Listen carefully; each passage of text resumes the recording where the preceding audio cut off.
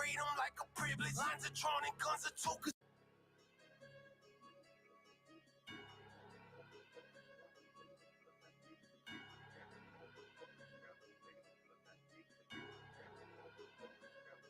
This the land of the free, right? Ain't this the land of the free? Still y'all got the jab and put the mask on, now they got you acting like sheep. Wait, this the land of the free, right? Ain't this the land of the free? Don't know how they got so many under their control, but listen, I'll be damned if that's me. They will never take me alive, and I refuse to run and hide. Government ain't keeping me aside, though. Let them know I'd rather die, though. Let them know I'd rather die. Government ain't keeping me aside, and I refuse to run and hide, though. They'll never take me alive, though.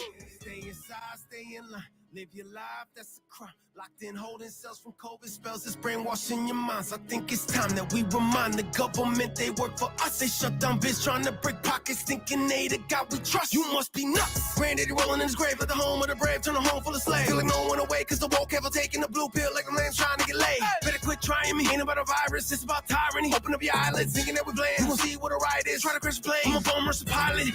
Comparing January 6 to 9/11. Someone tell them we the people, landlords here and y'all just tenants. Talk is finished, time to end it. Treating freedom like a privilege. Lines are drawn and guns are took, cause truth is y'all gon' have to kill. This the land of the free, right? Ain't this the land of the free? Still y'all got the jab and put the mask on, now they got you acting like sheep. Wait, this the land of the free, right? Ain't this the land of the free? Don't know how they got so many under their control, but listen, I'll be damned if that's me. They will never take me alive, and I refuse to run and hide. Government ain't keeping me aside, though. Let them know I'd rather die, though. Let them know I'd rather die. Government ain't keeping me aside, and I refuse to run and hide, though. They'll never take me alive, though. Hey, still running with the black flag for the lockdowns and the jab.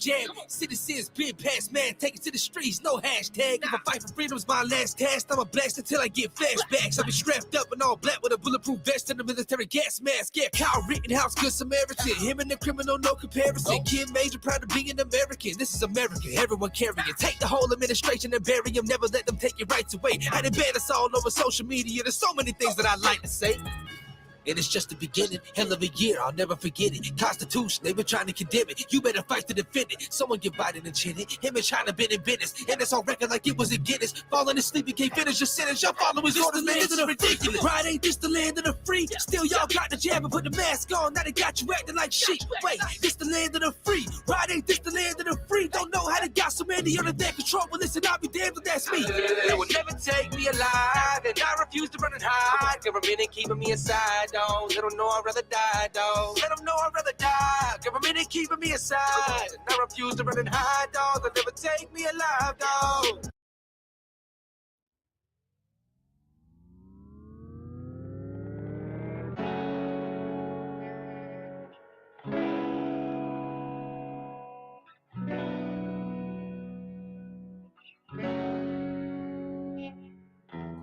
World getting crazy, baby, chill. Don't medicate, just meditate. You waking up now, well, baby, you hella late. Educate, look at what's going on, let it resonate, accelerate. Find your inner hunger like you never ate. Agenda is to push the hate, separate and segregate. Don't celebrate quite yet, the storm is coming, Q, for heaven's sake. Violence that they demonstrate, instigate and penetrate. The values of our country and our God is what they desecrate. My fighters ain't no featherweight, pulling out the seams of the fabric that they fabricate. They feed us lies, manipulate, intimidate through fear and force, forcing us to sit and wait till we come together, congregate, and then we liberate. Praying that you give me strength to find some love amongst the hate. Marching on these streets of blood till I see the golden gates. Troubadour and troubled souls, one of God's servants. Blades out, cut the grass till we see the serpents. One day I hope you see the truth. This puppet show stays on because of you fools. We've been dancing with the devil way too long. I know it's fun, but get ready to pay your dues. Oh God, come back home. This crazy world is filled with liars and abusers. Need you now before we're too far gone. I hope one day they finally see the truth. God, we need you now. I know the truth is hard to swallow, just digest it. Suspected something's going on, but chose to just neglect it. Deflected by some breaking news, or we just accept it. Expected just to fall in line and follow their perspective. Don't question their objective, but I got a lot of questions. How these kids molested, but nobody's been arrested. Read it in the testament, these children are protected. So I'm fighting all these terrorists, both foreign and domestic. Refuse to be directed, blind, not a sheep. Only kneel to my God, so I'm dying on my feet. Silence when we speak, but there's violence in the street. I've been rolling with the punches, I can't take it on the cheek. Drink from a glass half full, I'm optimistic. People are sadistic, so vicious and malicious. Praying for assistance to overcome opposition, or I'm gonna start resisting, and then I'll pray for forgiveness. One day I hope you see the truth. This puppet show stays on because of you fools. We've been dancing with the devil way too long. I know it's fun, but get ready to pay your dues. Oh God, come back home. This crazy world is filled with liars and abusers. We need you now before we're too far gone. I hope one day they finally see the truth. I am with you, I will fight for you, and I will win for you. We will make America strong again. We will make America proud again. We will make America safe again. The only time I take a knee, I'm praying for America. I would never beg or plead. That's not in my character. Would never tread on me. You trying to blow me, I'll embarrass you. I need you to believe if you leave, you can save America. Anytime I take a knee, when I'm praying for America, I would never beg or plead. That's not in my character. Would never tread on me. You trying to blow me, I'll embarrass you. I need you to believe if you leave, you can save America. Every morning that I wake up and I turn on the news, can't help but get that gut feeling that our country is doomed. They've got us feuding over left and right political views, and I am fuming on the edge. I'm close to coming unglued. I'm only human, so I tend to get frustrated with fools. Yo, how we supposed to win the game when they keep changing the rules? Create division, then use race as a political tool. They brainwash sheep, believe in everything they say on the news, but I still refuse to be that dude. Y'all gotta show me the proof. 99% I'm violent, but they call it a coup. Kick for my freedom, so no way I'm ever calling the truth. So social media's a joke, but I'm just waiting on truth. You know it's wartime. Anytime I step in the booth, it's a battle versus good and evil. With two of this chosen truth. The time is now, it's going down. Yeah, this the moment of truth. Open your Bible, man, it's up for a 9, 2 for a 2. The only time I take a knee, when I'm praying for America, I would never beg or plead. Now that's not in my character. Would never tread on me. You run up on me, I'll embarrass you. I need you to believe if you leave, we can save America. Anytime I take a knee, when I'm praying for America, I would never beg or plead. Now that's not in my character. Would never tread on me. You run up on me, I'll embarrass you. I need you to believe if you leave, we can save America. Oh, the question is, how can we save America? First, we have to acknowledge everything that plays America. I know you watch the news, but what you don't see is way scarier. Open your mind, you see the truth when you break the barrier. News and entertainment is also tainted, and all owned by less than 10 companies, ain't it? Confusing how just a few people with cash can be dangerous. From breaking news stories to artists they make famous, it's all planned, it won't stop until we all stand. The government think they're leaving power in y'all hands. We live inside them, but worse sometimes I think we all damn. But we gotta fight back even if it's a small chance. So load up the choppers, get ready for war. They say that ain't Christian. All disciples carry the sword, because letting it continue is something we can't afford. Like carrying gas prices, so wait till you see what's in store. The only time I take a knee, when I'm praying for America, I would never beg or plead. Now that's not in my character. Would never tread on me. You run up on me, I'll embarrass you. I need you to believe if you leave, we can save America. Anytime I take a knee, when I'm praying for America.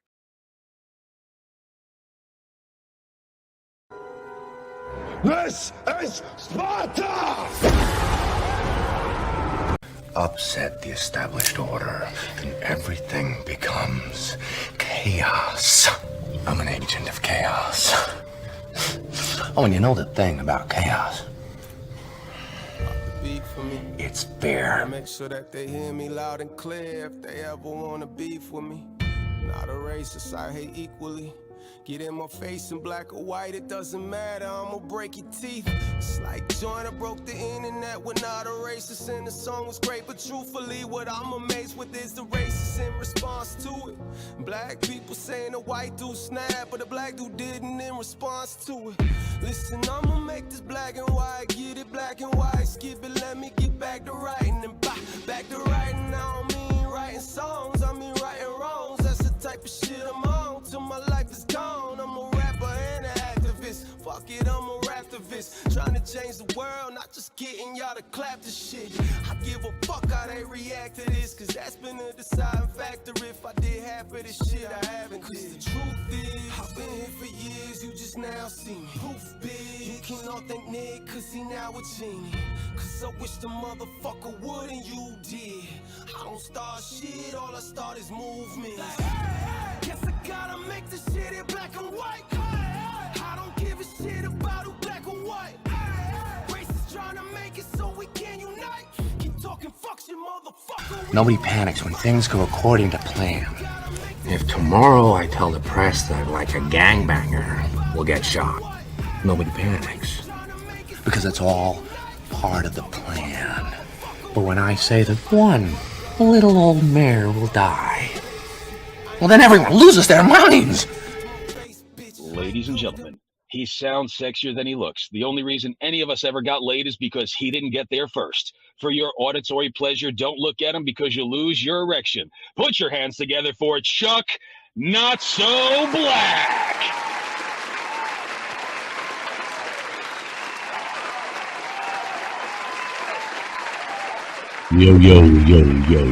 Yo.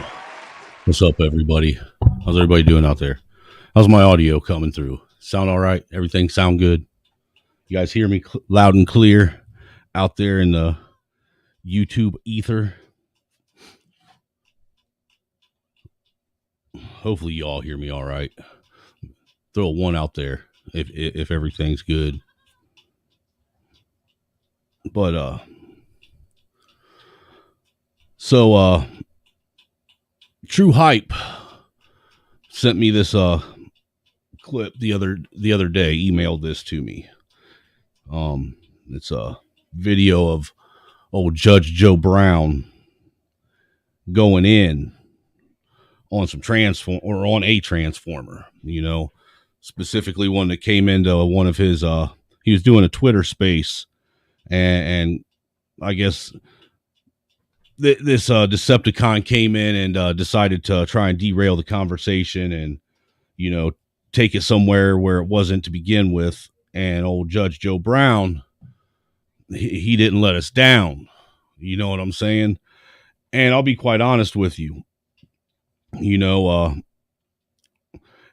as I was sitting there listening to this man, it reminded me of when all men in this country used to stand with conviction and with purpose and with a desire to want to see only the best in America and to only see, you know, positive outcomes. We don't have that so much anymore. What we have is a bunch of white and black cuck-servatives that want to sit back, whine and cry and bitch and complain and do absolutely nothing about nothing. Not even so much as, you know, go and have their voice be heard at school board hearings or at the town hall meeting or whatever the case may be, and let these elected officials know where you stand and let them know that they aren't representing their constituents as they should be. You know, I respect a man who stands in his square, even if I don't agree with his rhetoric. You know, I have respect for someone who doesn't budge, doesn't falter, but stands in their square and does it proudly. I do have respect for that. And I think that we need to get more men back. We need to take masculinity back as men in this country. I mean, let's just keep it a buck. You know, Masculinity's been under attack for a while, and we know why masculinity's been under attack. We know why they attack masculinity. You know, the easiest way to basically cause a nation to dissolve into chaos is to eradicate the very men that would actually stand up and do something about it. You know, so of course they're going to attack masculinity. Of course they're going to say that, you know, men are hyper masculine and that it's toxic. Of course they're going to want to keep pushing this transformer agenda. Of course they're going to want to see our boys dressing like girls and vice versa. They need that. They need that to happen. But let's get a shout out to everybody that's in here so far. You know, we got Cyber Toxin is up in the house. What's up, brother? We got Nina up in the house. Hey, how's it going, girl? Thanks for gracing us with your presence tonight. We got Shangy Girl up in the house. What's good? We got Joker. What's up, my guy? He's up in the house tonight. We got Laughing Dog up in here. What up, Double G's? And then we got Casey Mose up in here. You don't hear nothing? What do you mean? Everybody else said that they could hear just fine. Let me check this shit real quick. Hold on. Give me a second. Casey better be fucking with me.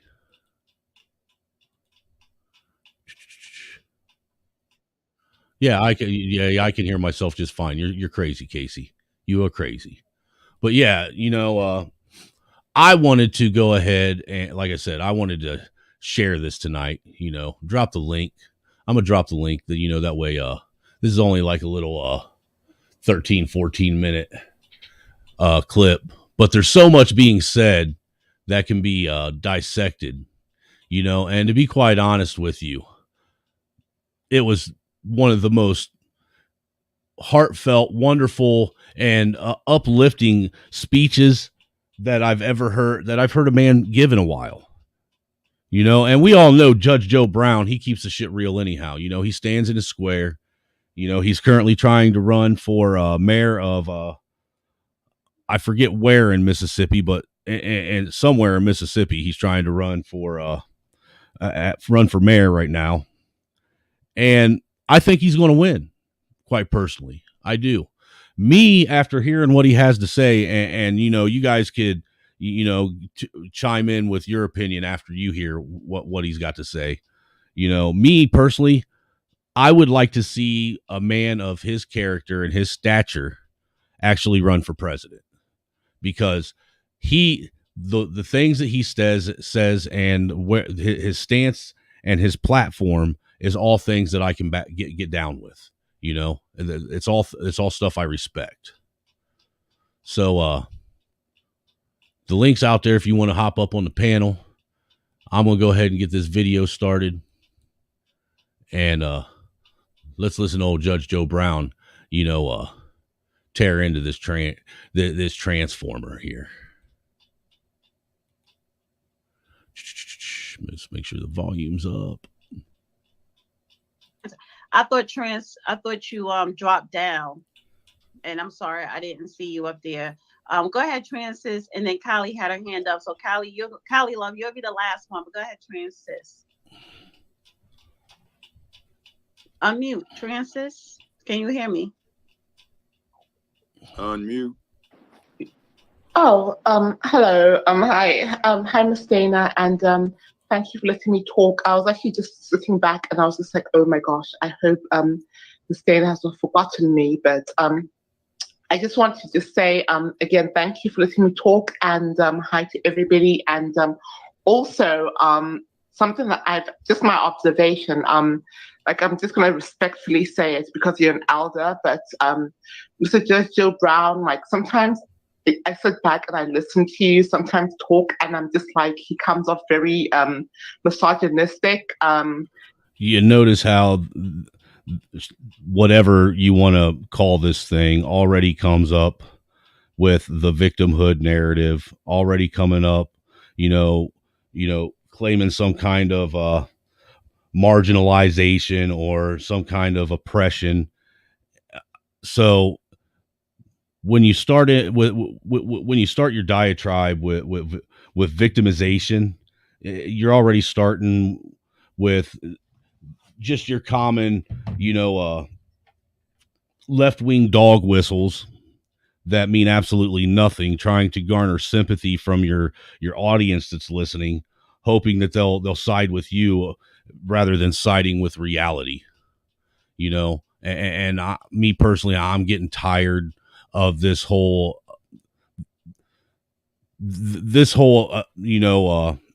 way of approaching having a debate or a discussion with anybody about anything. It's getting old. I think everybody's getting tired of it. Rather than people wanting to, rather than sticking to the facts and actually having a discussion about the topic at hand, it seems like all these people pushing an agenda always have to go to the I'm a victim card,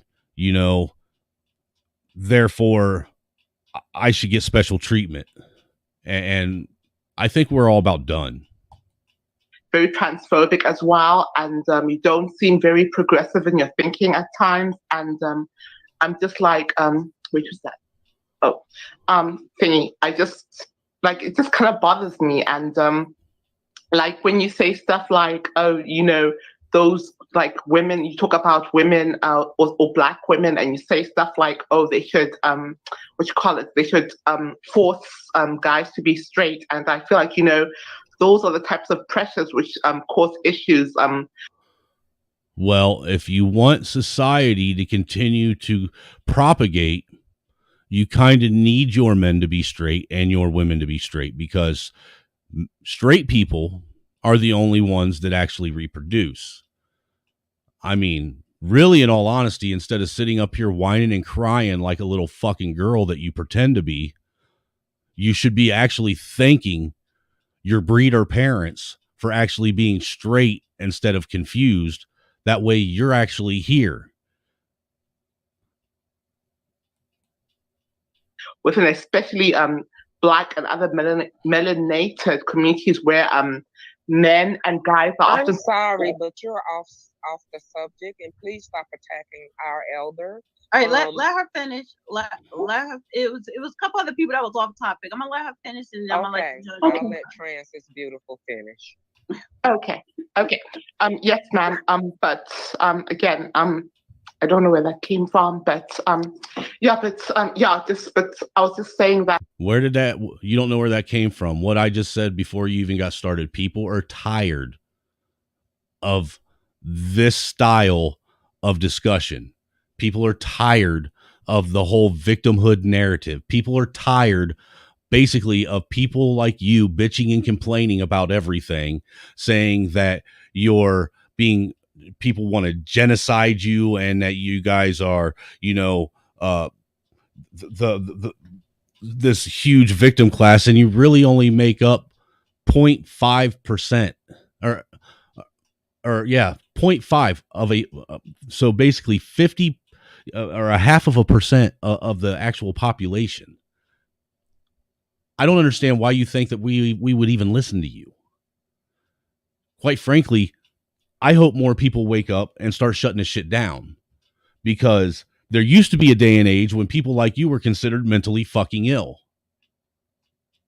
We need to go back to that. Make mental asylums great again. The fourth floor. That's where you belong. It just comes off very problematic, and I don't know what's funny, but when I just observe, you're not even American. What? Just stop. Stop. Everybody stay on their mic. Stop. Okay, so Miriam. What did you say? Because it's not the topic, and you are accusing him of something that he did not even mention. So where's this coming from? Actually, yes, ma'am. Like respectfully, he actually did mention something similar to that. Maybe it might have not been like before me, but I heard it earlier in the space. What did he say? He said something about stop giving us. And here we go. Now we're getting into where Judge Joe Brown has heard enough, and he's about to unleash the fury on this moron. He's about to hurt this man's feelings because let's keep it real. That's what he is. He's a fucking man pretending to be a woman because he hates himself. It's that simple. He hates himself so much that he's trying to pretend to be someone else and is seeking validation from the very people he's trying to pretend to be. He knows he ain't a woman. And the reason why we know he knows he ain't a woman is because of his constant search for approval and validation from everyone else. Let's get it, Judge. The pretend voice and give us what you really sound like. What's that supposed to mean? I don't understand. You're faking it. So, okay, what you're faking your identity. You hate yourself. So exactly what is it that I am doing to you that wait, what do you mean by I hate myself? What you don't choose to do to yourself. See, my business is about getting people accountable. You're shirking your responsibility. See, you are what do you call yourself? What do you mean? What do I call myself? That's a pretty simple question. What do you call yourself?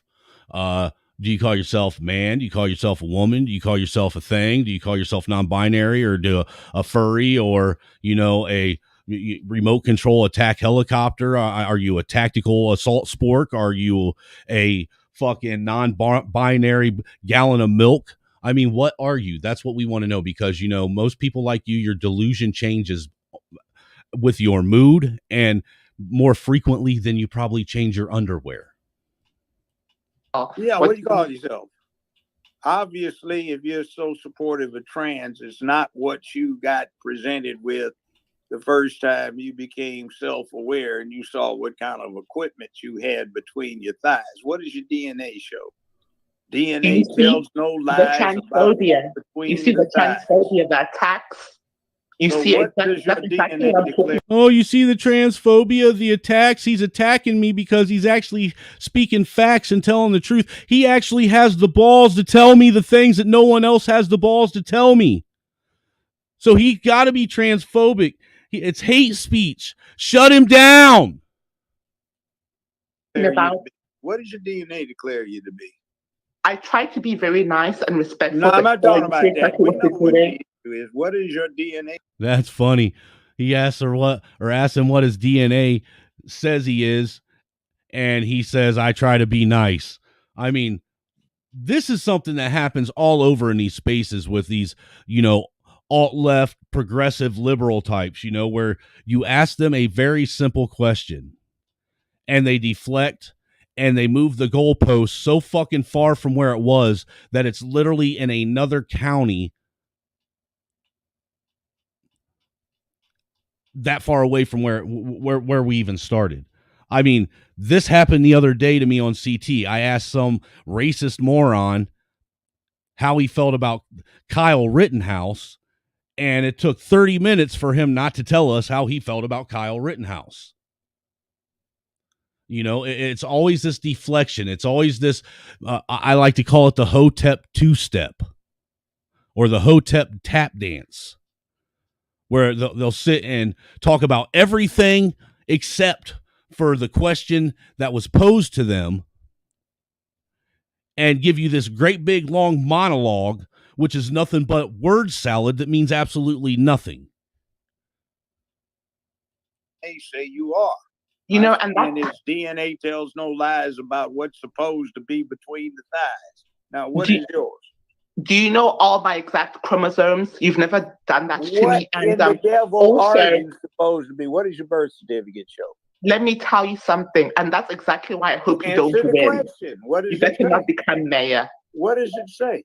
I hope you do not win, and you are not going to win. I know you're not, and frankly, I don't give a damn. You are not going to win, and by the way, do you support this thing with your folk going in reading to these children, and why should they be reading to your children? I definitely don't support you becoming mayor, and I didn't ask you that. See, there again, moving the goalpost. He asked a very, very concise question. Do you support these trans going in and reading stories to little kids? Well, I don't support you running for mayor. That isn't what he asked. And quite frankly, I don't think he gives a damn if this fucking delusional individual that needs to be on some kind of psych medicine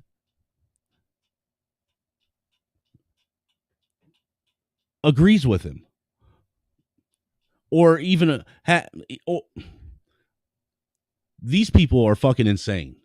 Absolutely insane. And see, that's why you can't even have a genuine conversation with them, because they refuse. They literally refuse to answer questions. It's unbecoming of them to actually sit down and have a discussion. They always got to be on the victimhood fucking card. They always got to be fucking SBE and everybody.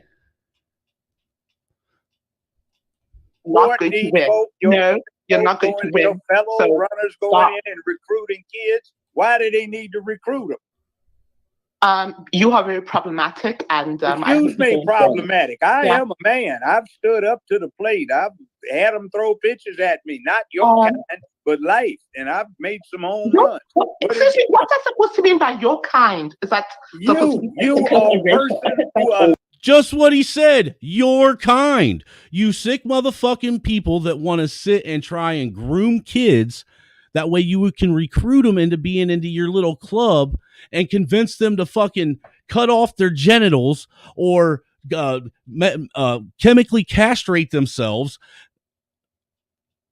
and then not even tell them the reality of things. You guys are sick. Nobody had a problem with what you guys were doing until you started going after kids. See, now after you guys started going after kids and making it very openly clear, coming right out in the open to tell everybody that that's what you were doing, that's when you started getting pushback. Now all of a sudden everybody's attacking you. Now all of a sudden, you guys are under the threat of genocide. Now all of a sudden, what do they say, that black trans women are the most victimized people on the planet? I've sat and listened to a lot of discussions, and there's a lot of things that you motherfuckers do that you bring on all this hate on yourself. There's a lot of things that you guys could be doing different that just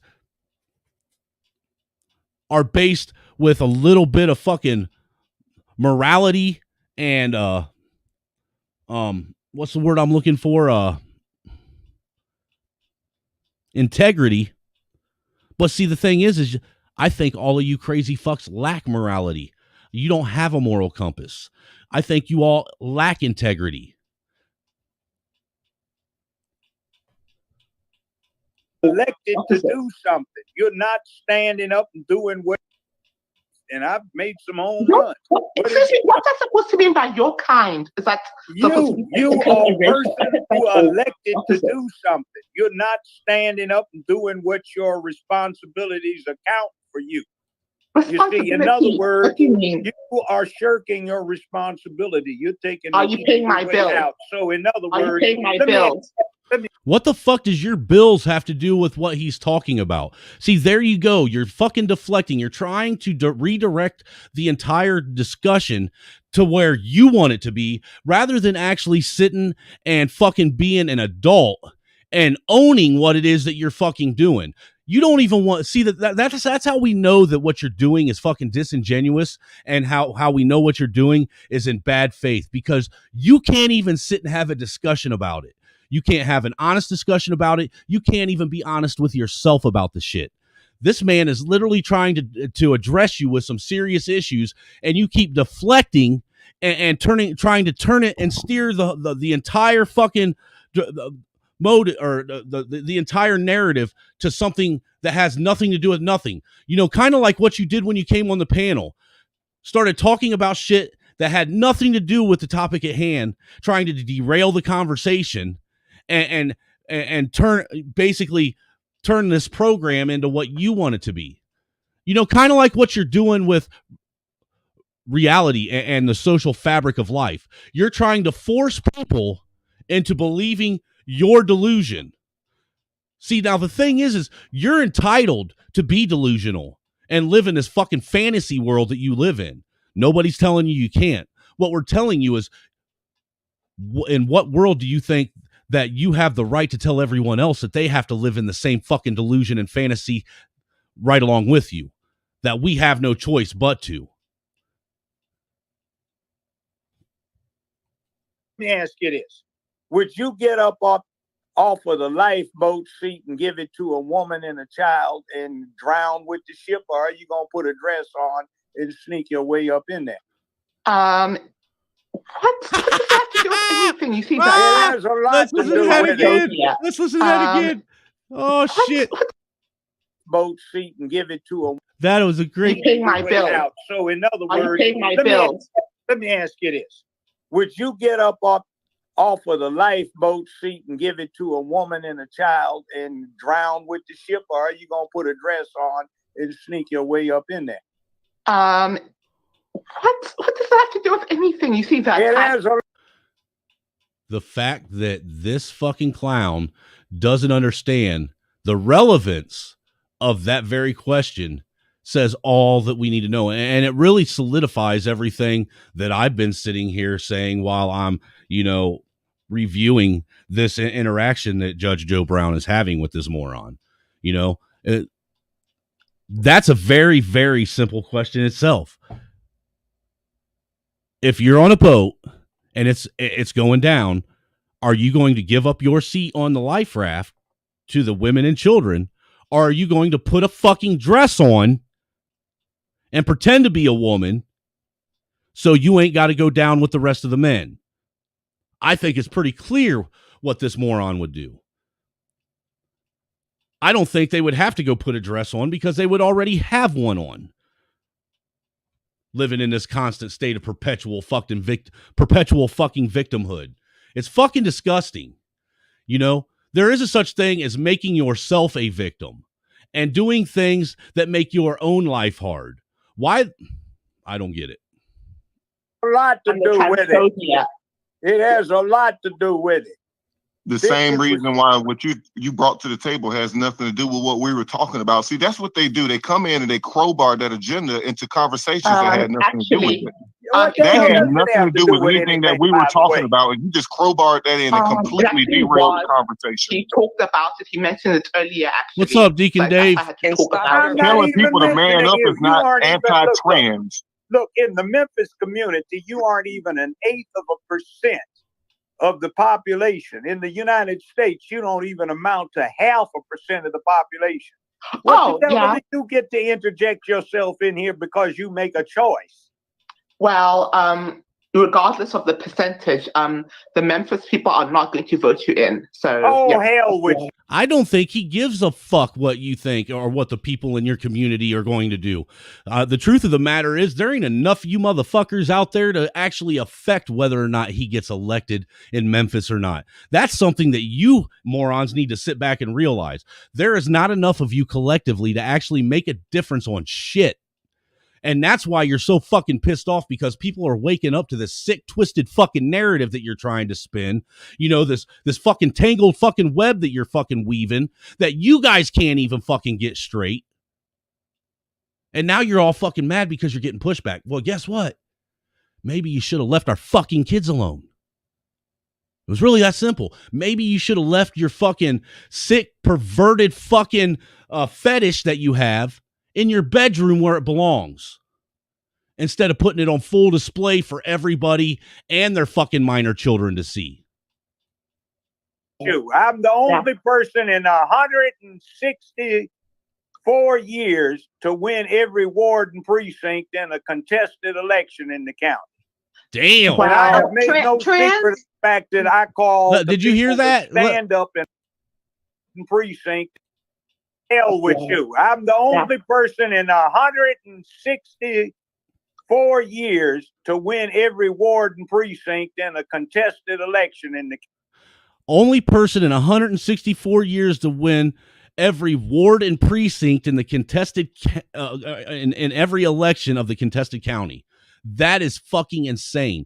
So basically what he's saying is every time he ran for any position in any ward precinct of the county he lives in, he won.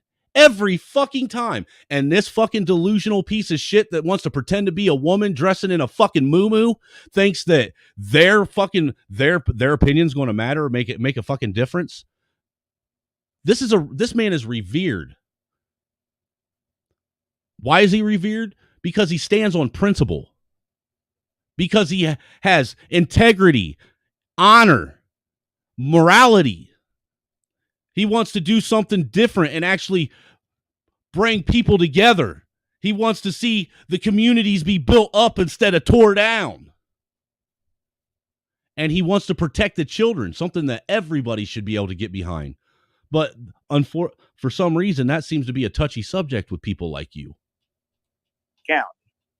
Wow. And I have made no secret of the fact that I call to people to stand up and honor their duty, honor, and obligation to others. And you hate yourself so badly that you reject what you were born to be, and you want to be something else. So we don't need any more self-hate interjected in our community. Yes. We need people who love themselves and love other folk. And you're selfishly trying to get away from what you ought to be doing. You're trying to manifest what you hate you are. Yes. And that is a sick thing to foster on everybody else. And you're pushing to read to children so they can be converted to your screwed up way of thinking.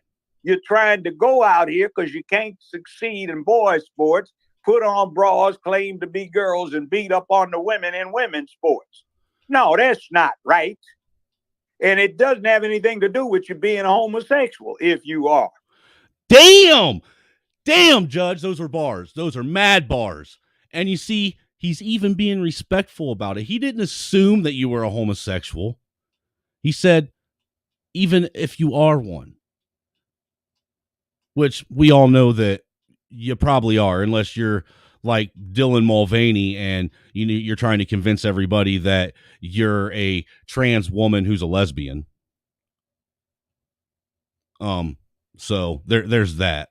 But at least he's being respectful about it. That's more than what we can say about people like you. Because you guys don't know how to be respectful towards anybody about anything. Like I said, all you do is push this constant perpetual victimhood status. That whole victimhood thing is becoming absolutely disgustingly overplayed in America anyway. I don't understand why there's this push for everyone in this country, it seems like, to want to be a victim. You can get your freak on in your bedroom. That's your damn business and nobody else's. But keep out of everybody else's bedroom and quit trying to shove it down everybody else's throat and quit trying to steal our children and make them as sick as you are. Yes! See, I'm about the generation that said, I'm black and I'm proud, or I'm brown and I'm proud, or I'm red and I'm proud, or I'm yellow and I'm proud. Or hell, I'm an American and I'm proud. There it is. I'm an American and I'm fucking proud. There's too many people that live in this country and actually benefit off of the fucking fruits of other people's labors, off of the sweat of other men and women's brow, and have the fucking nerve, audacity, and gall to sit and bitch and whine and complain about their situation. And then try and say that America's a horrible fucking place. I would love to see you go anywhere else on the planet and get half of the fucking handouts, the assistance, and the programs that you get in this country while doing nothing but being a complete and total waste of fucking space, breathing up other people's fucking perfectly good air in this fucking country, complaining about a fucking situation that you fucking created on your own. And you coming in here, I hate what I am. Oh my God, I want to be something else. We don't need that. You see, that's your right under the First Amendment to express whatever in the hell you want to express. But guess what? It's our right to push back too. So we have to deal with the fact that we need men who stand up and make where they live better, safer, and more secure places. We need women who will do the same damn thing and also deal with raising the children to be effective and functional adults. and you're running around doing none of the rest of it. And on top of, let's listen to that stand again. up and make where else. We don't need that. You see, that's your right under the First Amendment to express whatever in the hell you want to express. But guess what? It's our right to push back too. That's right. It is our right to push back. I don't know where the fuck these people in this nation got this fucking sick, twisted fucking idea that they have the right to push their beliefs, their ideology, their fantasy island delusion on everyone else. And everyone has to just sit back and fucking eat crow. No. Sir, ma'am, sir, he, she, whatever you are, they be. That isn't how things work. That isn't how functional society works. See, when people start acting out of the norm of a functional society, in order for society to continue functioning, the rest of society steps up and points out the flaw. And then they get rid of the flaw. They put an end to it before it starts corrupting the rest of the fucking society. You can't just go around thinking that you can say whatever you want and not have pushback.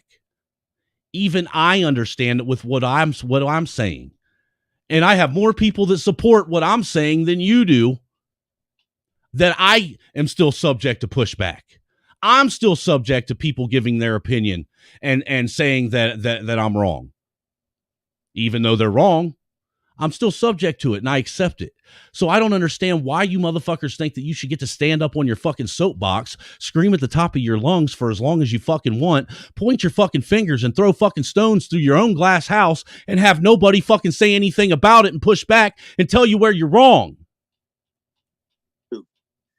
So we have to deal with the fact that we need men who stand up and make where they live better, safer, and more secure places. We need women who will do the same damn thing and also deal with raising the children to be effective and functional adults.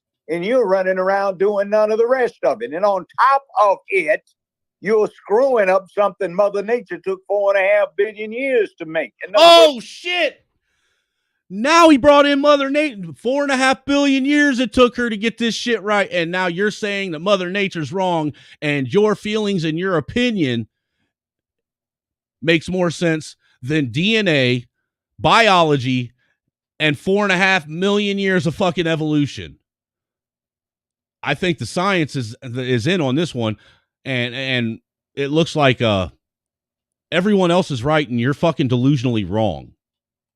The birds that are the boy birds don't look like the girl birds. They don't sound like them. The lions don't look like the lionesses. And human males and females do not look like each other when they're naked. And as a cultural artifact, since we only get naked when we're in our bedrooms, running around the house, chasing our lovers, or we're in a resort or at the right kind of beach, we make our clothes match what's underneath. And you fake that so nobody looks at anybody. And the boys and girls who are about to start courting, they can't, because they can't look at each other and engage in girl watching and boy watching anymore, because they don't know what the hell they're looking at. You know, and Judge brings a valid point here. You motherfuckers are literally fucking confusing the shit out of young kids. And you have no business doing it because they're not your kids.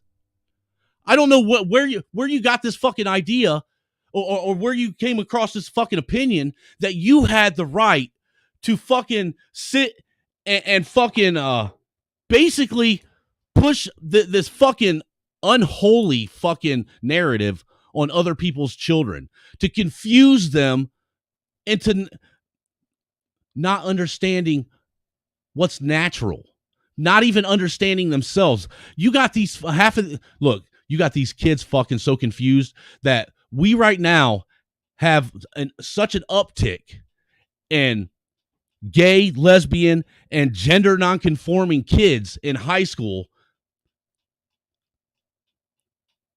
The levels of these kids are astronomical.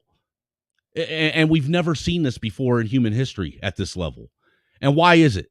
Because we have morons like you who want to confuse kids, who don't want to sit down and have an actual conversation because you know what you're doing and you don't like being called out for it. You know what you're doing. That's why you won't answer to it. That's why you deflect. That's why you move the goalpost. That's why you talk about everything but the actual question at hand. You motherfuckers are the ones that are creating the Dylan roofs. You motherfuckers are the ones that are creating the fucking school, that fucking tranny school shooter down in fucking Tennessee. You motherfuckers are doing that. You motherfuckers are the reason why the fucking birth rates are low. You motherfuckers. It's one thing to go out and find a goddamn adult that sees things the way you do, that has the same ideology that you do. It's another thing to go out and seek kids and push your fucking sick, twisted fucking agenda on them. And then try and convince them that their parents can't be trusted, that they can't talk to their parents about it. You know, when I was a child, something that I'll never forget is I was always told that if an adult comes to you and tells you something and then follows it up with, now don't tell your mom and dad about this because if they find out, they might get mad. That's someone that you got to be fucking worried about. Stranger danger.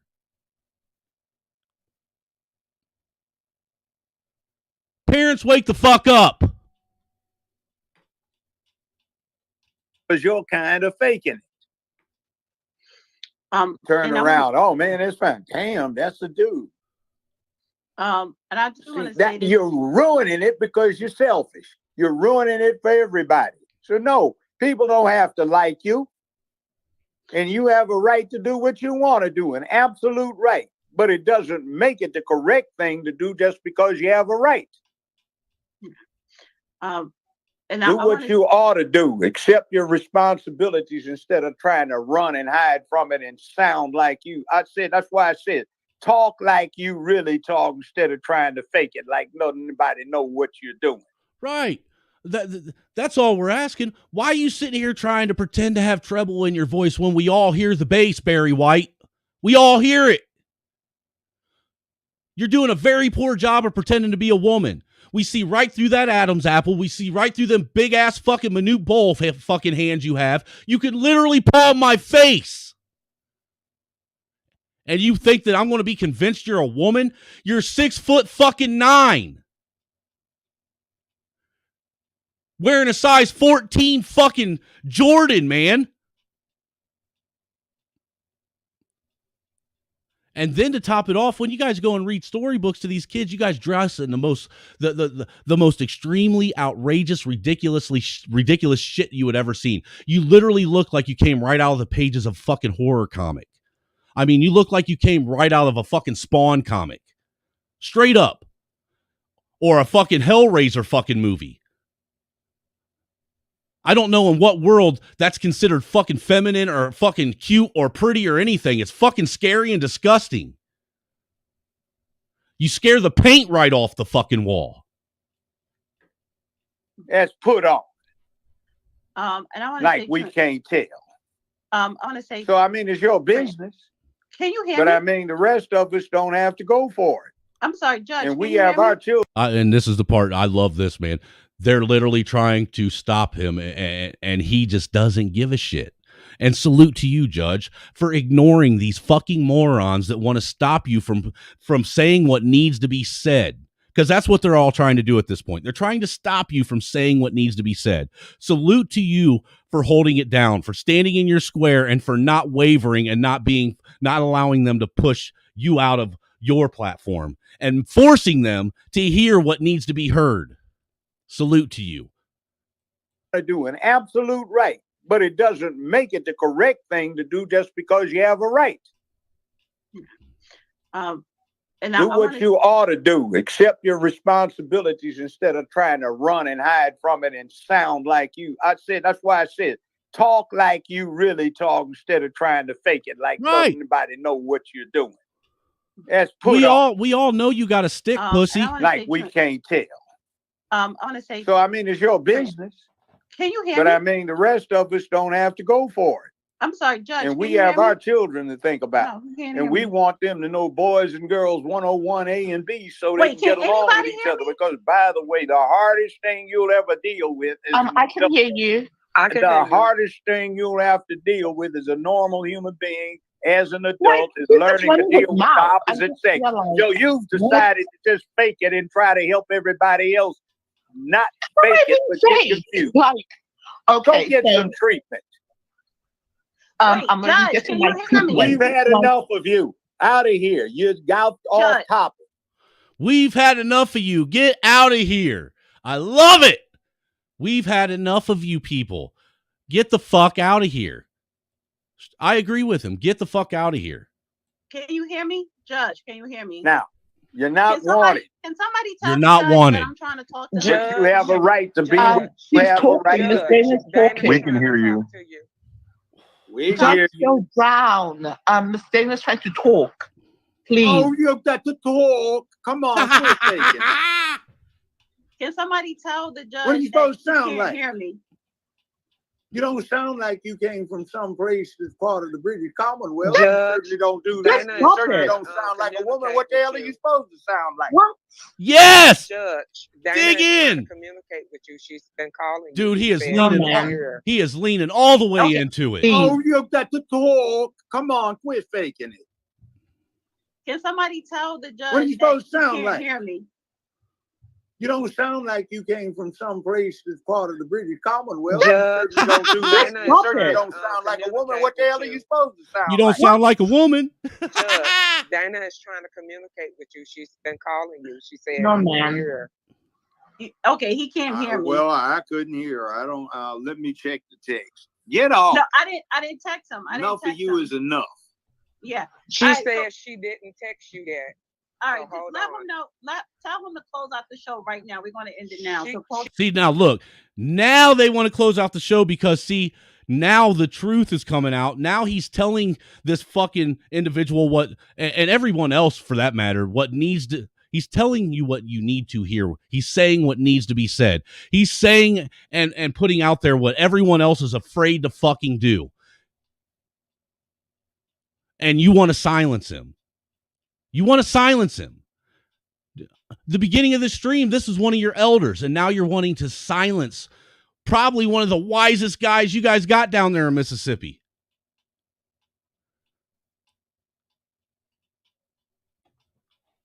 Just goes to show that a lot of these fucking black women are capitulating this very narrative. They're the ones that are responsible for pushing it, just like these liberal white women are responsible for it.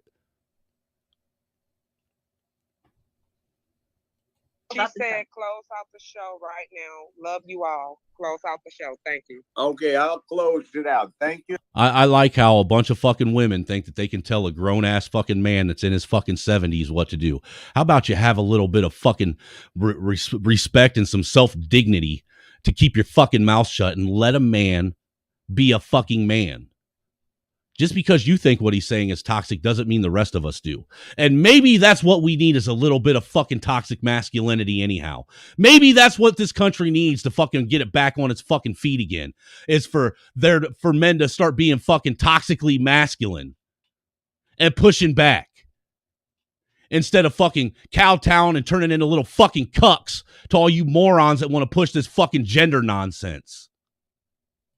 Thank you, everybody, for being here. We have to understand that we have to indulge folk like this because we have a thing called the First Amendment. It is his right to be whatever in the hell he wants to be. That doesn't mean it's the correct thing. So when you hear this kind of thing, be firmly committed to being right, standing up for what needs to be done because our children need to be protected. The human race needs to be protected. So say that again, Judge. We have to indulge folk like this because we have a thing called the First Amendment.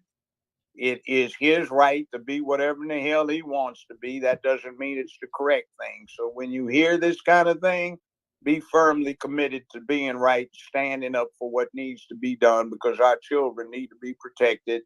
The human race needs to be protected. So when we have somebody that wants to indulge what we have allowed out there and rights that we fervently protect, then that is one of the collateral consequences, a negative collateral consequence to being in a free country, or at least one that could become free. Now, that said, thank you everybody for being here. I think it was an interesting topic until we got off point a few times, but set of topics. And thank you, Dana, for doing it, if you can hear me. But hi-bye and gotta go. This has been the show. Come back.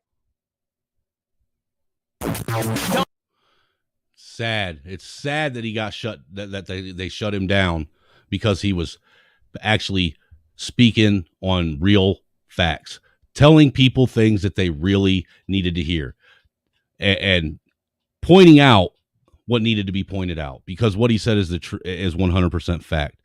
We need to protect our children and the human race, because these motherfuckers are actively trying to destroy the human race, and they're actively coming after our children. They've been stating it for I don't know how long. What you got down there, Green Lord? I see you dropped a link. So if anybody wants to hop up and give their opinion of Judge Joe Brown, I'd love to hear it, because me personally, he's my new hero. Straight up.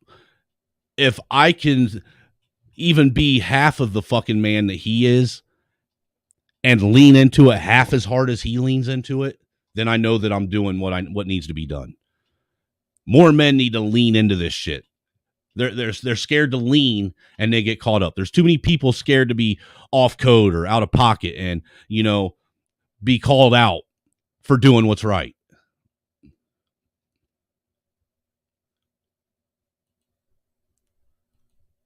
Hold on. Let me see. Let's see what you got down here. So, yes, that my avatar is frozen, sir. Actually, it's a picture I took of myself. That way I didn't have to be up. But you could, it still looks like I'm cammed up. That's actually Free Zone. That's one of them things that I picked up from Beans. He has a lot of those, a lot of avatars. It's just a picture of himself. I dig it. What's up, Black Watch? What's up, Green Lord? What's this? Oh,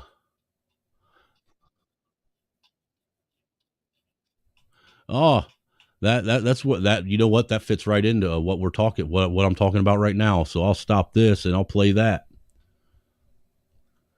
And yeah, not to mention, I got the most facetious look on my face that you could possibly have. I usually put that up when I'm on, an all black panel where it's me against, a panel full of pissed off black people because I pissed them off. So let's see, present, share screen. And shout out to True Hype, man. I know you ain't in here right now, so if you catch this on the back end, shout out to True Hype for dropping that video off to me so I could check it out with you guys. I'm actually getting better about checking my emails and shit now and seeing who's emailed me stuff. So if you guys if people want to find something interesting that they want me to go off on or give my opinion about, you can do so. My email is dirtylogic, spelled DIRTYLOGIK, the number 1 at gmail.com. So that's dirtylogic1, spelled DIRTYLOGIK 1 at gmail.com. I am getting better at checking my emails, and I'll take anybody what anybody's got into consideration on making it a stream. That pic is so, you know what? Your face is dumb. How about that? I'm going to get in so much trouble tonight. Oh shit. What's up, Putin? Hey, how you doing, man? Not bad. How you doing, sir? It's me. I'm originally T96. Oh, okay. Yeah, I just go around trolling. Yeah, I noticed, man. usually you don't say a whole lot, you know, you just kind of hop up. We see Putin up there, maybe hear the communist theme song, and then you pop out. Yeah, that's the whole point. I do it. Right. So what's good with you, man? Hey, not much, man. Just keeping up with what you're putting on video because it's interesting. Hey, so I wanted to ask, like, I was leaving a message down there, and I was saying because I saw that somebody that was my friend supposedly raped somebody. So I asked him over text if he did, and all he told me was like, "What the fuck, bro?" And I'm like, I left him on read there because I'm like, I want a straight answer, yes or no. Interesting. What do you think? I don't know, dude. To be honest with you, I don't know how to take that. I mean, how did the information come to you, if you don't mind me asking? Facebook. And was this a collective of people that said something to you, or was it just one person that came at you? So I type up his name, and this was months back, and it came from some chick that he knew from school. Okay. That's the only information I got. So has he been charged with it? Is that what you're saying? It's something that's happened in the past that he's been charged with already? No. Or is it something that it's an accusation someone's making that, you know, hasn't been brought to the law yet? Accusation. Well, I would take it with a grain of salt with it being an accusation. Me personally, with the way a lot of the Me Too stuff goes on in this country, I wouldn't sit and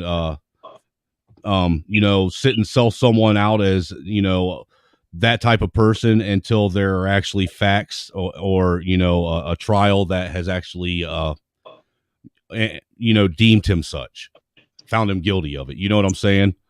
Yeah, got you. You know, just keeping my circle small and being careful who's in it. Right. I feel you. Now, I'm not saying that it's not something that I wouldn't. I probably would have questioned it myself, but you know, I'm not. I also know that I'm not going to sit and go off of just one claim that someone did something as it being fact. You know what I'm saying? I mean, we literally watch this happen all the time in real time. True. Nah, that's all I have to say. Right on. So I'll just go back to having Putin sit there and say nothing. Right on. Well, I appreciate it, man. Yeah, likewise. You have a good one, sir. Yeah, you too, sir. He said, Black Watch says, a snowman, I think she is the real thing. Just saying. Duck, dude. Dude, I don't sleep at night. I sleep during the day. Must not be that dumb. You put 3 babies in me, dumbass. You lied. Hey, let's not turn this stream into a domestic situation, all right? We don't need to share our domestic problems with everyone else, Mrs. Snowman. So let's keep sit on the level here. You know, we need to continue allowing everybody to see that I run shit and you listen to shit. That way they know that I'm a real man. Help me sell that. Okay? Do your part.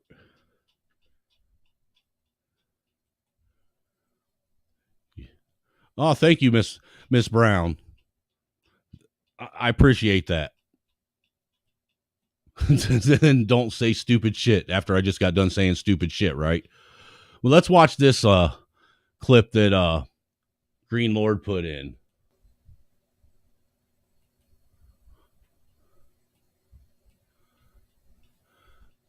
Where is it? There we go. The problem is we've forgotten how to be genuinely proud of our great countries, both America and the United Kingdom, 2 of the greatest countries in the world. It's almost like every day now, somebody somewhere, normally on the left, the woke left, is queuing up to find a reason to hate the countries and their histories. Well, it's a kind of grievance competition. Your guest earlier just tried to engage in it. I don't know what hurt she believes she's had from slavery. All of this was addressed 2 centuries ago. Everything has consequences. All history has. Right. Let's not forget, for all those out there that are still butthurt at white people for, them not actually having to go through the slavery that their ancestors went through, and the white people that they deal with today not being the ones that put their ancestors through slavery, that you didn't have to live through it. You don't live through it. Quit using someone else's fucking struggle as your struggle. It's sick. It's delusional. It's just as delusional as these people trying to say that they're women when they have a cock and balls between their legs. That's how delusional that sounds. You sitting here saying that you have suffered and you have to trauma bond with other people that look like you because of shit you've never went through. Consequences and ramifications.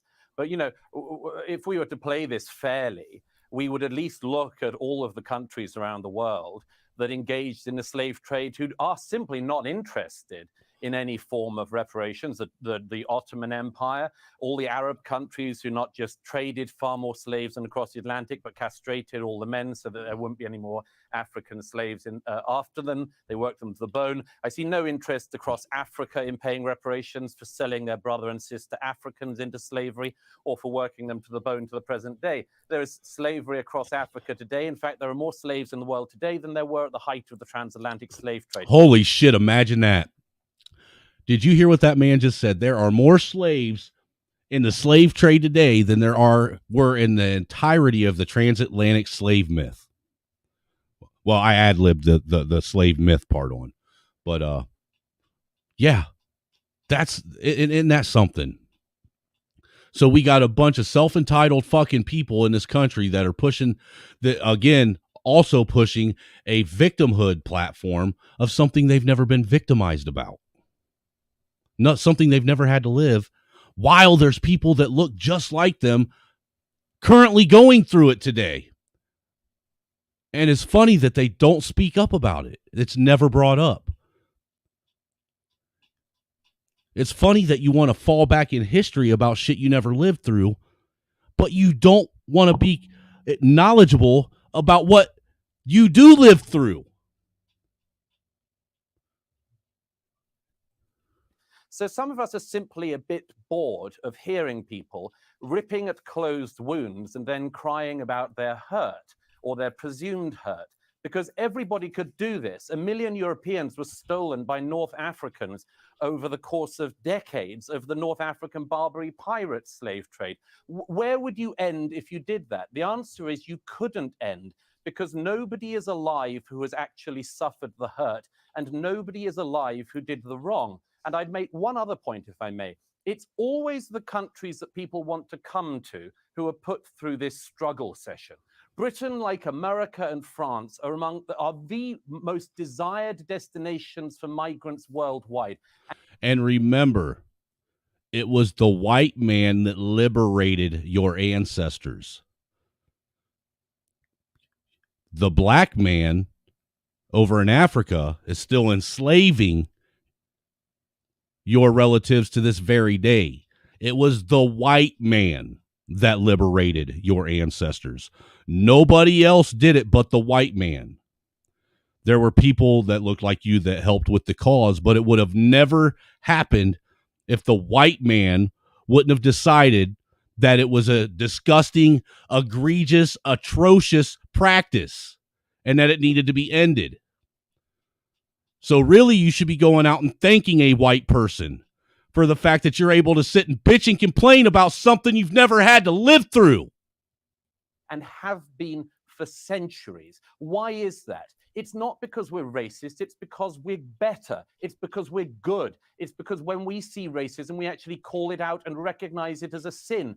Try finding that across Africa. Try finding that across the Middle East or in China. Nobody would hear. So what we have is a situation where the more virtuous countries are presented as the worst countries. It's sick, and most of us are tired of it. Thank you, Douglas. I am so sorry that Douglas is bored by the pain that has come. That's not what he said. I'm so sorry that you're sitting there in a probably $12,000 designer outfit with your fucking $10,000 lace front and your fake ass lashes and that's, you know, makeup caked on your face to pretend to be something you aren't either too, while you're going to sit here and try and pretend like you're some kind of fucking victim. Get real. See, this right here, this is proof that it's motherfuckers like this. It's the mammies out there and the single moms and the aunties and the big mamas that have been pushing this fucking nonsense and continue to push this nonsense. And you want to know why they push this nonsense?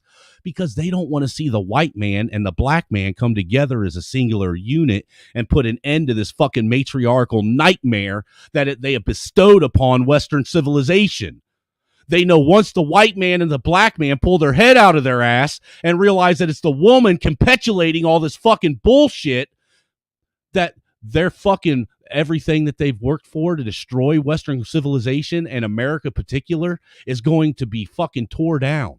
So that's why they continue to push this nonsense. That's why they continue to fucking seal clap and bounce around and try and get people to act with their emotions instead of fucking thinking with their head.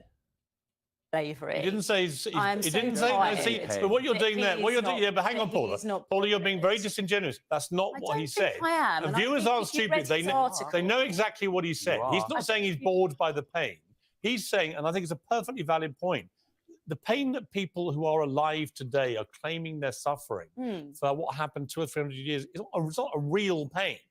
They're not the ones who suffered what was going on 200 or 300 years ago. So in terms of justice for all, I mean, I think we'd all agree that... Well, I'm not suffering from when the Normans invaded this country. I'm not suffering from what my ancestors went through. I noticed that I'm not being allowed to respond. Or from the Romans. In other words... Well, that's because your response is absolutely based in falsehoods and ignorance. I mean, you are the fucking epitome of an apologist who wants to sit here and push this fake ass narrative. You're basically, you're like a COVID salesman going out and selling some bullshit.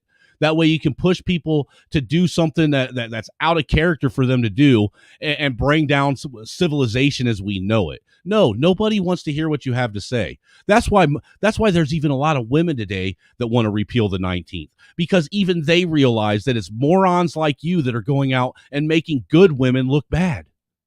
Where do you take this? I mean, should I now be feeling pain from what the Romans did to this country? In terms of slavery, I can take it to 2015 when the slave owners were compensated by the government. So I can take it to that extent. Where does your personal pain come? And I can say to you that I don't think that apologizing is a bad thing. I think that apologizing for... How many fucking times do people have to apologize, and why the fuck do I got to apologize for something I didn't do? Are you stupid?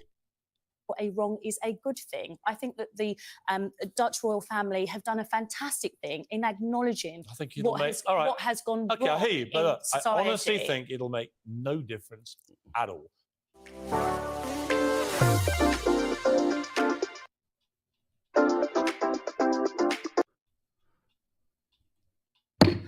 Subcommittee I don't know what this is. Oversight and accountability. Damn it! Come to order. Holy shit!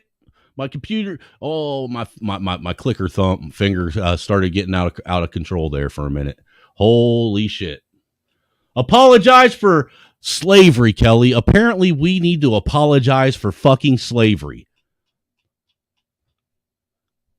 Yeah, right. Fuck my life. You know, these motherfuckers can just get the fuck out of here with that fucking garbage. It's played out.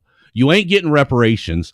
And look, the simple fact that you're so fucking dumb that you would literally, that you got people that are literally okay with paying themselves their own reparations. I mean, when the argument's been laid out, you know that in essence, the government's going to take tax dollars and pay you your reparations, which means you're paying your own reparations. Yeah, I'm okay with that. That is fucking asinine. That is the most asinine fucking shit I've ever heard in my life. That shows your fucking level of fucking ignorance.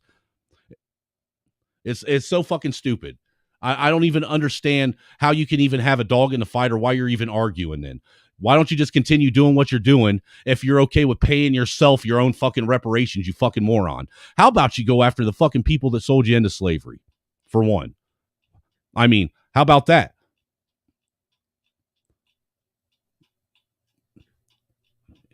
Anything? I don't know. I just think it's dumb. I'll drop the link one more time. See if anybody wants to hop up here and Black out with me, as CT would say. Mask work equal. They don't work. They separate the wolves from the sheep. That's a fact. Fred says, I still haven't heard an answer. Do black descendants of 3,400 black plantation owners have to pay? Well, you see, Red, those are the things we don't speak about, sir. We're not allowed to talk about that stuff. Just like we're not allowed to bring up the Barbary slave trade, which was around long before the transatlantic slave trade. And it was just one of many other forms of slavery that was going on at the same time as the transatlantic slave trade. But for some reason, that's the only slave trade that anybody ever focuses on. For some reason, there's a group of people that seem to think that there was the creation of man, then Jesus, then the transatlantic slave trade. And that's all the history there is. All I know is if people get reparations, I better fucking get it too. Straight up. Straight up now, tell me, are you really gonna love me forever? Yeah, I don't know. But let me see if I can find something else. I'm sure I got some other shit in here. I know I got some stuff saved back that kind of goes along with what we've been sitting here going over. I'm going to tell you what, that Judge Joe Brown shit, though, he was on fire. He was on point. I think that all men need to start living to his example, if you want my opinion. Not that you do, but you got it anyhow. Oh, here's one. This is fucking disgusting right here. See, and this is the type of shit that's going on, in schools. And people wonder why nobody trusts teachers and shit anymore.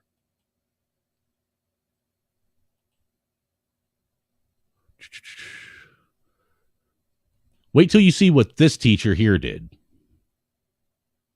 This teacher, Cynthia Perkins, did the unthinkable. In Walker, Louisiana, Cynthia taught English at Westside Junior High School, where they claimed students receive a superior quality education. Instead, students received something more sinister. Perkins fed cupcakes to school children that were laced with her husband's semen. When law enforcement raided her home, they found a vault filled with encrypted hard drives. The horrific evidence led to Cynthia and her husband being charged with 150 crimes, including production of child pornography and rape.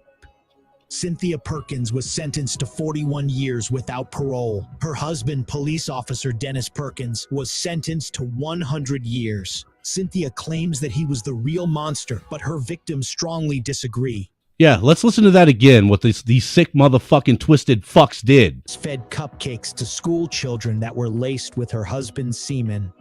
Fed cupcakes to her school children laced with her husband's fucking semen. I'm going to tell you what, I hope they arrested that motherfucker before any of the parents got to him. Because if I would have been one of the parents, and I heard you, I heard the beep, I'll be with you in just a second. If I was one of them parents, they would have never made it to the fucking county jail. I'm just saying. When law enforcement raided her home, they found a vault filled with encrypted hard drives. The horrific evidence led to Cynthia and her husband being charged with 150 crimes, including production of child pornography and rape. Cynthia Perkins was sentenced to 41 years without parole. Her husband, police officer Dennis Perkins, was sentenced to 100 years. Cynthia claims that he was the real monster, but her victims strongly disagree. I hope they put that fucking cop right out in general population so they could rape the fucking shit out of him. What's up, Triple? Wow, you're not holding back tonight. No, I'm fucking aggravated. Yo, so I just put in a private chat because I'm clearly lost on this. It said arrested for feeding cupcakes to students, right? Yes. So is that like a slang for something or? No, she was actually, that what they were doing is they were literally making homemade cupcakes and bringing them in as treats for the students that she taught. Okay. And what they were doing is, I'm assuming he would sit and ejaculate in the frosting. My God. And they were literally feeding fucking semen laced cupcakes to other people's kids, dude. Yo, so that's what I just put in the private. I said, was it sperm in those motherfuckers? Yes. See, man, dude, this caught me off guard because this type of story right here, when you look, and thank you for covering this. I don't know what made you cover this tonight right now. This person, this teacher looks like a normal fucking teacher. Right. Dude. It's true. Like the devil has no fucking certain look. You know what I mean? It's absolutely it's appalling, dude. And he was a cop. Yeah, he's tasked with he's supposed to be the one who's out protecting the citizens of whatever city he patrols. Think of how deranged it is to sit there and go, "Hey, babe, what do you think? Let's make some cupcakes, and I'm gonna nut in the frosting. What do you say?" And she's like, "Well, yeah, sounds like a good idea. I'll bring them to school." What the fuck? Where are we? But she says he's the one that's the monster. He's the one that's responsible for it. She's the one that fed him to the kids. How many years did she get? What did it say? 41. 41 years. I don't think it's enough. I think got 41 years. I think she should have got 41 or 100 years of torture. I mean, for him to get 100 years, I love that. That's amazing. That sounds about right. And then I saw the charges that said grape. Yeah, grape and child pornography. That was found on their computers. Yep. Yes, sir. That's a lot. Yeah, dude. They were some sick motherfuckers, man. Public execution to all pedos. I believe that too, Bishop. Yep. For real. Public execution. Actually, I don't even know if someone like that. I don't even know if I'd want to execute him. I'd want to torture him for a while. Let the parents get a chance to beat him to death. Right. I mean, because something needs to be done about it. I mean, seriously, because it's getting to a point to where it's absolutely absurd. There was a story here, and this guy was a really good guy, and this is a true story in my city. There was a story of a bouncer. He had a lot of respect from everybody. You know, he was a hard, good old pause. He was a good old fashioned, just honest man. He was a bouncer. He was a bigger guy. He would lift weights and stuff. Right. He had a beautiful daughter. He had a son. His daughter was His daughter was like 4 or 5 years old. Two neighbors' kids in the neighborhood, unfortunately, killed her, and they threw her body in the garbage. And this is a true story too, and it was a sick story that happened. And those kids got, I think, like 20 years or something. They didn't get life. They were young. They were like 15, 16. But it just goes to show you, like, one, is it the way they were raised? I would say no. I think it's truly evil. I wonder if it's a combination of both, though. There being an evil spirit, but also the environment that you're, around at the same time. I remember the funeral service, which I attended. It was one of the most grueling, heart-wrenching moments of my life. And I wasn't a parent back then either, but right. I just felt the need to I don't know, maybe it was a child killer or a child molester is the lowest type of form of like violence in this world. Well, right. And see, that's my problem with the direction that society is going right now, and how I know that society is degrading to a point of no return. Right.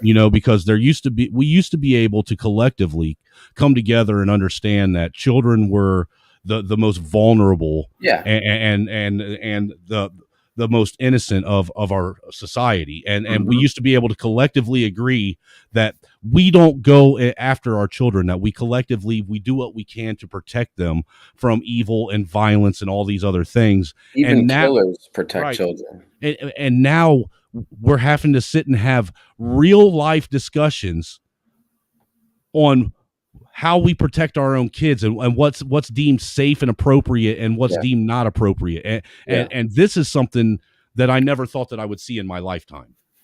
That's why I'm so like against the shit and that's going on with the schools. And I don't want to get into it because they struck my channel for talking about the public education system here. But I'm really gung-ho about we need to open our eyes, and it's not just good enough to talk like how me and you are talking about it. We need to bring it straight to the schools, straight to the right, you know, and even if, God forbid, if I was to get arrested for it or whatever, at least maybe the news will catch on, like a proud parent sticking up for what he believes. Like, where are all these proud parents? But see, that's the thing, Triple, is if you recall the last couple of years, parents that are actually going to school board meetings and standing up for their children, and they're getting arrested. And now you got the FBI, labeling them as domestic terrorists. Domestic terrorists, yep. And then it'll look like you're gonna do a fucking school, fucking, you know what I mean? You'll look like a nutcase. They'll make you look like a nut instead of hearing your issue. Why you're speaking up, you'll just look like a nutcase and you'll be casted out. Hey, real quick, shout out to Miss Georgia Swan for that 10 ball she just sent me. That's greatly appreciate it. I got this for you, ma'am.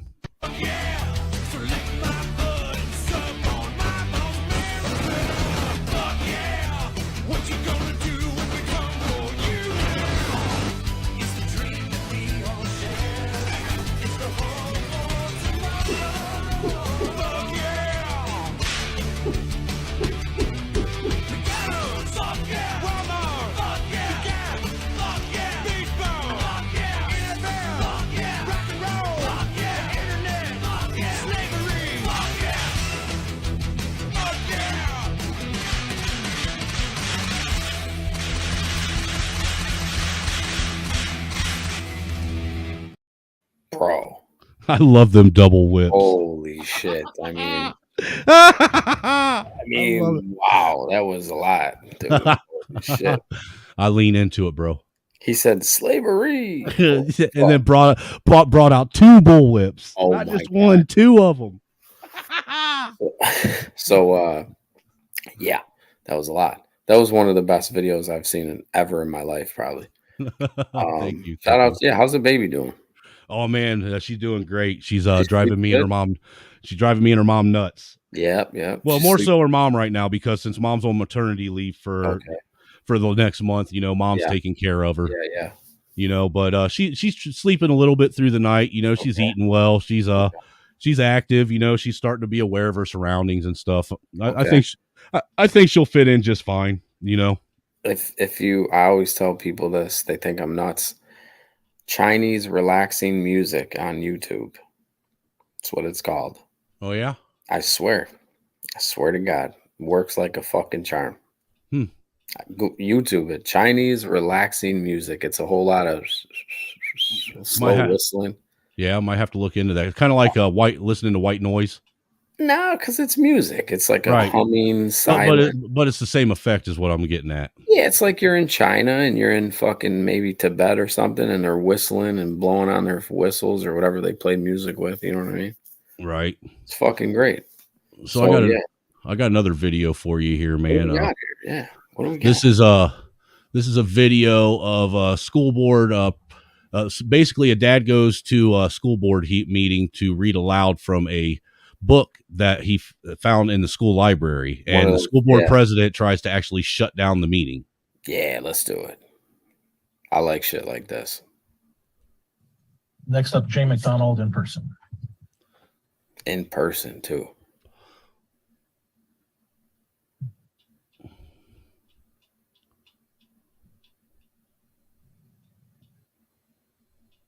Evening. So I'm Jay McDonald.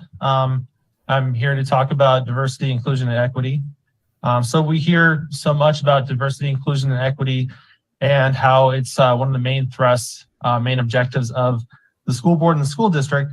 We don't often see specific examples of what diversity, inclusion, and equity looks like, though. So today I brought an excellent representation. This is like the archetype of diversity, inclusion, and equity material that it's one of the books that was just recently purchased for our libraries. It's in Romig and Bartlett. It's called Let's Talk About It by Erica Moen. Wait, So can it's you got pause it? Can you pause one it of the real chap- quick, Someone? Go ahead. Go ahead. So this guy, this is a dad, right? Uh-huh. So so the way he's coming in is like classic type trolling type material right here. Uh-huh. He's coming in going, yeah, so I'd like to just read something, and he's not being, aggressive. He's not being upset. This guy is the epitome of what I try to do here when I'm trolling a motherfucker. Go ahead, sir. Sorry. Hey, dude, I will say your troll game is on Did I point, fuck sir. up Afro Nerd the other day or what? I kind of blacked out. I had a couple people call me and say, like, ask me if I'm okay and shit. I don't know, dude. I know that I went off on Afro Nerd the other day on CT stream and basically caused him to rage quit. I had enough. I made him quit, kind of, but like silently. He just kind of. I mean, I came in, dude, and just fucking flipped the table over when I came in. I had a person call me and go, "Hey, man, listen, I was just tuning in to CT's show, and is everything okay?" I was like, "Yeah." I was like, "What are you talking about?" He was like, "Yeah, man, I never heard you, act like that." Are you sure that they didn't get a hold of you because of when what's his name? Fucking I was really upset with when Anton came on. No. That because dude, everybody was caught off guard with that one, man. I mean, if he wouldn't have muted me, it would have been a lot better. I would have really fucked that guy up, but whatever, that's what he had to do. CT had to mute me for that shit. But Right. this dad is a legend, because when you stick up for not only your children, but other people's children that they want to be this guy. You know what I mean?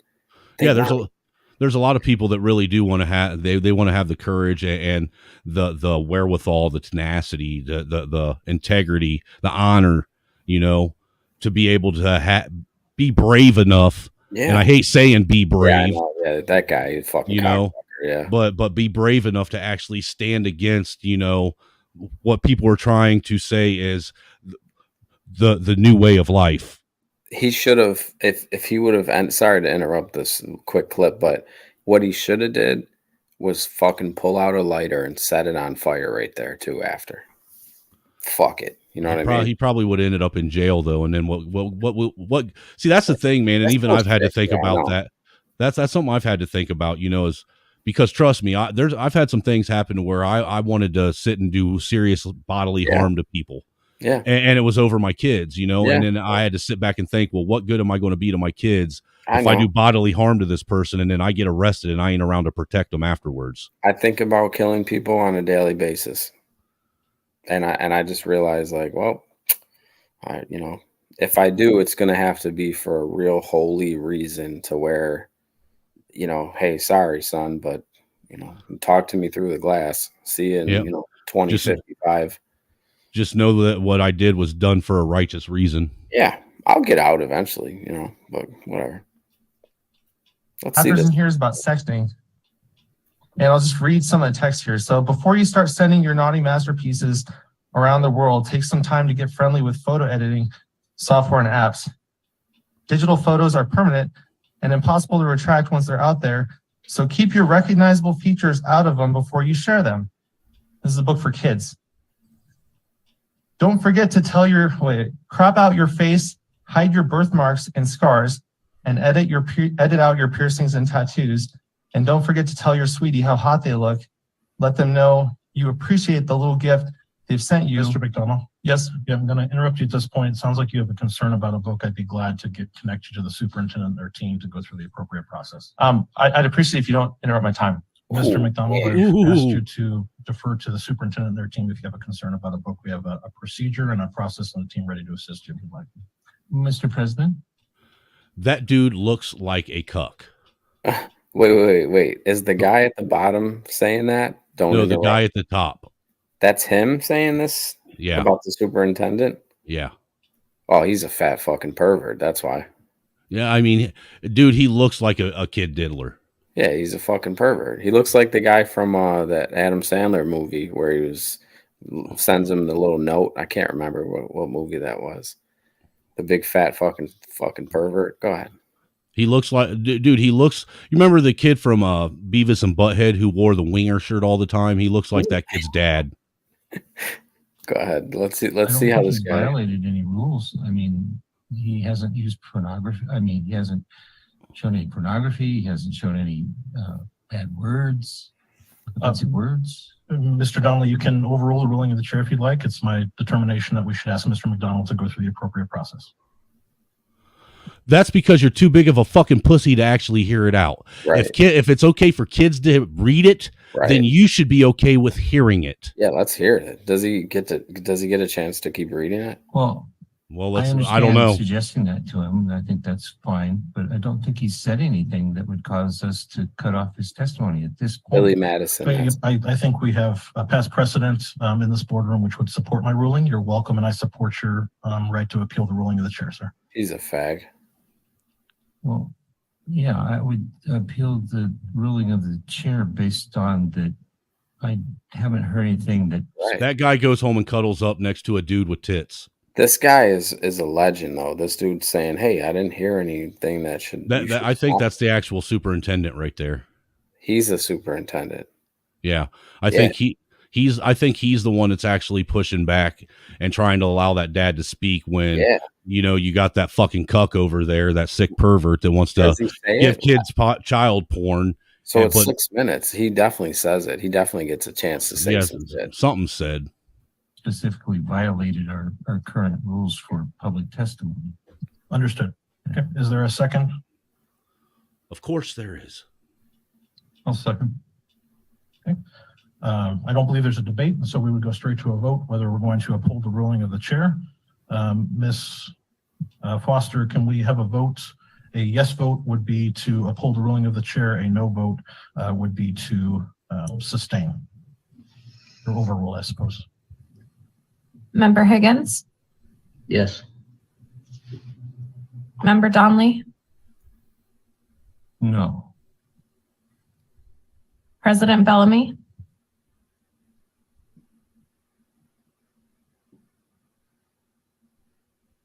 President Bellamy, I think you're muted. Sorry. Yes. Thank you. Fucking whore. Member Holloman? No. Member Lessons? Yes. Member Wilson? Yes. Fucking whore. And Member Jacobs? Yes. You noticed that almost all of them that voted yes were women. Yeah, yeah. And you know what I wanted to say real quick is this is what I know for a fact. People hate anytime I hear somebody that goes against the grain, I'm all for you. I'm with you 100% because the bitches that just said no or yes or whatever, but basically they were saying no, don't let the man speak. Right. By saying yes, they're all fucking pieces of shit lowlifes that don't want to, get questioned after this, or lose their job, or be like shunned, like in the lunchroom, like, hey, we can't fucking eat with her. She's fucking, against us. These are the same women that want to push constant chaos and push this fucking women love race. Well, they're the ones that push the racism narrative that I was talking about earlier, that are preventing black men and white men from being able to collectively come together and put an end to this matriarchal madness in this country. Not only that, but now we're really cooking on a high level because these women like when children have the option of being called a boy or a girl. They're like, well, it's their choice. Well, yeah, you're a fucking crazy lunatic whore. Get the fuck away from children. Right. Isn't it funny they want to give children choice, but take choice away from adults? Yeah. What if I force this bitch to be a man? What if I said, no, bitch, you're a fucking man because I want you to be? Like, that would be insane of me to do that, right? Well, yes, it's just like it's equally insane that they're trying to force sane people into to falling in line with this delusion, this fantasy world that these people are living in. I firmly believe that, and this is going to sound fucked up. I think I don't want to get the channel fucked up. No, you're good, man. Cook. Okay. I'm pretty free speech on my shit, and I've never been struck. So what I will, besides playing the TED Talk video about fucking education, you fucking fags, fuck you, YouTube. What I will say is I think fags, and mostly fags and trans, should get beat without the person being charged with a hate crime. I think if somebody wants to get pissed off and beat up a transformer, it shouldn't be a hate crime. It should just be a simple assault. I don't think they should be protected under any certain fucking rights like they're a fucking king or queen of England. Well, I agree with you, man. And look, I'll be honest with you.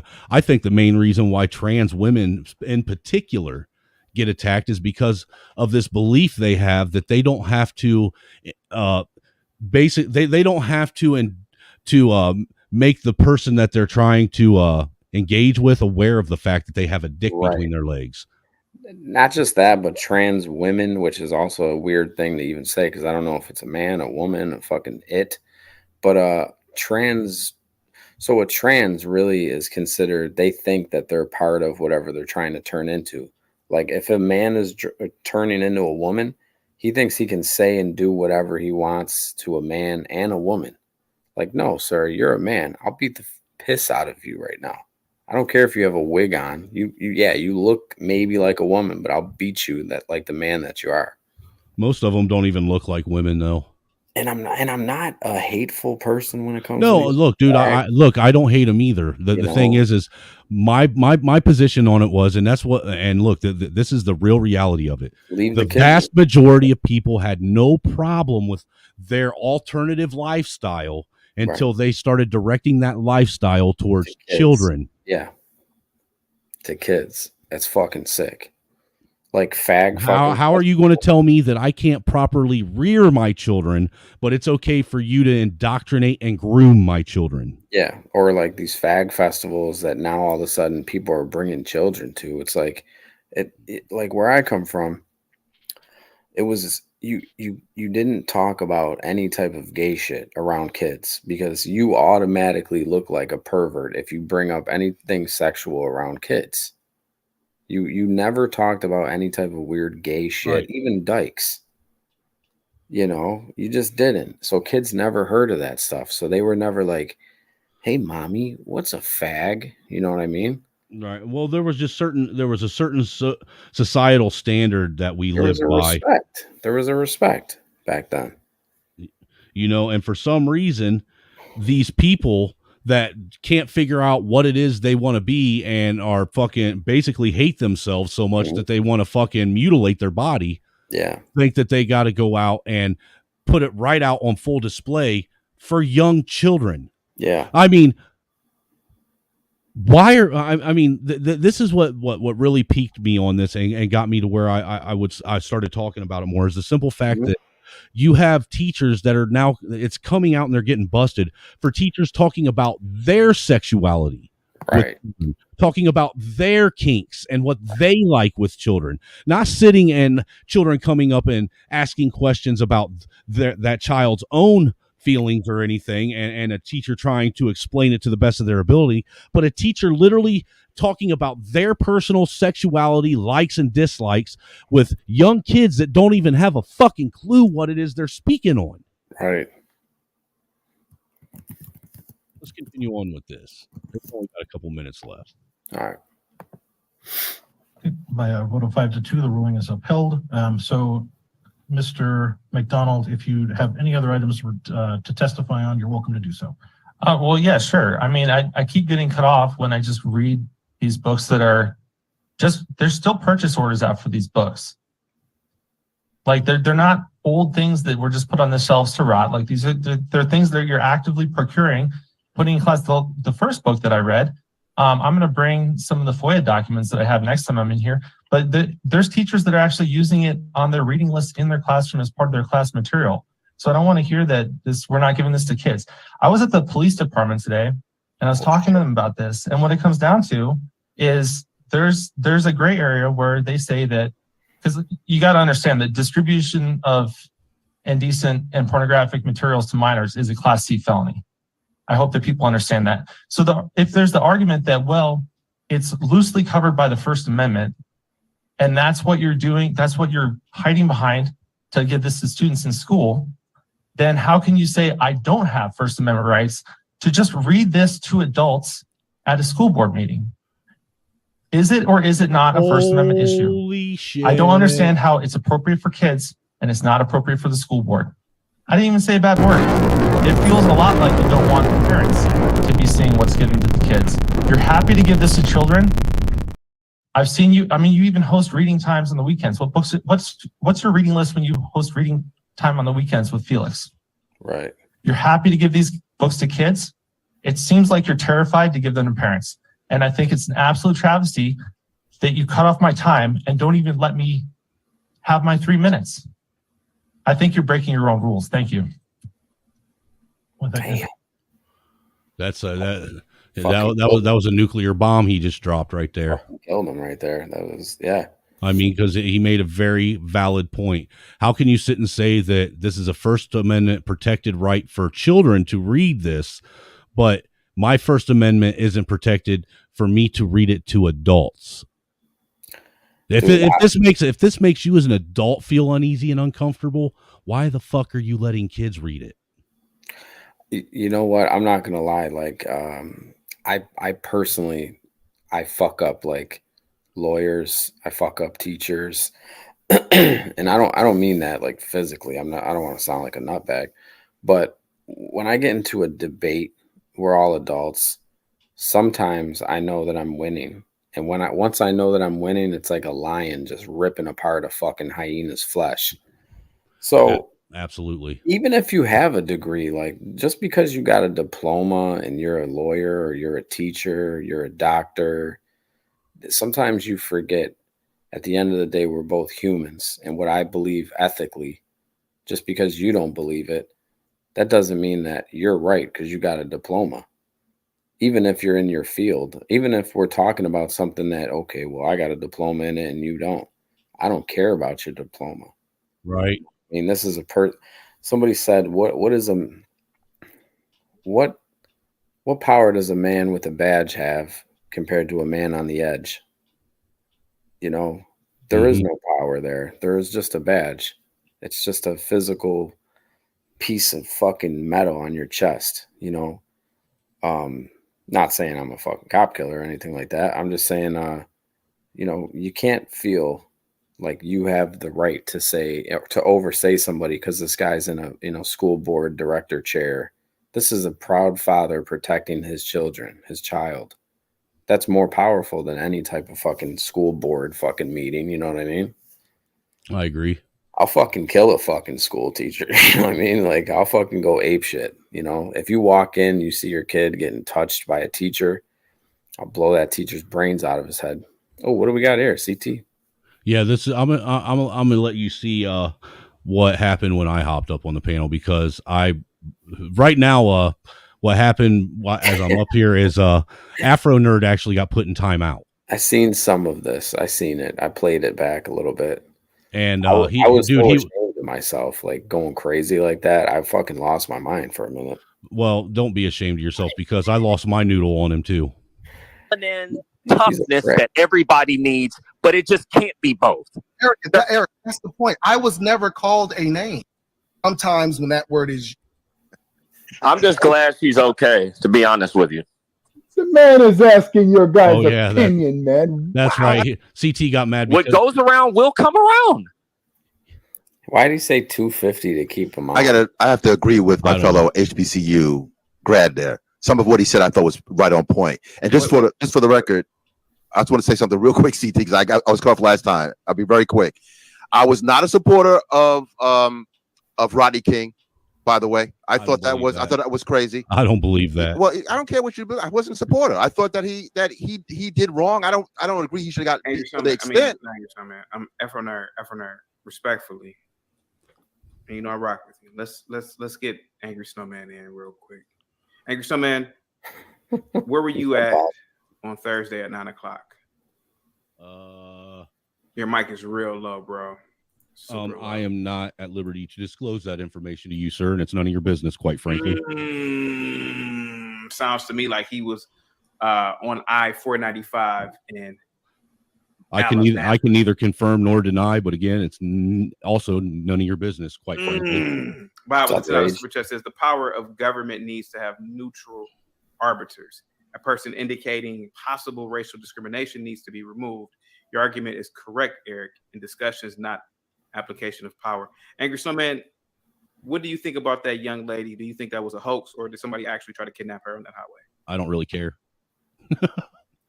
Is it because she's black? Whoa, dude, that's the topic of the conversation. But that isn't what I came up here because if you don't care about a black woman, you are a racist, sir. No, that's the topic of the conversation. Broach, that's the topic. I did. I don't care what happened to her. I really don't. I think people. I think people. What do you think? Was it a hoax or not? I get that you don't care, but do you think it was a hoax? Do you think it was real? I don't know. I really don't know, dude. How is anybody supposed to know? All you're going by is what you're being told.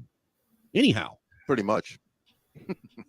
I'm just glad she's okay, to be honest with you. He's mad at The me. man right is now. asking your guys' opinion, man. Wow. I gave my opinion. I'm asking you these. So why would you come up if this program is about whatever? Well, it was about Afro Nerd. No, Yeah, that's why I came up. Oh, okay. My bad. No, Gary is right.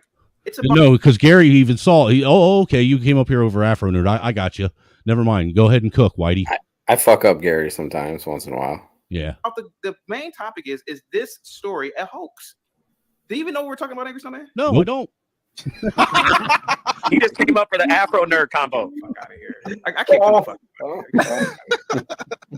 Are you serious? People come Yes, up man, all the broke time, not topic. funny. CT, how many people come up here and get on your platform after you've been talking about a topic for 3 Sir, hours? sir, Can you show me what you're talking about?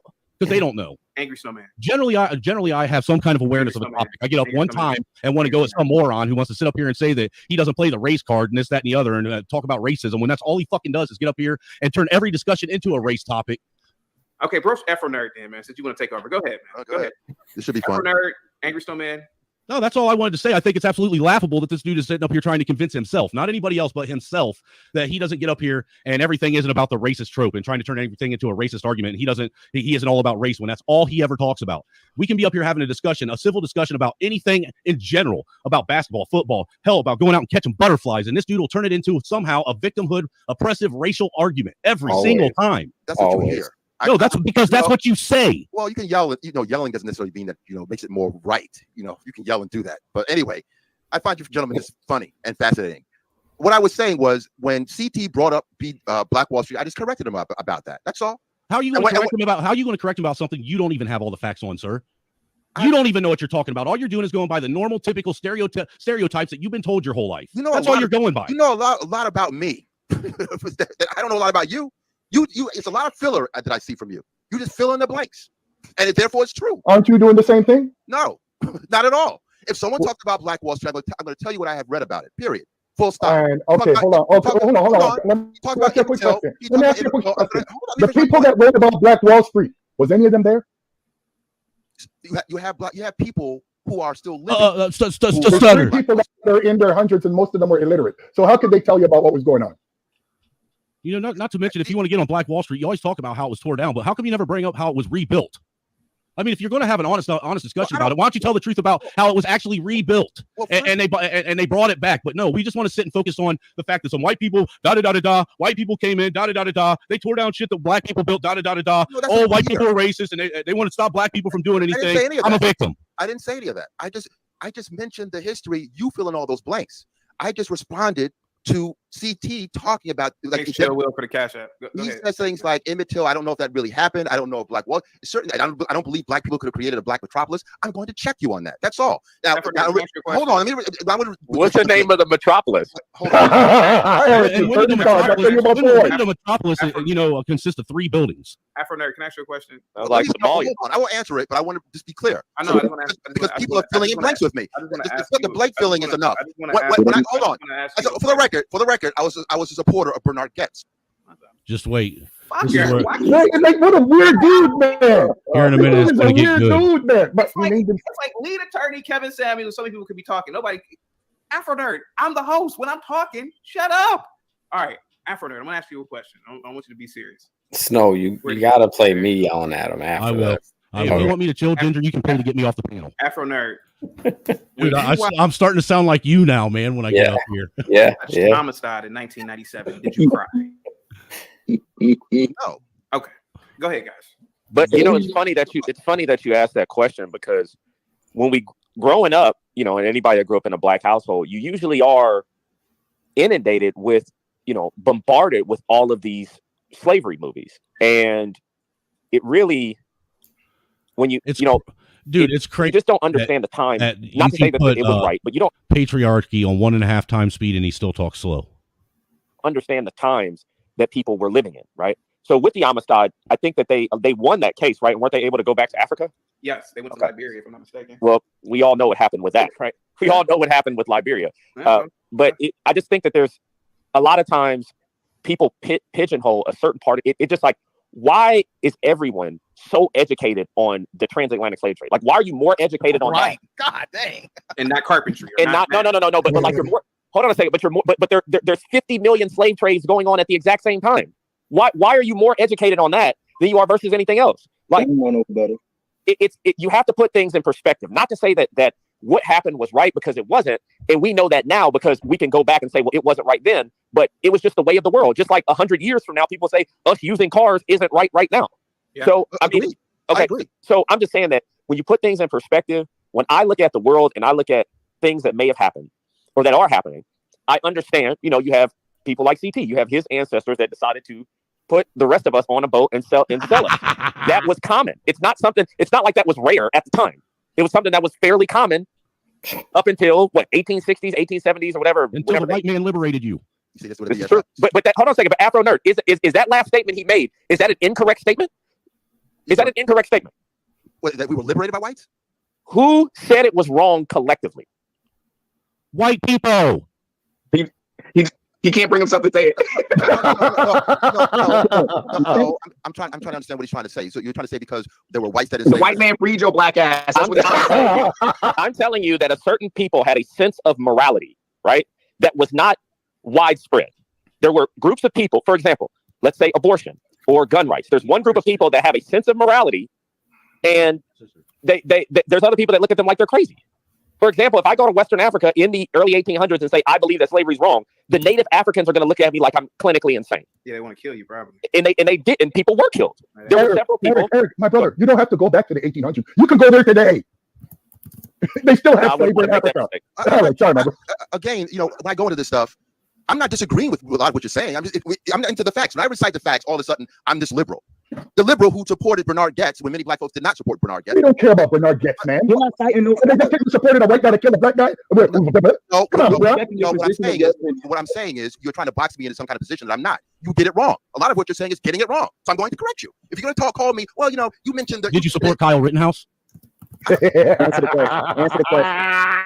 Answer the question. I'm going to answer it. I don't know enough about that case. Are you serious? I could go back. You're going to tell me that if I went back into your catalog, I wouldn't see streams of you talking about Kyle Rittenhouse and how he should go to prison. Oh man, you guys. This is exactly what Eric's talking about. No man exposed you. You're emotional. That's crazy, man. Look, how you not gonna know about that? I didn't say that. I said I don't know the specifics of the case because the facts are emerging. So it's just like that. Facts are emerging. It's already the case is over. What do you mean you don't know enough? You don't read? No. You know what? If you guys are filling in the blanks before I can complete the sentence. I'm sorry. You know what? I got to say one thing about this dude. This dude reminds me of a female because you can't answer a yes or no question. Yes or no. It was literally a very simple question because everybody at this point has enough information to sit and discern whether or not they stood Kyle Rittenhouse or not. At that point, everybody in the freaking country was giving their opinion on Kyle Rittenhouse, and you ain't going to tell me you weren't any different. And the crazy thing about it is you are standing so tough on Black Wall Street when you weren't even there. And you don't even have an opinion on Kyle Rittenhouse. And you lived it. Hey, Adam Prince, dude. He's fucking nuts, man. He's an idiot. Yeah, he's fucking insane.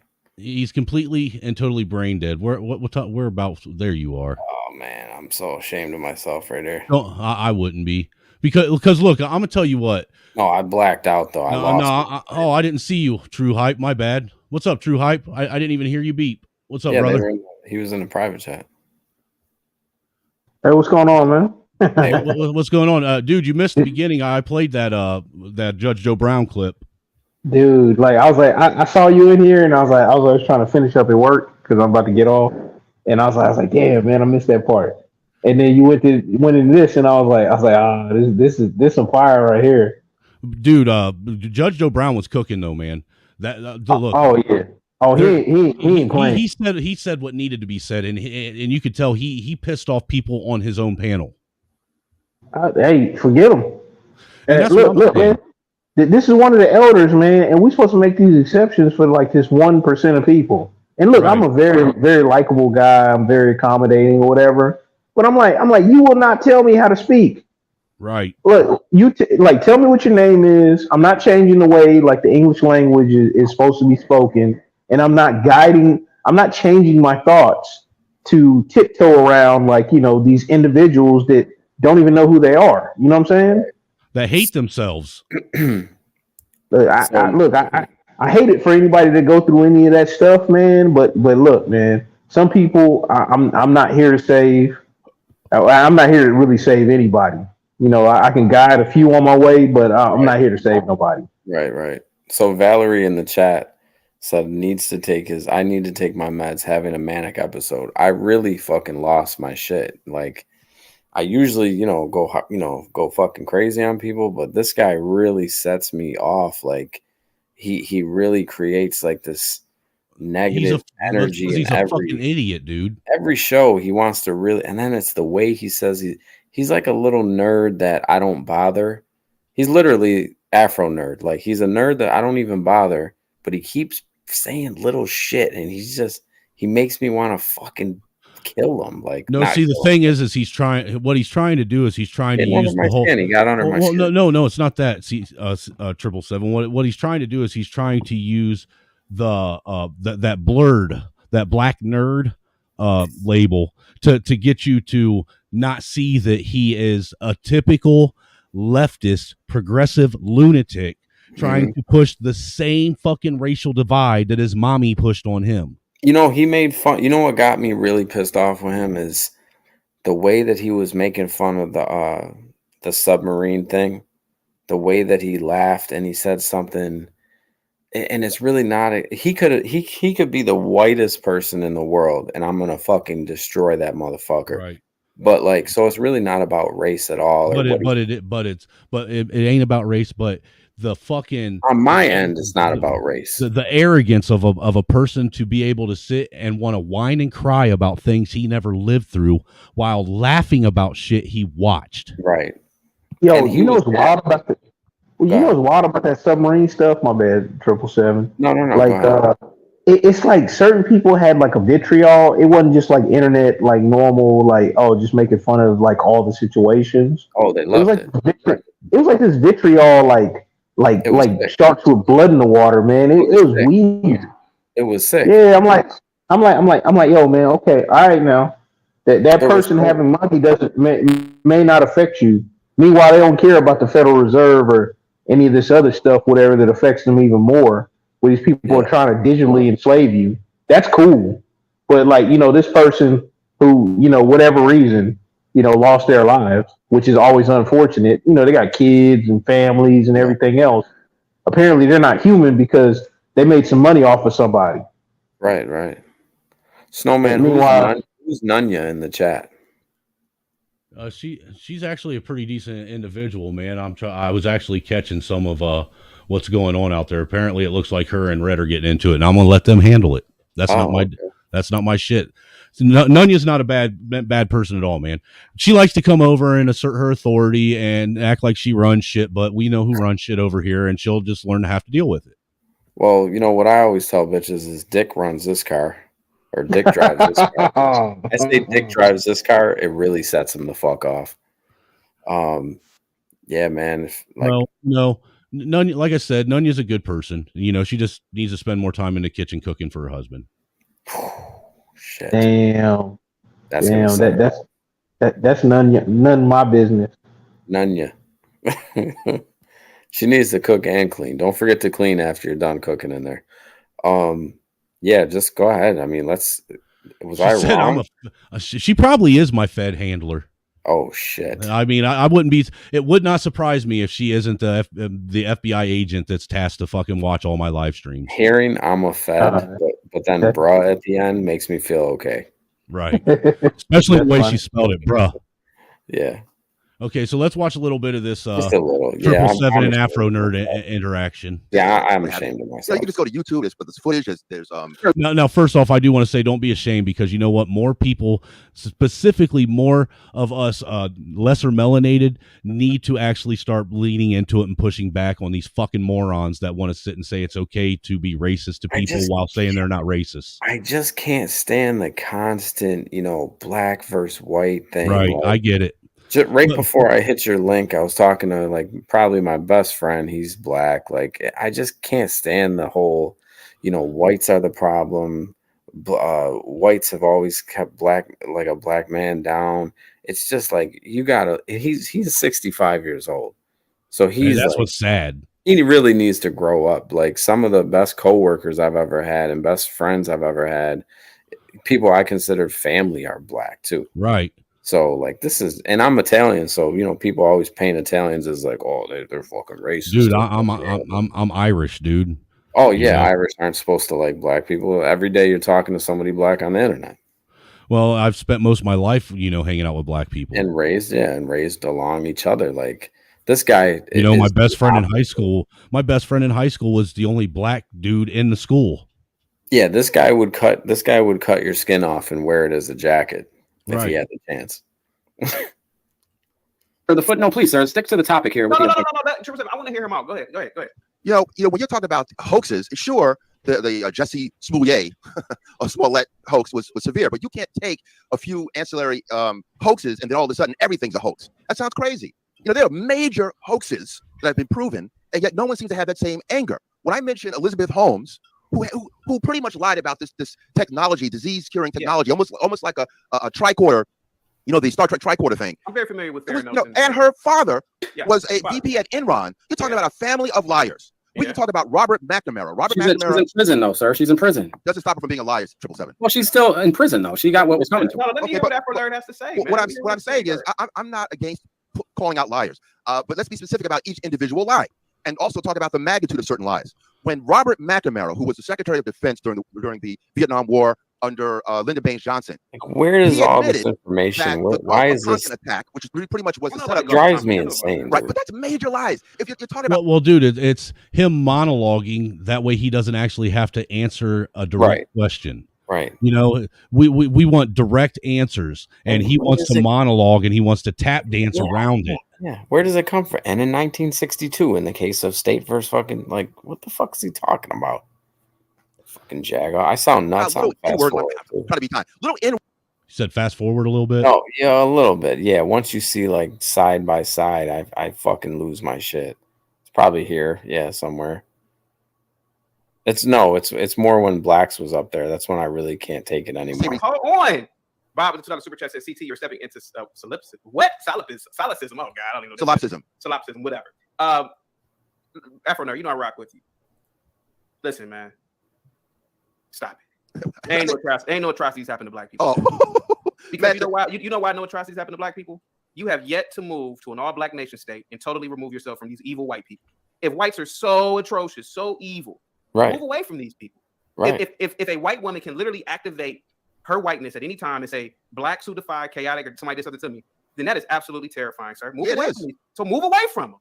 This lets me know that these people are not, either the stories are over exaggerated or they're one-offs. The fact of the matter, they're just not serious. They're just not serious. It is what it is the victim Olympics, and they enjoy the fruits that they receive from being victims. Listen, I'll never say that there were not atrocities committed against a group that we presuppose was named black people.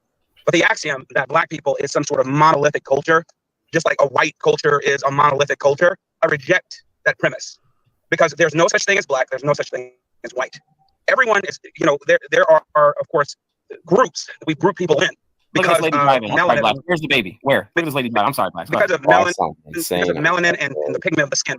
But the arguments fall on deaf ears. They fall flat when we start trying to, denote a race and things happening to a group of people based upon race. That's one. Two. I like blacks. We went all the way to left field to get back to right. I don't understand what, the Red Summer of 1919 or, the Marshall Plan or the Black Wall Street. He's getting me fired up. I'm just picking it. You have a problem. Wait.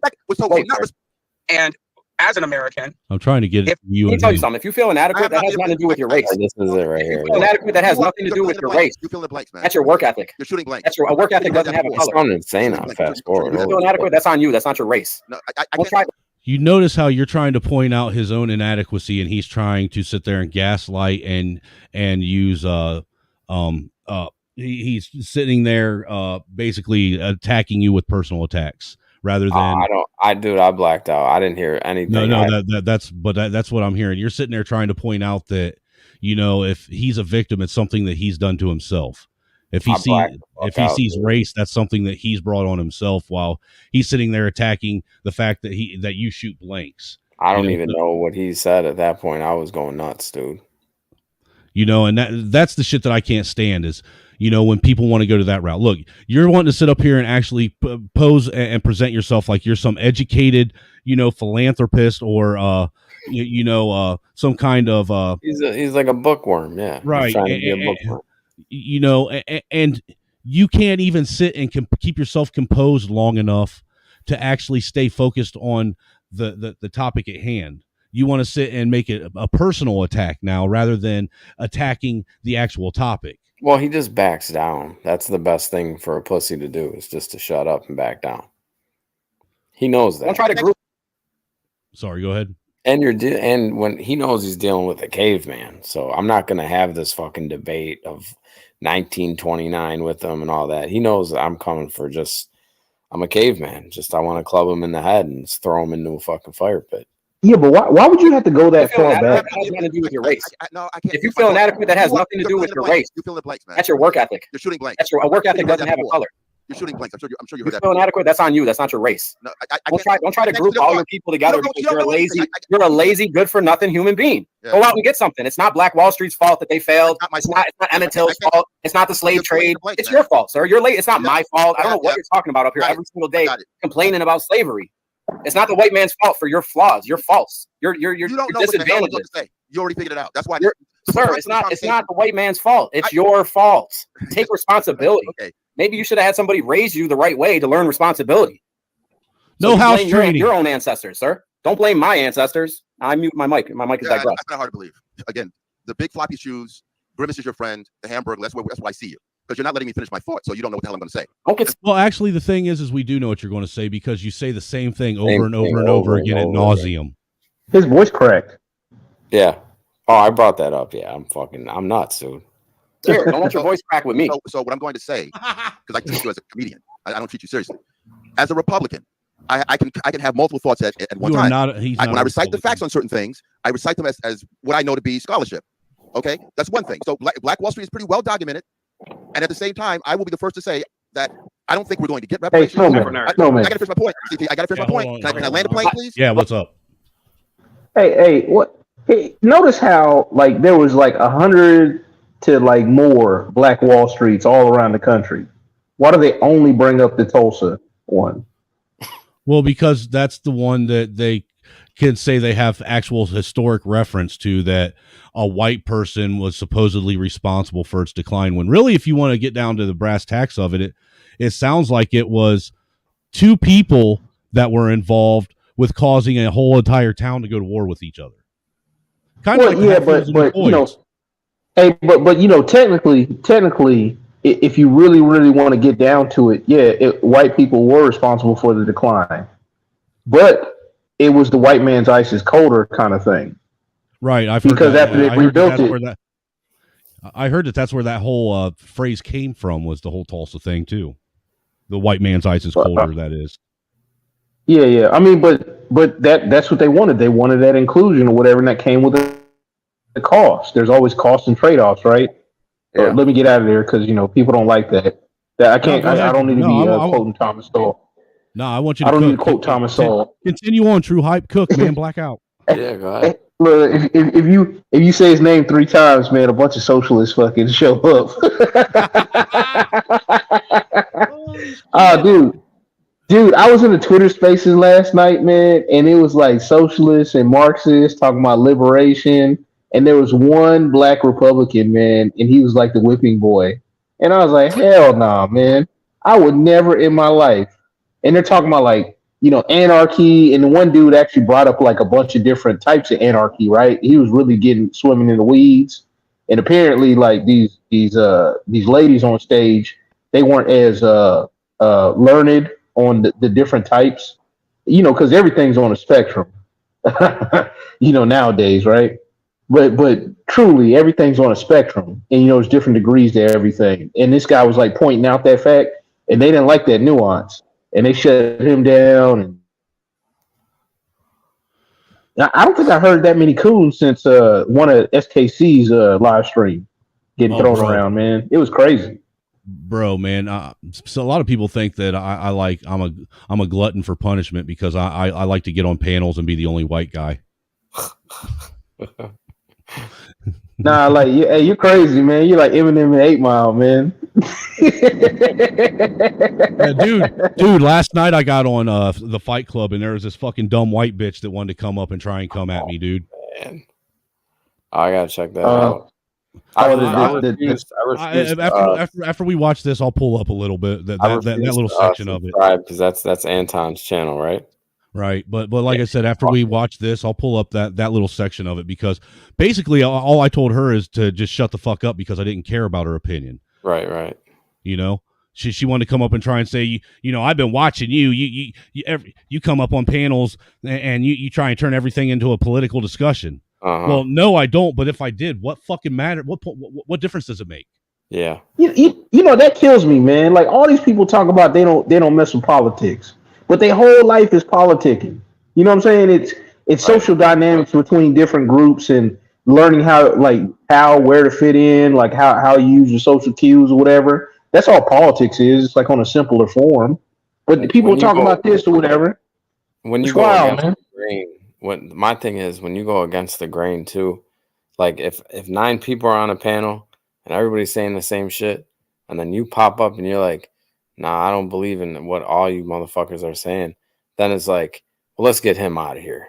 Because they can't hear. Well, you know what's crazy, Triple. I am yet to been bountied off of any of their streams. Hey, because they probably respect like the controversy that you bring or whatever, and it's like it's at least a bit entertaining too, and it's probably something that they haven't seen. Nah, we got to get you bountied, Snowman. You got to put a bounty out. Hey, dude, I'm telling you what, like, even the girl that came up and gave me smoke last night, she bountied someone over me.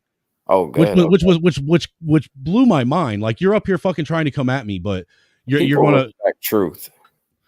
But the thing is she was trying to say that I don't speak truth. Oh, you know, okay. You know, when that's all I was last night was bringing facts to the table.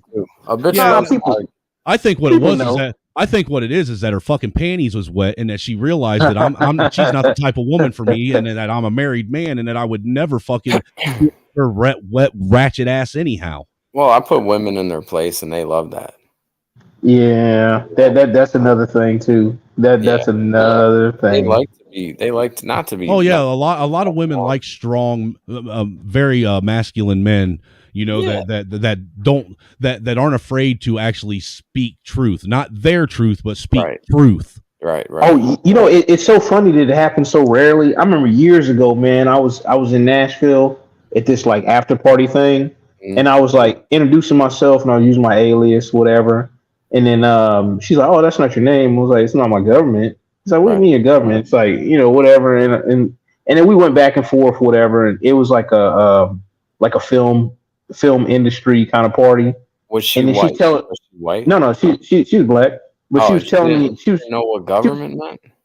No. She was just like she was interested. She was intrigued, but she was trying to tell me that I need to use my government name. Gotcha. And I was like, what's the difference? Like all you, because you're gonna learn my government if you learn my alias or whatever enough, and I tell an interesting enough story. And then, you know, I was breaking it down for her and all this stuff. And she was telling me, oh, well, you're not this, you're not that. And I was like, well, they weren't that until they created themselves, you know, in an image where other people, you know, did this. And I gave her enough pushback where, like, you know, I walked away from her or whatever. And she was obviously frustrated at first. Yeah. But then I saw her, like kind of looking at me from, like, the side. And it's just, like, weird. Like, why is she looking at me like that? That's the best. You know, you know, she like marched from all the way across the room and then like wrote my her number in my hand. Yeah. And I was like, wow. Yeah, you owned it. Yeah, that was your property at that point.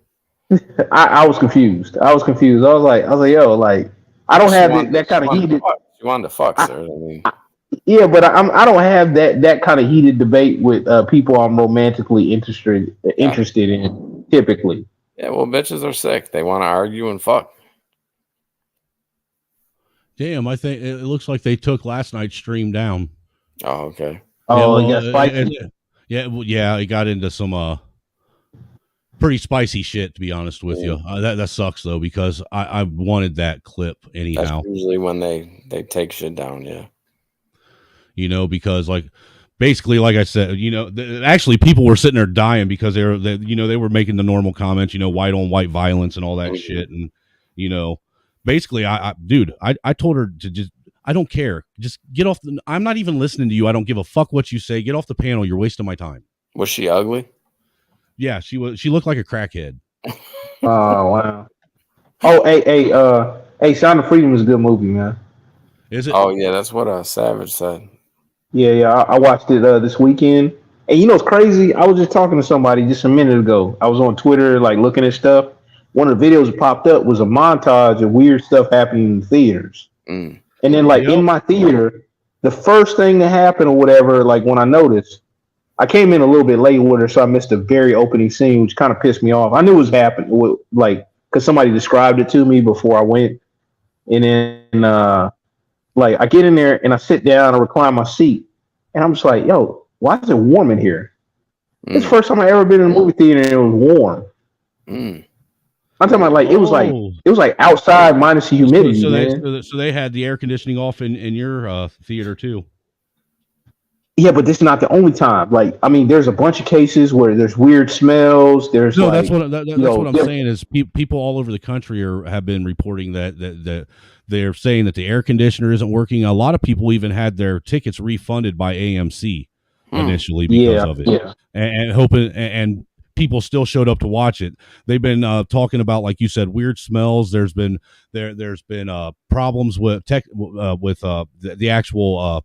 The machines that they use to screen the movie, because they don't use like the old school reel-to-reel type fucking things anymore. That's all digital shit.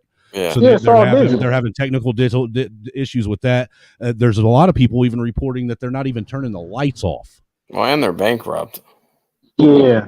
You know, and then on top of it, there was reports of like there different audio coming out of the speakers and shit other than the movie, and all kinds of crazy shit.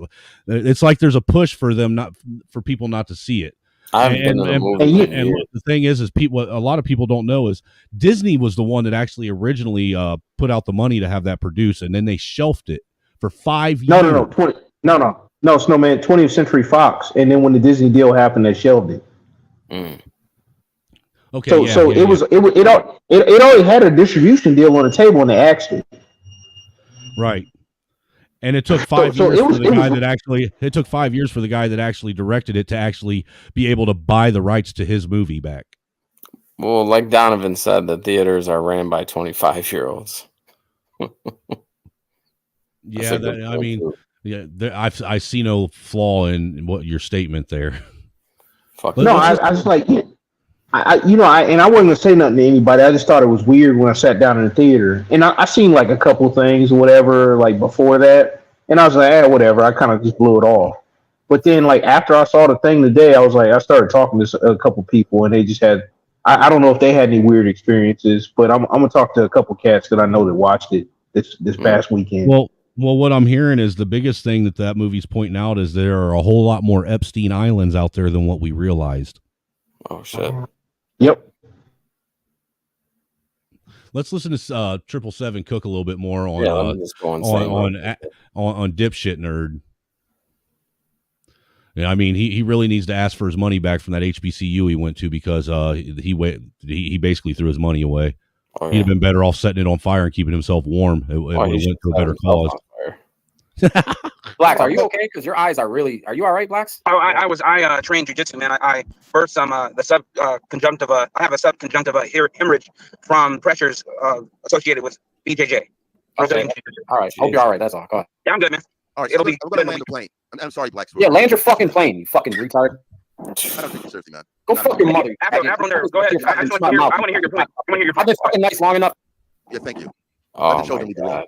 So what I was saying was, fucking nice enough to you, you fucking cocksucker. Every single fucking day, you can't keep your fucking mouth shut, you bitch. Oh my God. That's some kind of affect there, isn't it, CT? Suck my fucking dick with your fucking book talk, all right?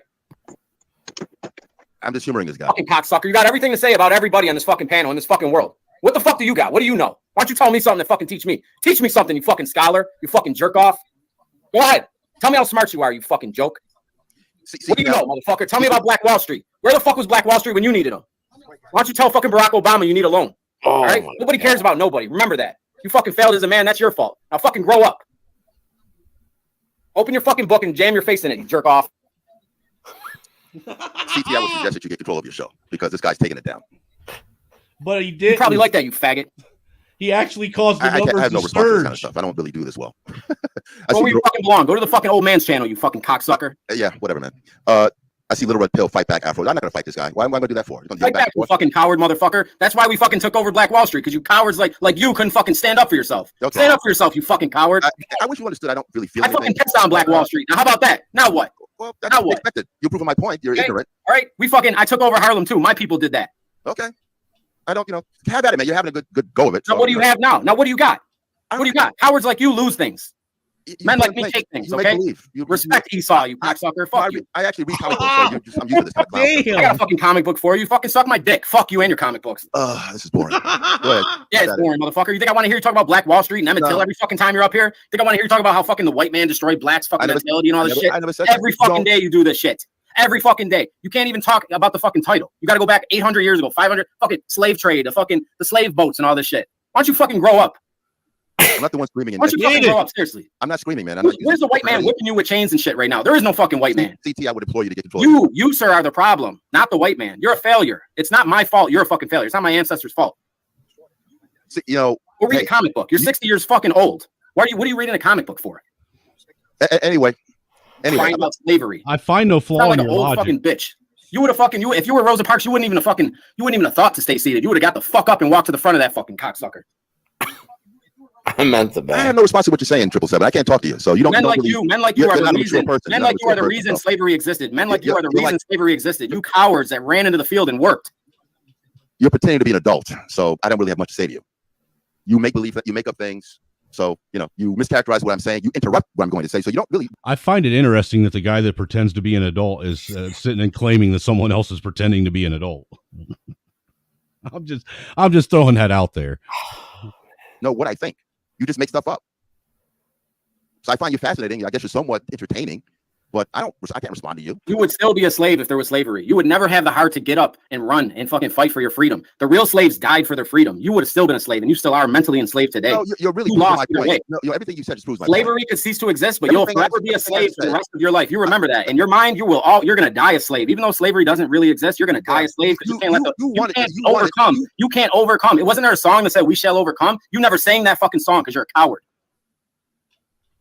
Now I'm gonna fucking leave the show so you could fucking come up here and rant and rave about how slavery controls the black man and why the black man's beaten down every day and Black Wall Street. I'm gonna leave the show because you fucking bore me. You bore me and everybody else in here to death every single fucking time you come up here. You make me fucking sick. I'm ashamed to be called a man if men like you on this world fucking exist. Now shut the fuck up. Yep. Okay. All right. Damn. Holy shit. That was a microphone drop right there, wasn't it? I need help. Yeah. Hold on. I got something for that. I got something right here for that. Give me one quick second. Where are you? Where are you? I'm not going to say I'm sorry to them because they kept pushing at it. So, and that's all I'd really like to say. What about your use of the N-word? I used that word because they forced me into it. Do you see how that's incredibly offensive? Yes, I do. That's why I said it. Oh my God. Oh man. Oh hey, get this, so man. I was on I was listening to another panel today, right? And the amazing Lucas is like was on the panel trying to talk crazy to people in the manosphere / red pill space. I don't know who the amazing Lucas is. He's like one of those black dudes that was like on this MAGA stuff before Trump lost. Okay. And he kind of did a whole heel turn on the whole like MAGA thing, and now he's like, I guess, trying to get some pro-black money. Are you talking about that? Are you talking about that young black dude? The bodybuilder dude? No, I'm thinking of a different one then. Well, like he did competition like Not bodybuilding, but like I guess the other one where you like you do lift weights, but it's more like a natural look, I guess. Calisthenics, deadlifting. No. It's still like in that pro figure stuff. I can't remember the title of it, but he's got a YouTube channel. He did it for years, and he was doing interviews, and he was like and somebody brought this up on another channel. He said he was in the he was like a bootleg Hodge twins or reject Hodge twins. Oh damn. I was dying laughing when the dude said that, man. Oh man, but to me, he seems like a grifter, man. Now, especially like all these principles and stuff like that he said he had, and he was like real big onto the Republican kind of thing, and then he just started like turning. It was weird. Well, He's supposed to be cool with. Go ahead. No, he's supposed to be cool with Candace Owens. He's supposed to be cool with Candace Owens. He did a Blexit thing. And see, I think don't Candace. know I'm not a big fan of Candace and fucking Brandon Tatum. I think they're both grifters. Well, I do not like Brandon Tatum whatsoever. I think Candace goes out of her way to be too inflammatory. Yeah. I think she absolutely knows what she's doing. I just think it's not really productive. Like, in a lot of aspects. Who's Coach K? Hey, what's up, Coach K? Hey, Coach K, you were on that stream last night. Come up here and tell these guys about that fucking crazy ass dumb crackhead white girl that tried to come up there and lambaste me on Fight Club. Wow, Coach K's great. I like her. I love hearing someone say cracker. No, Coach K's all right. I like her. Because she speaks when she speaks. She only speaks when she has something relevant to bring to the table. Otherwise, she's sitting and listening, and I respect that. Yeah, she's pretty good in the chat too. She asked some pretty good questions. But yeah, look, Triple, don't be ashamed or feel bad about what you said to Afro Nerd. The things were a little over. But I didn't have to say that. About you Triple, remember the Triple. Hold on, you gotta remember. You gotta remember something, sir.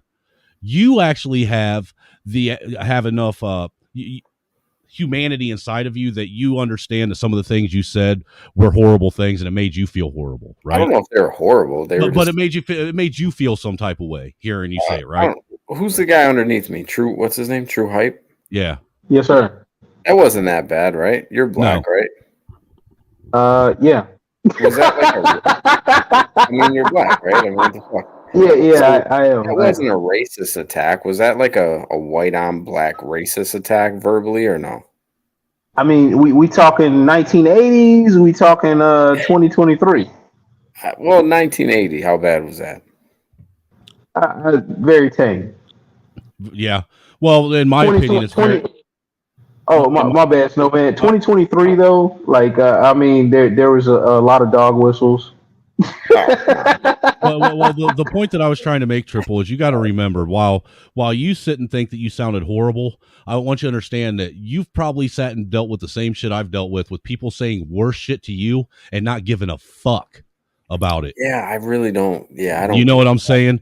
So the thing is I've gotten to the point now that, look, if you really want to provoke me and push me to be this way, then I will. And the thing is people, as men, if we're going to claim to be men, as we are in this quote unquote red pilled space, this black, manosphere, this black YouTube sector, if we're going to claim to be men, then we need to start conducting ourselves as such. And that means that if you're going to go out there and you're going to run your fucking mouth like a moron, then expect to get a mouth ran right back on you and expect to get your fucking feelings hurt, because I'm not going to hold back. I mean, what got me fucked up with him is there was the one show, as soon as they died, he was really like he loved the submarine, the 4 fucking people dead on it. Like, he was like, yeah, he was like, how do you feel about those white? He was like, how do you feel about your white boys that died on that submarine? I was like, I don't know. It has nothing to do with me. Like, I don't even think about it. But he was like thrilled that, a 17-year-old kid was dead. A couple billionaires, you know what I mean? And they were all white. He was loving how they were all white for some reason. It was sick. He's a fucking faggot. But that cat would have been mad at you if you had celebrated the death of anybody else. Like honestly, man, that's like that's really disgusting behavior, man. Like I'm not it really celebrating was. death. I'm And not he's wishing so death on educated and all anybody. that bullshit. Even people that I really, really dislike and I want to punch in the mouth, I don't wish death upon. Right. You know what I'm saying? Yeah. So we got Coach K up here. How you doing, ma'am? Hey guys, how's it going? Do I sound okay? Yeah, you sound fine. Yeah. Okay, Is that cool. her or is that? No, that's someone else. Oh, okay. No, it's okay. It's me. Is that you? No, that's really her. That's her. Hey, 777, you high? I'm not. No, I'm surrounded. You know, I'm not used to like decent looking females on there. That's all. He. What are you saying? What are you saying? That all I run around with is butter faces? I mean, we don't really associate on here. We really don't have a whole lot of women associate with. We don't have decent ones to look at, so I'll try to be on my best behavior, Coach K. I've heard enough of you. All right. But no, it was actually ironic that you hopped in, Coach K, because I just got done talking to him about the fact that what's her name, Lindsay? Yeah. How she tried to come in and try and gaslight and lambast me on Fight Club last night. I was shocked. That was shocking. And well, basically, what did I tell? I told her what I didn't give a fuck and to shut the fuck up. Yeah, pretty much. Where the hell did that come from? Have you guys had a run-in before? No, I've never met the chick ever before in my life, and if you recall, she made the statement that, I've been watching you and how you move around. And it seems like you always get on these all black panels and turn everything into a political discussion. A bunch of people hate watch from the clouds though. You know that, right? So like they do that. Because I remember you, Coach K, on like when Anton was on Lapifa Bunch. And you popping up there, and then you in the chat with SKC the other day was pretty funny. Yeah, I do. That's why it's like I over time I've kind of made myself known, but I'm always like, well, even in this conversation, because I like what you guys are talking about, but I'm like, well, I don't want to just jump in, in the chat for no reason. Oh, you always. So I try to respect, but then I hate when I can't think of a word. So I was like, oh, maybe he's talking about physique, but yeah. People do, they just with Lindsay, I don't know. She looked like a deer caught in the headlights when I responded to her the way Coach K, respectfully, I think Anton's a fag. I'm just gonna put that out there. But Yo, chill out, man. Chill out. No, true hype. I really do, but go ahead. Chill out, man. The views and the opinions of 777 are not reflective of the views and the opinions of the guy that's streaming this channel. They are of 777 and 777 only. Well, respectfully, sir? Well, hang on. So you guys really are big fans of Anton True Hype? Dude, I'm not saying that I'm a big fan or I'm not, but he's never done anything to me personally for me to attack him. No. I am subscribed to the Bag Chasers. I haven't made myself known to the group, but I've been rolling like about 6 months now. Really? No, I mean it's good stuff. Yeah, it's a lot of good stuff in there. I just have like there's a lot of stuff that I got going on right now, so I haven't been deep into it yet. I gotta knock some of this stuff out, and then I'm. Why were you upset when I called him a fag? No, I just said chill out, man. I was like, I want that bad juju, man, because I actually dig a lot of stuff that Anton represents, man. Well, do you like how he attacks black women? Attacks black women? Like which attacks are you talking about? Like, how he blames the black female for destroying the community, for the relationship between men and women in your community. That's a tough one, man. I'm not going to say yes or no. Like that. That's his opinion. That's his opinion, man. And to actually flesh that whole thing out, you would have to have this very nuanced talk and all this other stuff. Oh, yeah. But I mean, there's a lot of there's so much in that, man. So you could have a mother? Whatever out. True Hype. Do you have a mother? Do you? I have a mother. Is she? I have lots of women in my life. Okay, so you see I am very brown skinned. My mom is black. Okay, so you see where I'm going with this. Was she the reason? No, but that's Yeah, but So but why is that Anton ain't okay? talking about my Why mom. is that okay to profit Anton, off? like the women. Wait, hold up. So you gonna have more smoke for Anton than these rappers? Well, Triple, let me ask you this: sir, do you agree with Cynthia G, who advocates for the genocide of all black babies? Who, me? And specifically all male black babies. Do I agree with her? Yeah. No, absolutely not. Where would that come from? Well, I'm just asking because the thing is we got people all over YouTube that are sitting and making money off of stuff one way or the It's other. not that he makes money off of it. It's just that original content is not something that he does. He goes with he'll tell a story about a black bitch instead of a black woman. And most black women are 50% of his subscribers. So decent women. Hey, you should have heard the way I talked about white bitches. It's just embarrassing. Back in the That's day, all, dude. you know what I mean? I used to say the same thing until I chilled out on it. I used to have I was very angry towards white women. Uh-huh. I think you have every right to be. I think women are out of pocket, but that's just me. And the thing is at least the one thing I can say about Anton is he keeps it subjected to the people that look like him. You don't see him crossing over what they call racial barriers and sitting and calling out white women like that. So, Coach K, you said women are out of pocket, correct? Yeah.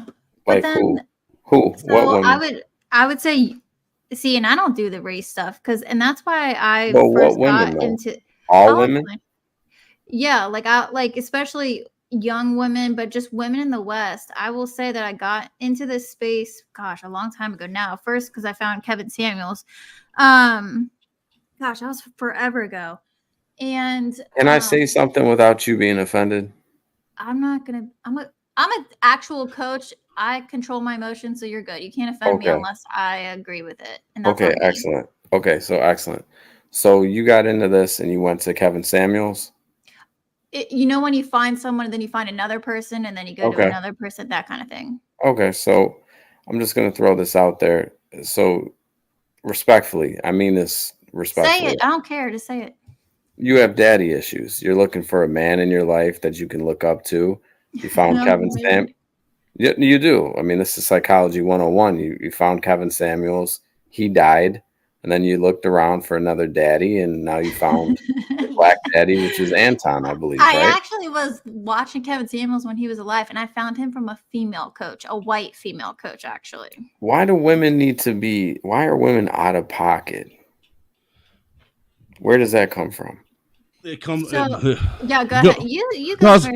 I was just going to say it comes from the fact that women have these unrealistic goals and ideas of what a man should be, while sitting and having unrealistic goals on what women should bring to a relationship.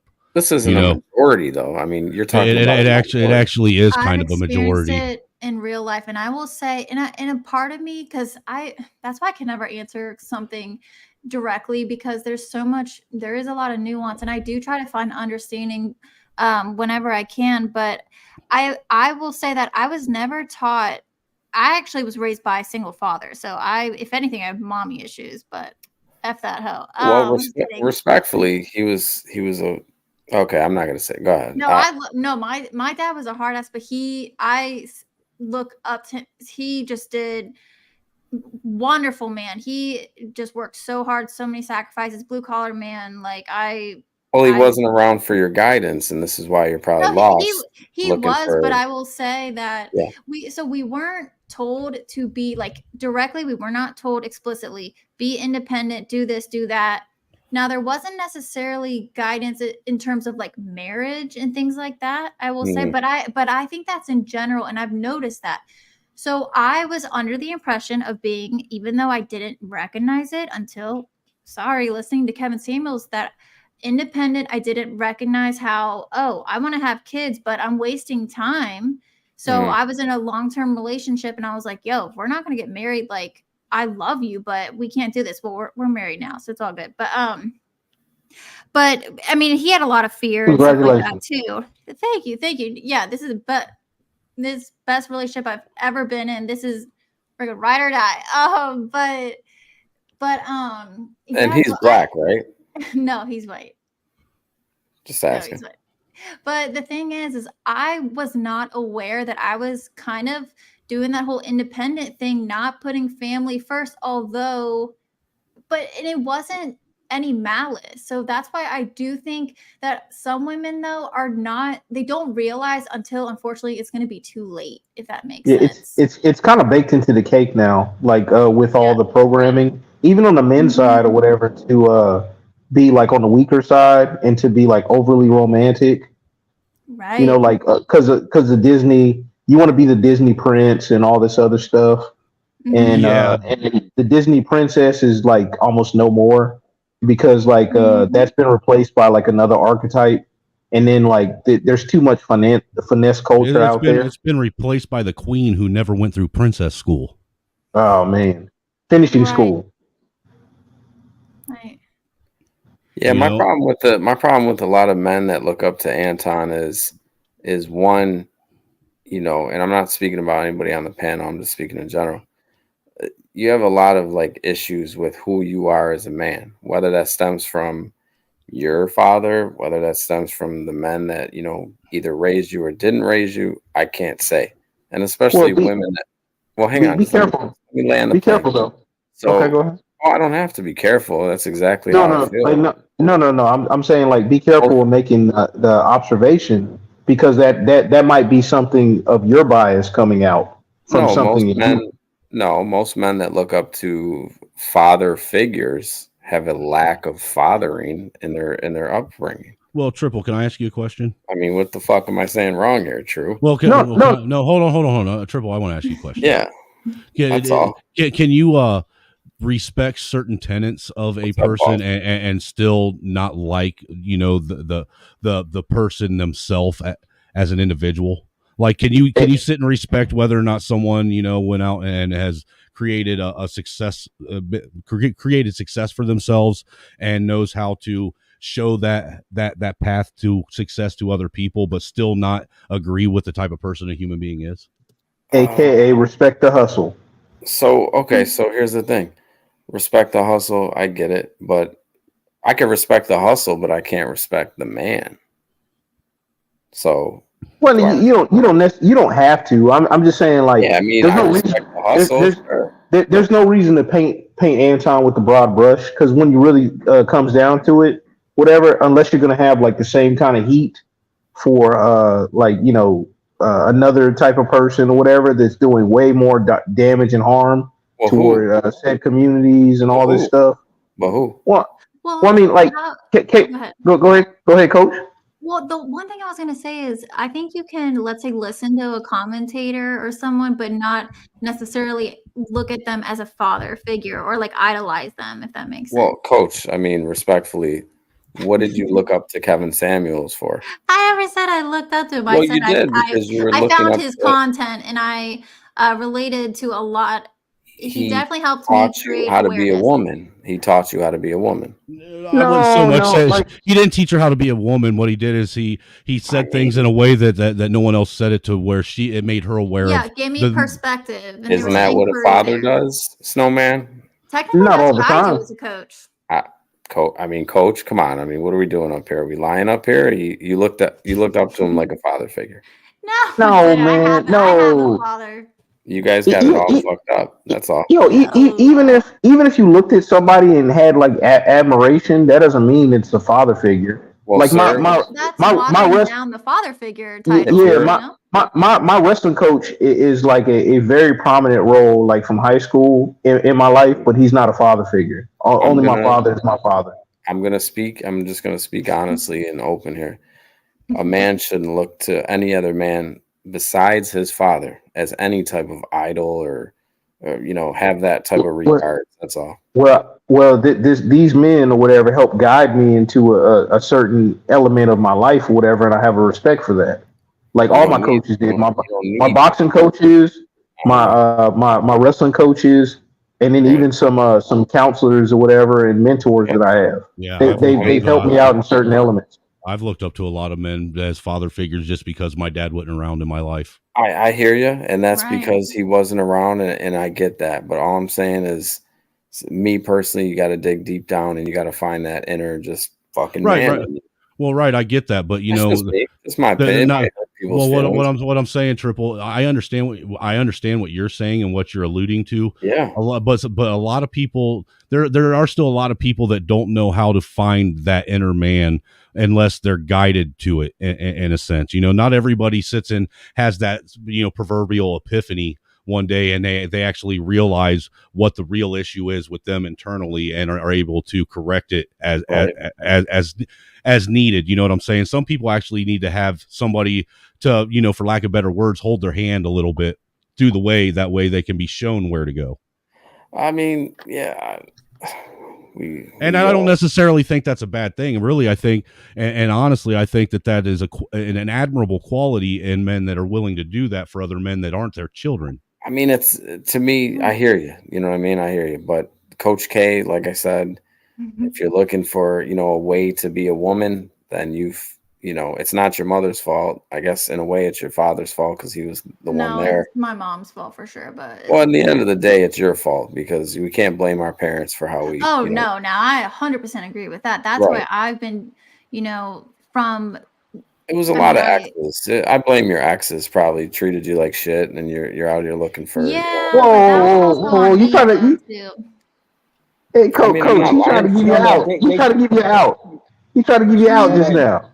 I'm not lying. He wouldn't let her take accountability.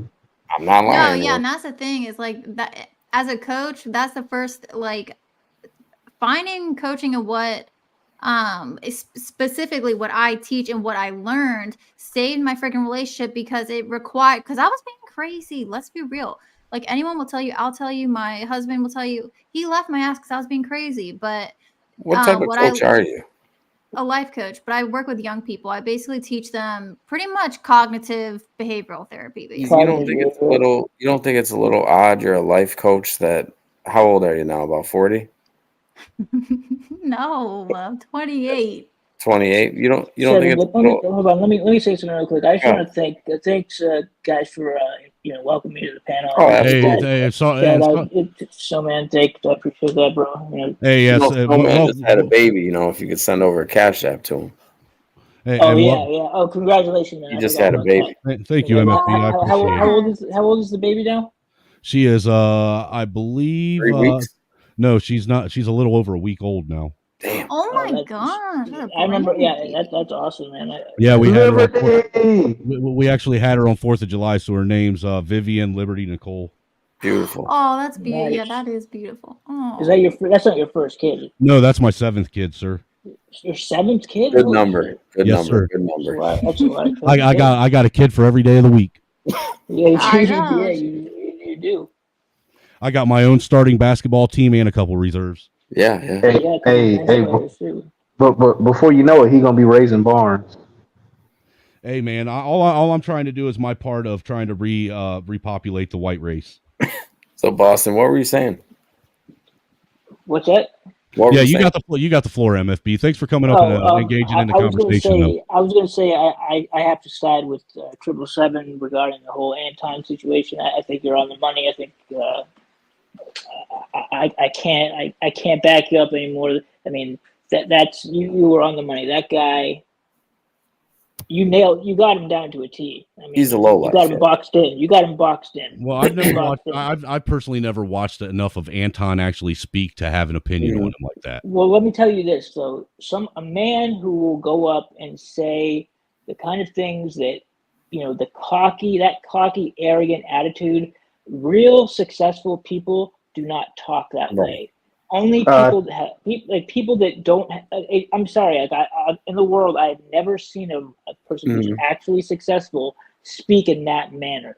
They just don't do it because you don't need to do it. Really now, Freud would say that his mother treated him like shit in real life, and this is the ideology that he's created to make up for the punishment that his mother gave him as a small child, most likely. And it stuck with him along the way of being an adult. Now, making content bashing women is a way of his revenge because he could never truly get back at his mother for the way that she treated him as a child. This is just Sigmund Freud, and you know, it's going to sound. If you're a student of the Freud school of psychology, then that would be sound that's crazy. implication. Yes, it's going to sound crazy to people that don't understand psychology. But he has a really good relationship with his mom. He's not stuffing Yeah. Molyneux. Like he. Now, how do you know, Coach K? I mean, you don't know this man from a can of paint. He mentions it all the time. He mentions it all the time, though. I'm with you. He mentions her all the time because of the inner guilt that he has, sir. Wait. About his good relationship with his mom? How you going to psychoanalyze somebody? How you going to psychoanalyze somebody's like relationship with their parents? So. Well, I mean, I could analyze you if you let me, sir. Well, I mean, but you probably couldn't. Well, hold on. Respectfully, True Hype, isn't that what we do on these panels, though? Is actually analyze people? Yeah. I analyze the words. I don't psychoanalyze like the root behaviors. Yeah. Because I don't have enough information. Fair enough. Again, True Hype, you are sticking up for your father figure. No, stop that. Don't do that. You are. Don't do that. I Don't do that. actually don't like to look at familial stuff. Like You are. that's kind of like my last, I guess, resort.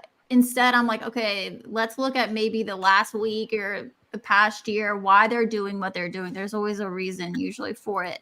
Now, that's not to say have you dated outside your race? why does that matter? What in the world? I just. You're just as bad as the girls in the chat all the time. I'm going somewhere. I'm going somewhere. I didn't say anything disrespectful. No, I haven't. You haven't. Mm-mm. But yet you look up to black content creators. Never said that. Well, you do. You look up to Kevin Samuels, Anton Daniels. Who else? Wait. Well, I got a question, 777. Yeah. Okay, so was Kevin Samuels bashing black women? Yes, he was. Yeah, he was. He was bashing black women. You know that though, sir, don't you? Because you looked up to him. You looked up to Kevin Samuels. No.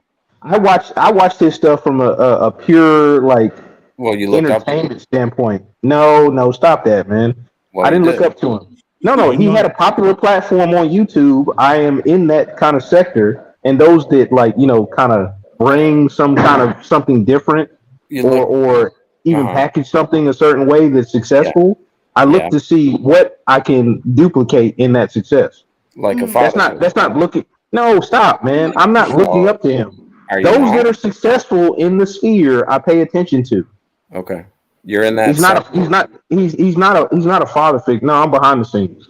Well, actually, Kevin Samuels. You know how many success stories Kevin Samuels has of women that actually got married after they went. I'm one of them, to be honest with you. Well, he raised Kevin Samuels. I mean, Samuel. Well, I mean, because look, you got to look at it. I understand how some people took, Kevin Samuels the wrong way and took him as somebody that was bashing people. But the truth of the matter is even a father, a real good father figure, a real good father himself, is going to say things to his children that they aren't going to like, and it's going to hurt their feelings. But it's going to be out of love, and it's going to be out of a position of wanting to see them go down the right path and not make the same mistakes that they made. And the women that will come up to the panel, it doesn't take a rocket scientist to figure this out. They didn't have fathers. Even that being the case, would you prefer somebody to tell you the truth? Sorry, Coach. This all stems from Coach K. The reason why I asked you if you dated outside your race. Oh, hold on. First off, I want to let Coach K know that I did not bring her up here so 777 could lambast her. I'm not. Honestly, I'm not attacking her. It's all good. I can. No, I just wanted to let you know that was not. No. You're good. I don't let. I wanted to sit up here and us talk about that crazy crackhead bitch that tried to call me out yesterday on Fight Club. People need to understand that the problems they face and continue to face in their daily life stems from their parents. Okay. And until they work on that, they won't truly be able to be good parents themselves. Now, what does it look like to work on that? What does it look like? Mm-hmm. Well, ma'am, I would say that. Have you ever had counseling? I have, and I have a bachelor's of social work, and instead of doing therapy, I do coaching. Like I said. Oh no, dear. I mean, have you spoke to a counselor yourself? I have, yes. Most counselors, in order to get their degree, have to. Do you continue to seek counseling? No, I think you graduate. No. You're talking about See, you're talking about going to school for it. I mean, have you spoke to a psychologist? Yes, as a patient, I guess, or a client, yes, I have had therapy. I've had a coach also. Are you okay? Well, let's just say a therapist. Are you still in therapy? No, Why? because I don't think, because you're given the tools and then you graduate, and then if I need it, I would go back for let's say there's some type of crisis or something that I need a tune up, but you don't keep going because you need to graduate. You need to be able to do things on your own, like working with a personal trainer. You don't work with them forever. Now, depending on your goals, of course. Yeah, I went to counseling for 7 years, man. Do you guys think that you still need it, or you guys think that you, like Coach K wants to call it, graduated from seeking professional? Well, there comes a point in time where you got to basically take the training wheels off and you got to face life on your own. Of course, so men are different. Women need to seek counseling, especially that have father issues and mother issues. Coach K. Well, what if her husband is filling that void that you think that she needs, and he's there to be the one that counsels her when she needs it? Well, that's another symptom of mental irregularity. What are you talking about? I counsel my wife all the time when she has issues. Well, a lot of men like to say, that's where the fantasy comes in, the call me daddy syndrome. Yeah, right? I don't like being called daddy. That's creepy. I hear you, but ultimately, a husband wants to play that father figure role. Mike from Boston, you're married. Would you agree? Kind of like to an extent, I see where you're going with this, and for the most part, I think what you're saying is correct. Okay, so Let me ask you, 777. Sure. What are you aware that you can recognize and control and manage your own thoughts? Now, True Hype, the only reason, hang on one second, Coach K, because give me a minute. True Hype, the only reason I mentioned anything to you about the father figure thing is because, you stuck up for Anton. Therefore, you opened up, Well, I mean, the tenets that I practice anyway are temperance and grace, and I give grace to everybody, even the people I don't like. God bless you. I mean, damn near hate. I try not to use that word or whatever, but I'm working on it. It's a work in progress. There's some people I want to headbutt. I don't like them that much. Yeah, you know what I'm saying? But I'm working on it. Yeah. Most men. But here's what I say: is he a net positive or a net negative? I believe he's a net positive. He's a net negative. Like, I'm sorry, there's too many pieces of crap or garbage in here. People trying to touch like kids and all this other stuff. Since I watched the Sound of Freedom or whatever, where like Anton is a drop in the bucket. If you were going to go on a negative side, I'm sorry. Is he really a drop in the bucket though, with the destruction he's causing in your community? Wait, hold on. The destruction in the community has been for over 50 years. Wait, hold on. The Color Purple did more damage to the image of the black male and black female to each other than Anton would ever even think of. Now, you were raised by your mom, right? No, I was raised by my father and my mother. And your mother, both parents. So I find it kind of disturbing that you're not first in line to stick up for a black woman. So no, because I know he's talking. No, it's not even that. It's not even. But you're refusing to help black women or acknowledge. Whoa! That would be like easy. Go ahead, True Hype. No, I'm saying don't tell me I'm refusing to help black women. Like ladies that are in my purview or whatever, I absolutely look out for.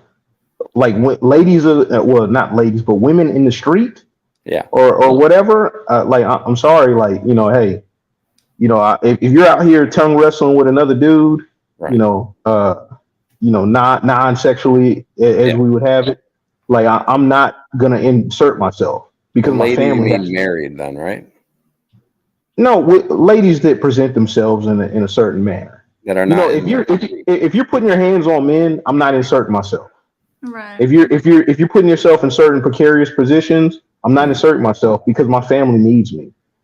Right. Okay. So as a man, you don't protect women in general? No, you gotta follow what he's saying because there's nuance nowadays. Triple. First off, the big nuance is you don't know who's carrying a gun and who isn't, and it's actually a very common thing for people to be walking around with a firearm. Second, like he said, why would I sit and risk my life and my own family's livelihood by sitting and protecting somebody for something I have no clue about why it's even going on? Coach K, would you like to tell these people? That it's gonna step over me after her significant other, like ends my life, and is gonna step over me like I'd never existed. Yeah, I see why you follow. I get it. I see why you follow Anton. It makes sense. No. That like mostly it's because of the content thing or whatever. Come on, you're a follower. That's all. Why are you doing that, Coach K? You don't. Coach K, you said you don't date outside of your race. Would you like to tell them the truth why you don't date outside your race?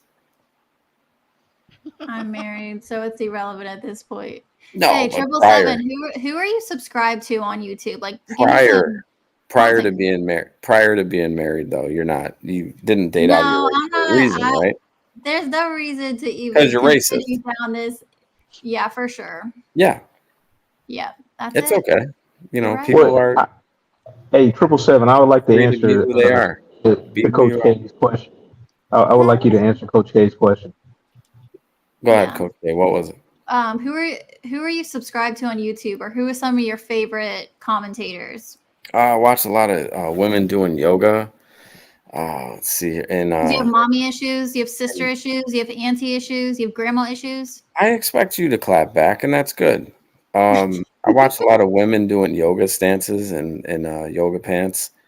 My good friends have Chaotic Truth. I'm subscribed to Mike from Boston's channel, Angry Snowman's channel, a couple other channels, Reckless Ray. Wait, can I ask you? Okay, but so you subscribe to Angry Snowman? Yeah. Yeah, that's true too. All right. In all seriousness, 777. Yeah. So you're aware that you can be aware and watch your own thoughts and manage them, and also manage your own emotions. You're aware of that, right?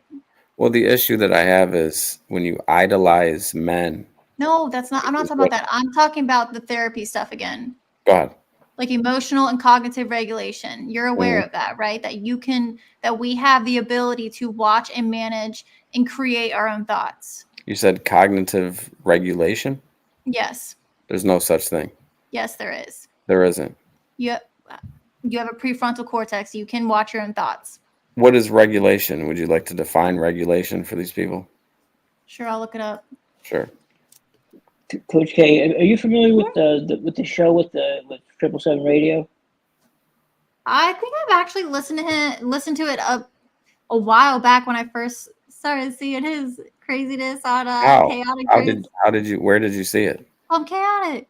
But it was a while ago, yeah. But see, the thing is, you should know by now that I do. At a certain point, there's no way out. You're just digging yourself. Oh, for sure, but it's okay. Did you know that Angry Snowman? You're gonna like this. Snowman, did you know the one class of people that Freud said could not be treated? What's that, Triple? The Irish. Is Freud your idol? Your guy? Yeah, what's the stuff with Freud tonight, man? I'm pretty sure he's talked been. about Freud before. Some of his stuff is kind of outdated, right? Well, Freud was actually studying the human mind to try and figure out his own psychosis. Right. Correct. He had some weird thing with his mother too. Which really isn't good because you can't figure out the ingredients when you're inside the bottle, right? Okay. Yeah, he was a troubled individual. So, Coach K, here's the problem. No one is attacking you. I understand you feel attacked right now. So, and this is why I suggested maybe it would be a good idea to get back into, psychotherapy, which you attended, for quite some years. Isn't that right? I feel like I'm on the stand. Are you a lawyer? Well, the underlining issue, which is why you attended psychotherapy, was what? I'm sure that got discussed because you graduated. Quote, you Now, said. now, Triple. I'm going to say respectfully that you're pushing borderline to doing things that you won't allow me to do on your This platform. is a good show. We're getting progress made here. But what I'm saying is you're borderline pushing an envelope that you won't even allow me to push with you. I've always let you push the envelope. No, come on, MFB. You know that's bullshit. I've always let Well, you push the envelope. no, I'm enjoying it a lot, but I agree with where you're standing. We are, you're pushing a little bit, but I think it's great content. It's great content. I'm not attacking this woman. You guys can't protect. I know you're not attacking her. You're not attacking her. You're actually offering solutions, if anything. I'm on to something, and I want her. But at the same time, but at the same time, Triple, you're also doing what you do when you're in your troll mode, and you're not allowing her to actually respond. Oh, the thing is, he never left that mode, though. No, please, yeah, I know. Right. Okay, I'm not letting her respond. Go ahead and respond, please. Wait, Mike from Boston, I think that's your name. MFB. Yeah. What solutions? What's the problem I stated here? But at least give me that. There's no solutions. At least give me that. No, please, Coach K. At least acknowledge what I'm asking you. What was the underlining reason for attending therapy? Should I say I know what it your was doctor then, told you. or I what know your I doctor think it told you. is now? I know your doctor told you before you, quote, graduated and decided to just leave treatment. Wait, can we be honest here? Can we all be honest? Are you going to answer, or should I answer for you? The thing is, though, is We know the answer. I see it differently now, though. But Coach K, can you at least give me that, or do I have to say the answer? I'm allowing you to say it. It's your life. Tell me, Freud. Tell me, Freud. What did your doctor tell you? It was your father, right? No. You know it was. No, it wasn't. Then tell me what it was. I don't get offended by anything, but I will put my foot down when it comes to my dad. Although he was annoying me tonight, but What was the reason that ultimately people go and seek therapy to find out? I think it was something like depression, like every other human has to deal with, and I think people are over medicated for that reason. Well, why didn't Were you diagnosed with something in particular, or no? Yeah, it was like depression and some shit. But now looking back, though, if Stemming from what? Stemming from what? Well, hold on. Did they diagnose you with actual depression? Is that what they called it? I think it was. Yeah, it was probably. I think it was. There was a dysmia or something like that. But have you guys heard? What's that? Well, why didn't you do the self-regulation, ma'am? Say what? Do what? It's called dysthymia is what's the clinical term. Something like that, yeah. But to be honest though, I feel like I was just sitting there talking about my problems over and over, and that's what I don't like. I'm not gonna put this on all therapy. That's therapy. But that's why I'm a coach, because okay, we can talk about your problem, but when do we start talking about what we're gonna do about it and stop blaming people and talk about what you want in the future? Ma'am, so that's what you do? You do that for, is that your profession now? Yes. Ma'am, respectfully, and you know this, yes. You should not be coaching anybody when you couldn't coach yourself. Triple. I coach myself now all the time. I didn't know how to coach myself then. Like I said, if I do what I knew then, I know he's crazy. You Triple, come on now. No personal attacks, sir. If you want to have a respectful conversation, that's fine, but you can't personally attack people. I'm about to give him a free program. I thought we were free to speak, you know. Let me ask you a quick question. Did you go to school for counseling or social work or psychology? Yeah. So I actually was originally going to do clinical counseling and go and get my master's. I got my bachelor's in social work, but my last semester, no, it was actually probably my junior year of college, I found coaching and realized, oh, this is actually, now it's a specific type of coaching, because I don't know what other people teach. But when I found that, I was like, oh, this is actually what I want to teach, and I'm not going to be told by agencies to victimize people and because I'm conservative, I'm Christian, so I don't want to be told to teach shit that I don't believe in either, that I'm not aligned with. Yeah, no, I went to school for psychology as well. Did you? Similar field, yeah. And I got my master's degree in forensic psychology actually. Ooh, that's interesting. Now, but this is a thing.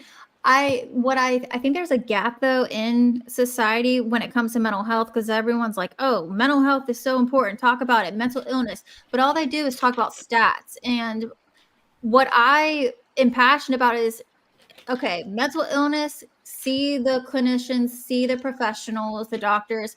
But what about the people who aren't really ill, but aren't well either? They're not optimizing their mental health, in the best way. Those they can. people That's are what I kind of do.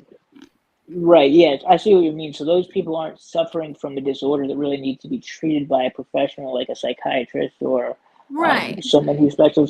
But someone who needs, I guess, a coach would be the perfect word for it. Someone Exactly. who needs guidance, is what you're saying, basically, like how to deal with their daily problems. How old are these children that you coach?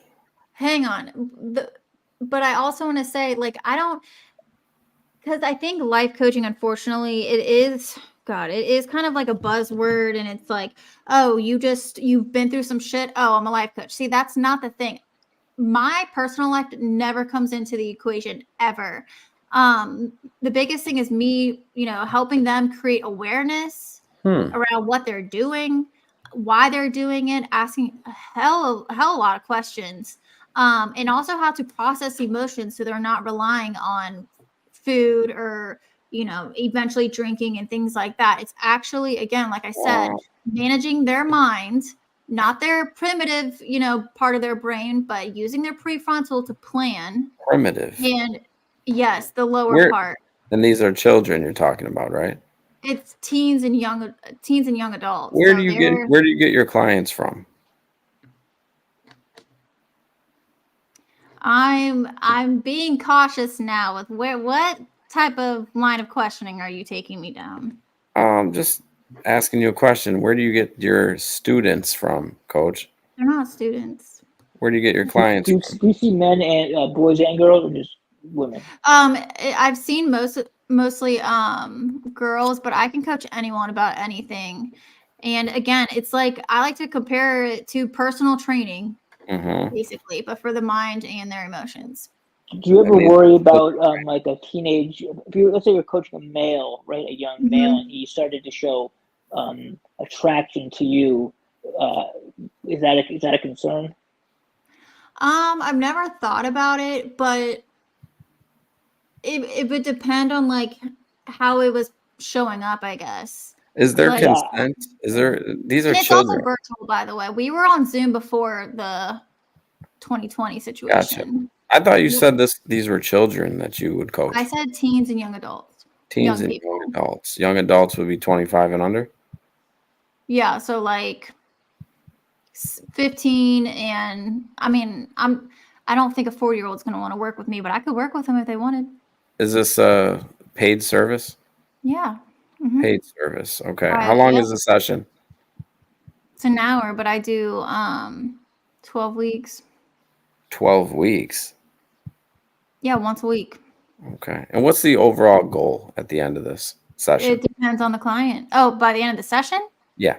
Depends on where we are. Like, it depends on the client, where we Well, are what's in the overall goal? My goal for them is them being able to recognize what they're thinking and why they're doing what they're doing, depending on what it is. Yeah. And knowing how to change it. I'm gonna sign up for a session. You can would you be up to that? Would you do a session with them? Would you do a session with me? I would do it with you, but the thing is like, if you're not, for anyone or any of my clients, if they're not going to show up and be, involved and come in, it's kind of like you get out what you put in, right? You basically got to be honest about it, Triple. Yeah. Otherwise, it's going to be useless. Yeah, what you're if he's wasting your own interested time. in his progression, and he wants to be, he wants to go far, and the only reason why I say that is as an adult male that went through 7-8 years of counseling myself. How much is a session, Coach? I mean, I don't really think you're being serious right now. I'm being serious. I'm actually curious about that part. Yeah, Just me and I Buster don't do both one agree. session. I do a program, like it's 12 like weeks. like a package, like a 12-week. Yeah. So I have to sign up for 12 weeks of this. Yeah, I mean, after you can always cancel before like 3, I guess, but Cancel before I think what 3. he's saying is that you need 12 weeks to get enough sessions in to have a change, right? Oh, yeah, to build trust and to also kind of, it's interesting. I've been like, flexible with this. Well, how much is it? Hang on. But because around, I would say maybe the 8th week, it's exciting because we finally start like really figuring out what the root of the issue is. And that's what is the biggest thing, is the root. Because if we're just going to treat symptoms, that's why it's like I see a lot online. It's like, oh, affirmations, love yourself, take a bath. And it's like, that's not going to make you feel better. Like it might for a little bit, but you're not going to the actual problem. Well, the root of the issue would be, I mean, these are young Yeah, mommy, adults. daddy, right. These are these are young adults. So, I mean, they're coming to you for life coaching, right? You're a life coach. Yeah. So you would give them guidance on employment. You would give them guidance on employment, right? Not necessarily. I might help them with, I might make suggestions, but really I'm going to teach them how to be resourceful. Are these okay? Are children? What's the youngest students you would have or clients? Probably no younger than 15. And they would need consent from their parents, right? Yeah, the parents are the ones who hire me. Parents are the ones who hire you. Yeah, it's not like the 15-year-old's gonna call her up and be like, "Hey, I need a coach." How much is it, Coach K? Yeah. What does a 12-week package look like? Right now, I'm only charging $1,500. $1,500 for 12 weeks. Now, is 12 weeks? Is that one session a week? Yeah, but if let's say they have For an hour, right? Yeah, and I also, they can if they want to, but if they have like an issue during the week, I've had some clients where she's going through something, and she doesn't know which direction to take. I'd be like, okay, well, we talked about this, so you can do this, you can try this, and then so they get materials, they get within reason. Obviously, I keep it very professional. You're not going to just be calling me or texting me outside of. What was your degree in, if you don't mind me asking? I have a bachelor's in social work, but I have a certification in coaching. Certification in coaching. So you keep the phone calls. Because if I were you, I wouldn't really want to be working outside of that, that hour. Like how long was that certification? How long did that take? I think it was 6 months. 6 months. And how much did you pay for that? I am not disclosing that, but to be honest, I would do it. You paid for that again. certification, right? I paid for, because I had already planned to go get my master's. So right. what I paid for it, I probably would have paid. I mean, I don't know how much your master's is. Well, respectfully, Triple, what she paid for it is neither your business. Well, I mean, we're getting to know her field, and a lot of people that are listening in the chat. But what she's paying for is really her business. Well, if she wants to disclose it, she could. That wouldn't be your business. I'm curious where your line of questioning is leading to. Yeah, you're being they kind of like either man last night. You're kind of being a little facetious. Yeah. Well, here's where I'm going with this. One, I think this is a scam in a way, respectfully. That's fine, yeah. And no, but just let me finish. I think a lot of people think counseling in general is a scam. Well, people think ice cream is a scam. So I think COVID was a scam. Oh, well, there you go. I mean, so what you're doing is you're kind of hustling people. Wouldn't you agree? A little bit. Mm-mm. Well, you don't plan on checking in with these clients after the 12 weeks. They're kind of one and done. Once they pay, it's over after the 12. But the non-refundable, Coach K. After of course it is, right? After 3, like if I've seen you for 3 calls, yeah, it's non-refundable, and they sign a contract. By the way, I have an LLC. Do you think after 3 calls, which they're hour sessions, right? Sorry, what was that? 3 calls would be an hour a session, right? Each. Correct. So you think after 3 hours you would deserve their full 1,500?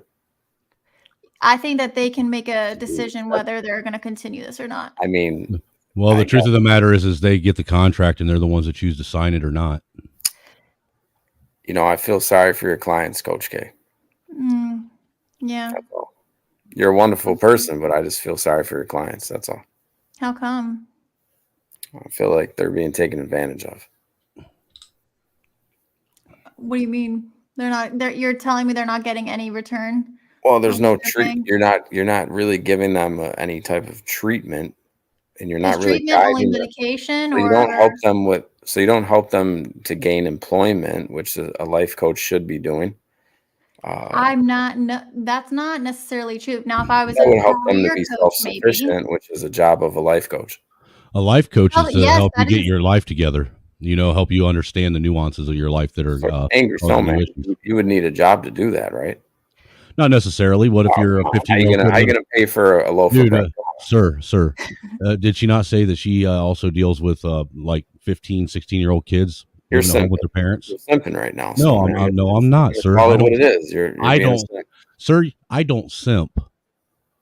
I want you to get. I want you to get that through your thick head. I She's do not hurting. simp. She's Yeah, hurting that was clear with children. Lindsay. She's hurting children, Snowman. That's what she's doing. You don't know that. So She's these manipulating kids children's are on minds. social media for hours. We have the statistics now. They're doing terrible, and the social comparison that they fall into, their anxiety is crippling, and they don't know how to deal with it besides get a medication. And guess what? A medication, half the time it's not going to work. You're better off exercising, and then you're not disrupting the thoughts. So if You're telling these kids to not be on medication also. You're I'm misleading not. these children. That's Coach I K. do Come not on. say that. That's their prerogative, and you know that I'm not a doctor. I'm not going to say, but I will tell you. Triple, how many as psych meds have you ever been on? you know what? Exactly. Zero. I'm seriously, how many psych meds have you been on? 0. I've been on a lot.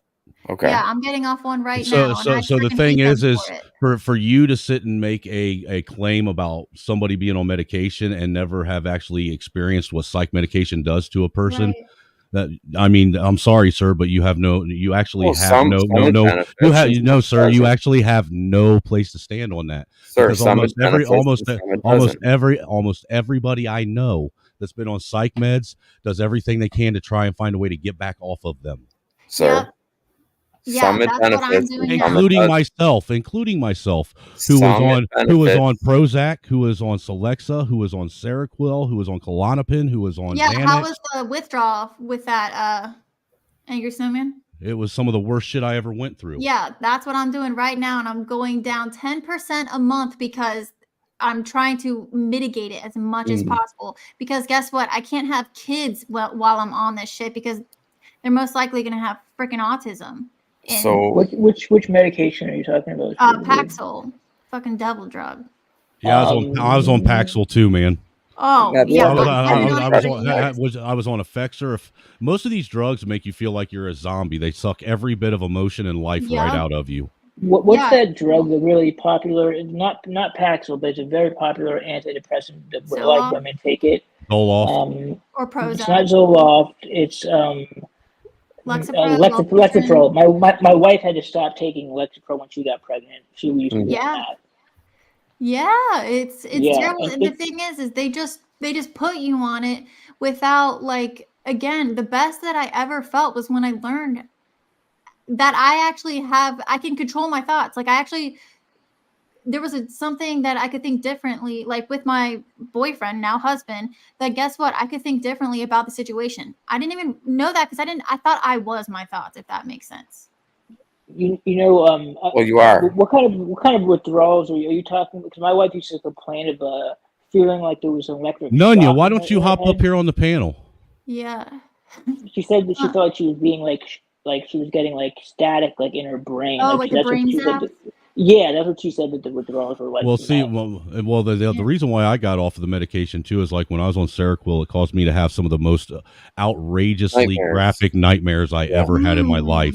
Yeah, that stuff is some nasty stuff. I man. have heard of that. Really nasty Like I had stuff. a nightmare, like the one nightmare that I still remember very, very, very vividly is I had a nightmare at that time. My oldest son and daughter were only like I think they were 13 and 11. So they were still in middle school, and I had a nightmare that I took a shotgun and shot my youngest son right in the face. That's Seroquel stuff, man. Like when my wife got pregnant, they were immediately. My wife used to take that for sleep. They were like, first thing you need to do is get off that. Like that's the one you want to get off right away. That's bad. And I mean, I would when I'd have nightmares, I'd wake up like completely drenched in sweat. Yeah, and what's crazy is I would have to be within. I would literally have to be within 3 feet from my bed because I would eat them.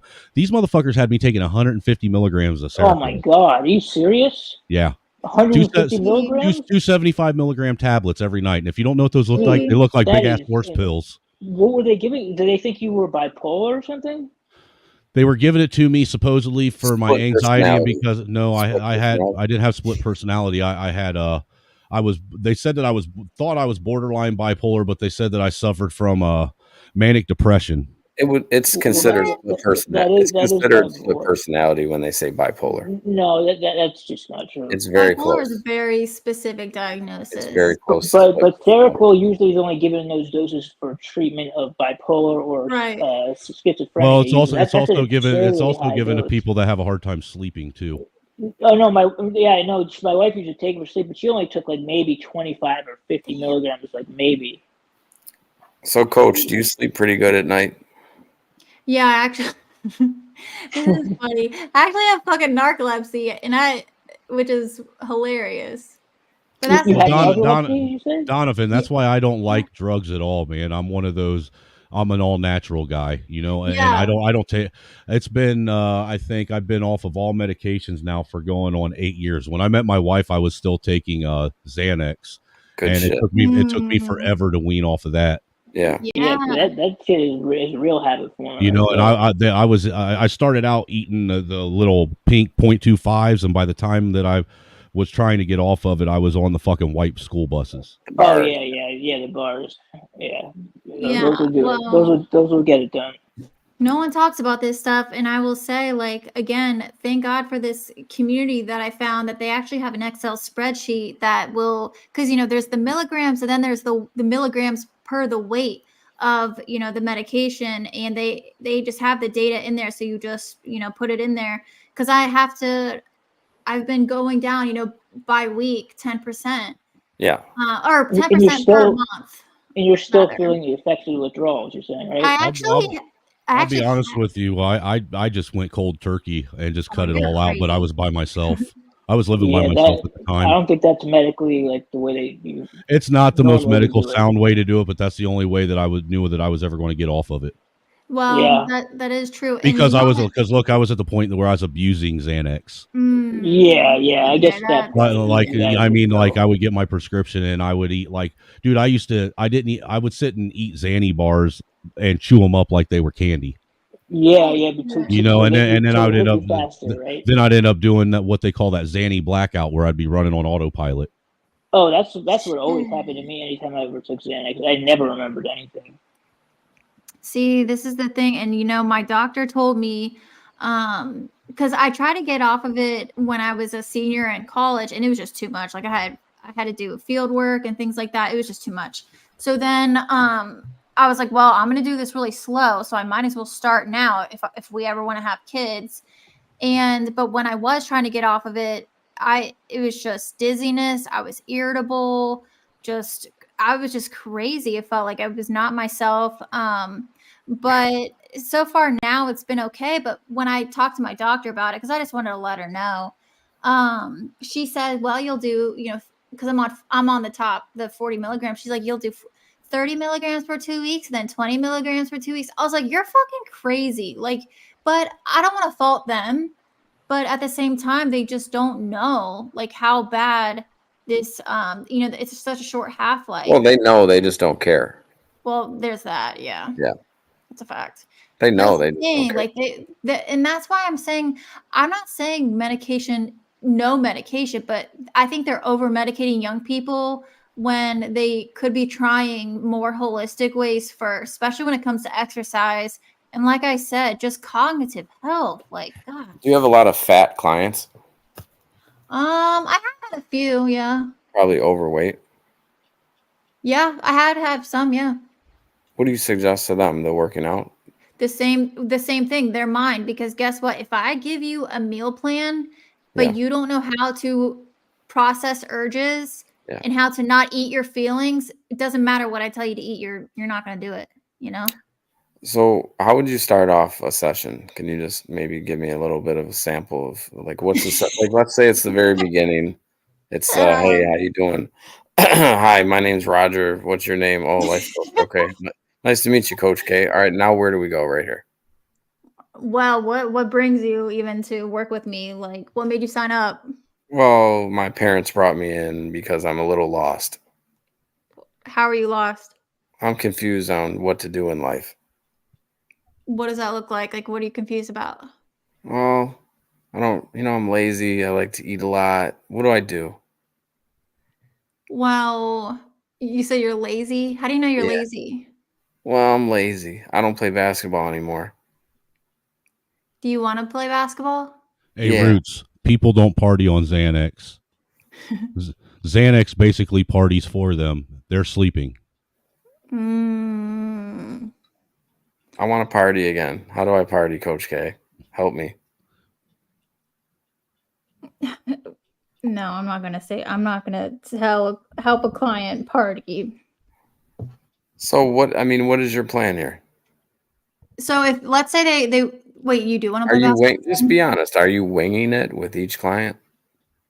It is unique to each person, yeah. Okay. So there's no set, standard. Triple, sometimes all people need and want is for someone just to listen to them. Yeah, that could be it. That's why I'm saying it's kind of and look, dude, I'll be honest with you. I ain't no life coach. Wouldn't you agree, man? It's like a scam a little bit. I agree that there are people out there that do scam. I agree with you, yeah. But what I'm going to say is I may not be a life coach or a counselor or anything, but I know from my own personal experiences that when I go out into the real world and I see people, like I've done it and had it happen multiple times, where I can literally see when somebody is, they're having an issue that's troubling them. Mm-hmm. I can see it in them, and for some reason I always end up engaging in it, and I'll share a piece or an aspect of my life, my own nuance that I went through with them. And just to let them know, hey man, I understand, and I know a lot of people don't see and they look past, but I understand, and you'll get through it, man. I promise. A lot of it's using your own lived experience with a lot of people. And some of the best counselors are people that went through shit. Well, yeah, especially with like veterans and things like that. Like that's why Hey, Nunya, you hit my cash app for 20. Hit my cash app for $20, and we'll kick Snowman. Right. Coach K, what does your husband do, if you don't mind me asking? He's in he's in IT and he's in the Army Guard. So he pays the bills. Yeah, I mean he does, but I do too. Well, I mean, you pay your bills. Until we have kids, I don't see why we both can't haul ass and pay the bills and put the rest in investments or whatever. Well, do you invest? Yeah. You invest. But let me I wanted to give you an example though. 777. Yeah. So I was talking to my just between me and you and the a couple of people in there. Do you think in a way, do you think you're scamming these people? No, okay, I don't. But I do agree that coaching has gotten there's low barrier to entry, right? And I do agree that there are scammers and things like that. Like, and this woman in the avatar is not you. That is me. What that is her, dude. That is you? Yeah, I saw her. I was just asking. I actually saw her in person last night on Fight Club. That's okay, really her. Okay. Yeah. Could you put in a private chat like where I would go ahead and receive a session from you? No, I've already heard enough. You're not being serious. Well, I mean, you're refusing to help a client, potential client. Well, every business owner has the right to refuse service. Yeah, I don't think we'd be a good fit. We've already had a consultation pretty much right now. I mean, I need help. Maybe Okay. she can refer you to someone that would be a better fit for Right, you. exactly. But can you Well, give me an you don't example want to have a session with me because I would literally pay to prove it's a scam and I would just record it. But go ahead. So go ahead. All You right. saved yourself, Coach K. Go ahead. Give me an example of something that you want to I'll read the chat. Give me an example or a situation that you want to something you've always wanted to do. That's a good Yeah, therapist on steroids. That's pretty good. I will say that we don't in any of my sessions, we don't blame other people because we can't control other people. And the ball is in your court the entire time. I don't do the that biggest shit. the biggest thing is learning how to take personal accountability and Yes. realizing how much control you have over all the fuck shit Yes. that's happened in your life. 100%. See the life coach thing. It's an easy scam. You're scamming the adolescents. You're scamming kids, teenagers. You're back to trolling. No, but really, I'm being serious. You don't have a lot of men or women that are, of age that you life coach, do you?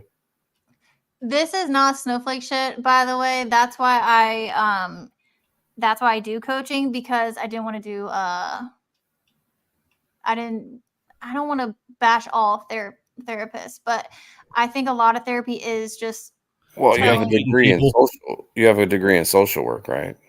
Yeah, but that's why I finished my degree, because I found coaching when I was like 3/4 of the way done. So would you agree? Well, would you agree that a lot of counseling and therapy itself is just more so trying to medicate people? Yes, 100%. What was your career though? I'm confused. Indoctrination.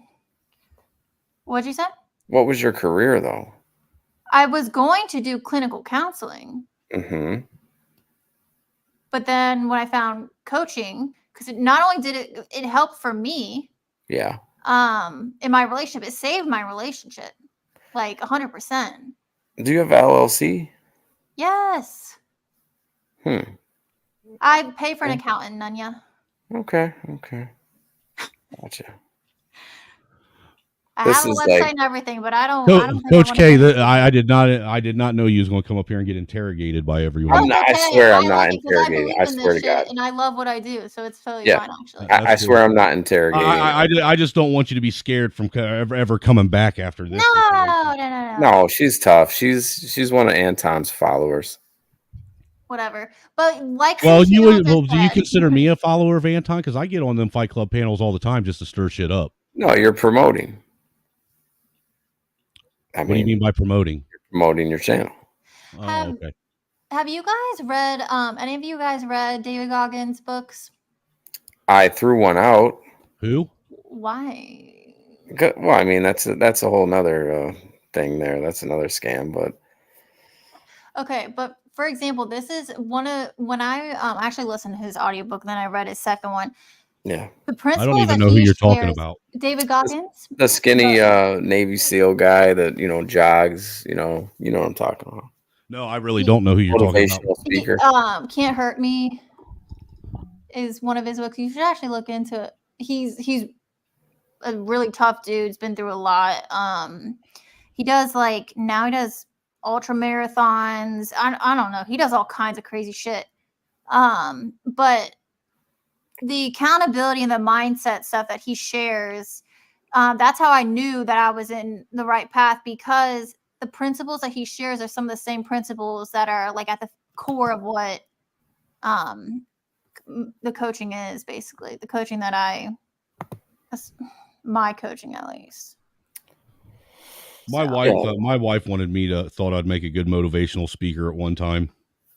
Yeah. Just because of my life experience, but that's why I'm on YouTube, to motivationally piss everyone off. Sure. Yeah, this is a way to do it, honestly. We don't have to keep talking about my freaking coaching, by the way. You have a YouTube channel? For me, I haven't shared any. I do a show on someone else's channel with an actual therapist, but I haven't made any content yet. I think it would be a great idea to do. I'm a Tar Heel fan, so I thought it was kind of funny. You should do a little, like a life coach type of show, and then give them a place where they can sign up for these sessions. Isn't North Carolina Tar Heels the school that Michael Jordan played for? Yep, Thought so. that's right. Yeah, I do have IG. Coach K, are you Jewish? No, I'm Christian. I'm Catholic. Oh, okay. No, he means your nationality. All right. No, I'm European as shit. I think I'm like majority Irish and German. I see a little Polish. I don't know. I'd have to look up my ancestry. Is that shit legit? Because I hear people talk bad about it sometimes. I look. I don't know anymore. You know. Yeah, right. We have that whole CDC thing that we're still trying to maneuver through. Not the fact. There's probably some type of, if you ever looked up the ancestry.com, Coach K, you'll probably see some type of percentage for scammer in there. Oh Jesus! But no, guys, I got to get going. This was a really good show. I didn't mean to come up here and bust your balls, Coach K. That's all. Nah, you're fine. You're funny on Chaotic Show. That's for sure. All right, Snowman. It's always a pleasure up here. Oh, absolutely, Triple. Well, I'd like to say to both of you, go fuck yourself and have a great night. Yep. Likewise. Eat shit, my guy. Thank you very much, sir. I appreciate that. Thank you. Yep. Good night, Coach K. Good night. So And that was- how? Go ahead. So No, I was just going to say, and that was Triple. Who's that? That's Mandrell. Mandrell. Hey, Coach K, how you doing? Good. What are you doing? How long have you been listening? The whole time. Not long. Listen, I didn't know you knew Angry Snowman, let alone would have a conversation with him. What? Do you really think I'm that bad of a guy, Mandrell? No, I don't actually. It's just like I didn't know that Coach K was in these YouTube streets the way she is, but I see her on other panels too. I'm like, that's Coach K. Yeah, actually, and I'll start listening to what she's saying. I'm just like, and then like days pass by, and I see her on another panel. I'm like, she's really gotten into this whole YouTube thing. Well, actually, she found my stream, I think, a couple weeks ago, didn't you? Because I think wasn't it you that said you saw us playing some Chris Cornell. Yeah, maybe obviously, but yeah, it was Chris Cornell. I was like, oh shit, okay. But yeah, and then I ran into her again over on Fight Club, which I've seen her up there quite a few times. Why, Coach K? I don't know why. You. The hobby's at AT. What else am I gonna do right now? The what? The hubby's at annual training. So what else? Oh, okay. Yeah, you got nothing else better to do. Got it. Yeah. So she's trying to fill her time. She ain't got no babies to take care of, so she's got to come up. She's got to come up here and argue with grown men babies.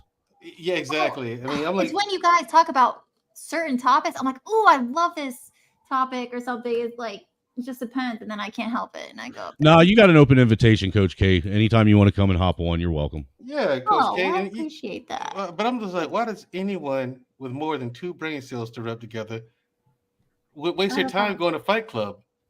I was waiting for you to say waste your time going to Angry Snowman's channel. No. This was actually pretty good. But Fight Club? No, that's a hot mess. Dude, like I said, I was on there the other night. That's why I asked her to come up, because I had some dumb crackhead cracker bitch try and come up and lambaste me. And I basically shut her down and told her that I didn't really give a fuck about her opinion. She could shut the fuck up and get off the panel. Right. And Coach K, when you come to my channel, I'm going to introduce you to Mr. Burgess. I want you to give me your thoughts on Mr. that guy. Burgess is great. Thank you for that, by the way, Mandrell. Thank you, because dude, you weren't lying when you said he is the gift that keeps on giving. He is, man. Wow. I mean, he is a YouTube necessity now. He is necessary, like RBR is necessary. Good Lord. He's one of those people who's a racist, knows he's a racist, doesn't care, doesn't mind telling you. It doesn't mind who knows. It's just, it's insane. Oh my God. Honestly though, Coach K, last night, I almost went all the way in on that girl. Because I was almost going to call her out for coming up there and being the typical white leftist that wants to pander to black people so that they can sit and like her because she's straight up. I almost went all the way in, but she hasn't earned that yet. she has to come a little bit harder than she did if she wants to wants me to lean all the way into it. I just don't understand. Like, I don't know if it was her or Mo, but I don't understand why you see that it's a mostly black space and you expect them to not speak the way that they want to speak. Like, I don't understand that. Like, don't go any channel actually for that reason. Why are you going to go and try to tell them how to run their shit? Like, who are you? Well, that happens so much. I've seen women in this side of YouTube, right? In the quote unquote manosphere, try to tell men like how they need to talk. Oh wait, no. Partly the reason why you get offended is because you never heard men speak. I mean, seriously, right? That's what it is. Personally, I think I made that girl's panties all wet, and she was mad that I was married. Yeah, that could be. I think it's because you honestly have a really good mic. Honestly, like. You can't hear anyone else. I was oppressing the shit out of everybody's mic last night. You were, but obviously that's a good thing. That's when you know someone like they know their shit. So it's like, but that wasn't you though. You know, she like took it, like made it against you. Right. Well, not only that, she wanted to sit and act like I was speaking in fallacies, and there isn't anything I said that wasn't truth. I mean, we were literally talking about, the Constitution and framework and how things are supposed to be. And all I was doing was giving legitimate facts because I've literally studied the Constitution for the last 7 years of my life. Yeah, you're incredibly knowledgeable. And I was glad you came up because I've listened to a bunch of stuff, but I really haven't. I haven't spent a lot of time talking about it. So that's why I kind of suck at it. But I know I align with you a lot and even Illuminated. But the thing is we were talking about politics. Like you didn't make it politics. Right. It was all. That's why I jumped up is because of the conversation you were having, and that's my shtick. Hey, hey, Snowman. Yo, I got a YouTube recommendation for you. What's that, sir? Delete Laws. I already follow them. Yeah, like dude is like I'm telling you, man. Well, see, the thing is you got to watch some of the stuff he's spot on, and other stuff he really misses the mark on. No, I get that, and everybody has their blind spots. Oh, be careful though. I don't want you to be a follower. Right. Right. I like. Hey, look, man. You chew the meat, you spit out the bones, man. That's old. That is an old saying, man. And the way I look at learning or whatever, it's like karate, man. I can learn from somebody I hate as much as I can learn from somebody I like. And how I like somebody. Hold on, I'm gonna take your fucking wrench. You do that again, Nunya. Uh-oh. But yeah, like I learned like karate, man, because back in the day, you know what I'm saying, like Bruce Lee couldn't get it all from every single master. He could only get a little piece, and that's what he had to turn into Jet Kune Do. Who else do you guys listen? Like, who are some of your like go-to people on SKC? I follow him anytime he's live. Who else do I follow? I got I don't know if you've ever heard of this guy, but his name's the channel's called No White Guilt. Sounds familiar. Is it? Wait, did SKC talk about him? No. Hood Servative did a while back. Oh, yeah, I did see that. No White Guilt, man. Yeah. I man, like you had me at no. I'm supremely interested in seeing like how the space is growing, and I've like been like watching like YouTube like certain accounts and all that stuff for like the last 10 years, right? And it's really interesting to see how stuff has changed, and even some of the legacy accounts and how they got shamed out of basically out of the space. It's so like just interesting. So I've done a lot of self psychological study, right? Not on myself, but like my own personal study. Mm-hmm. My major is marketing, and another guy that I follow, if you're interested, is a guy called Nicholson 1968. I don't know that one. No. He's real big into talking about the transhumanism. Oh, man, I speak to a bunch of people on Clubhouse about that. There's another guy that I found through Nicholson, 1968, and that's the Days of Noah. Yeah, I don't know that one I have either. a question. Who is that guy, the weirdo with the mask? Who? Be brave and think. Yeah. What's his deal? He is a fucking chronic habitual Boomer. racist piece of crap, and he makes white people look like Right. shit. You can't have a conversation either. It's fucking annoying. Well, the thing is being that you've went to school for psychology. I'm assuming you studied some of that while you was in college, right? If you watch how Be Brave and Think operates and his mannerisms, you can tell that there's something not right inside his head. He has some serious psych issues. Yeah. Yeah. You need to chill the fuck out. Yeah, he does. That guy, I don't get it. Like I've never understood racism. Number one, even though I grew up in Alabama and I never understood it. But that guy, he would backtrack on his points. I even came up. I don't know if you saw that, Coach K, but I even came up on the panel that day. He was talking to Black Men Unfiltered. I was like, wait a minute. So, I did see him on there, and I couldn't listen though. I can't listen to him. Well, I came up on the panel too, right? And I said, listen, Black people are only 13.5% of this nation's population. I said, you say that Black people make this country are the ones ruining society. How does 13.5% of your population ruin the entire population? He said, no, it's not all. It's not 13%. It's only like 3%, and then it's actually like 2. Wait, and as Coach Guy said, wait, no, that's worse. That's so much worse. I said, you're telling me that 3% of the 13%. I said, are ruining society? He said, yes. I said, that's mathematically impossible.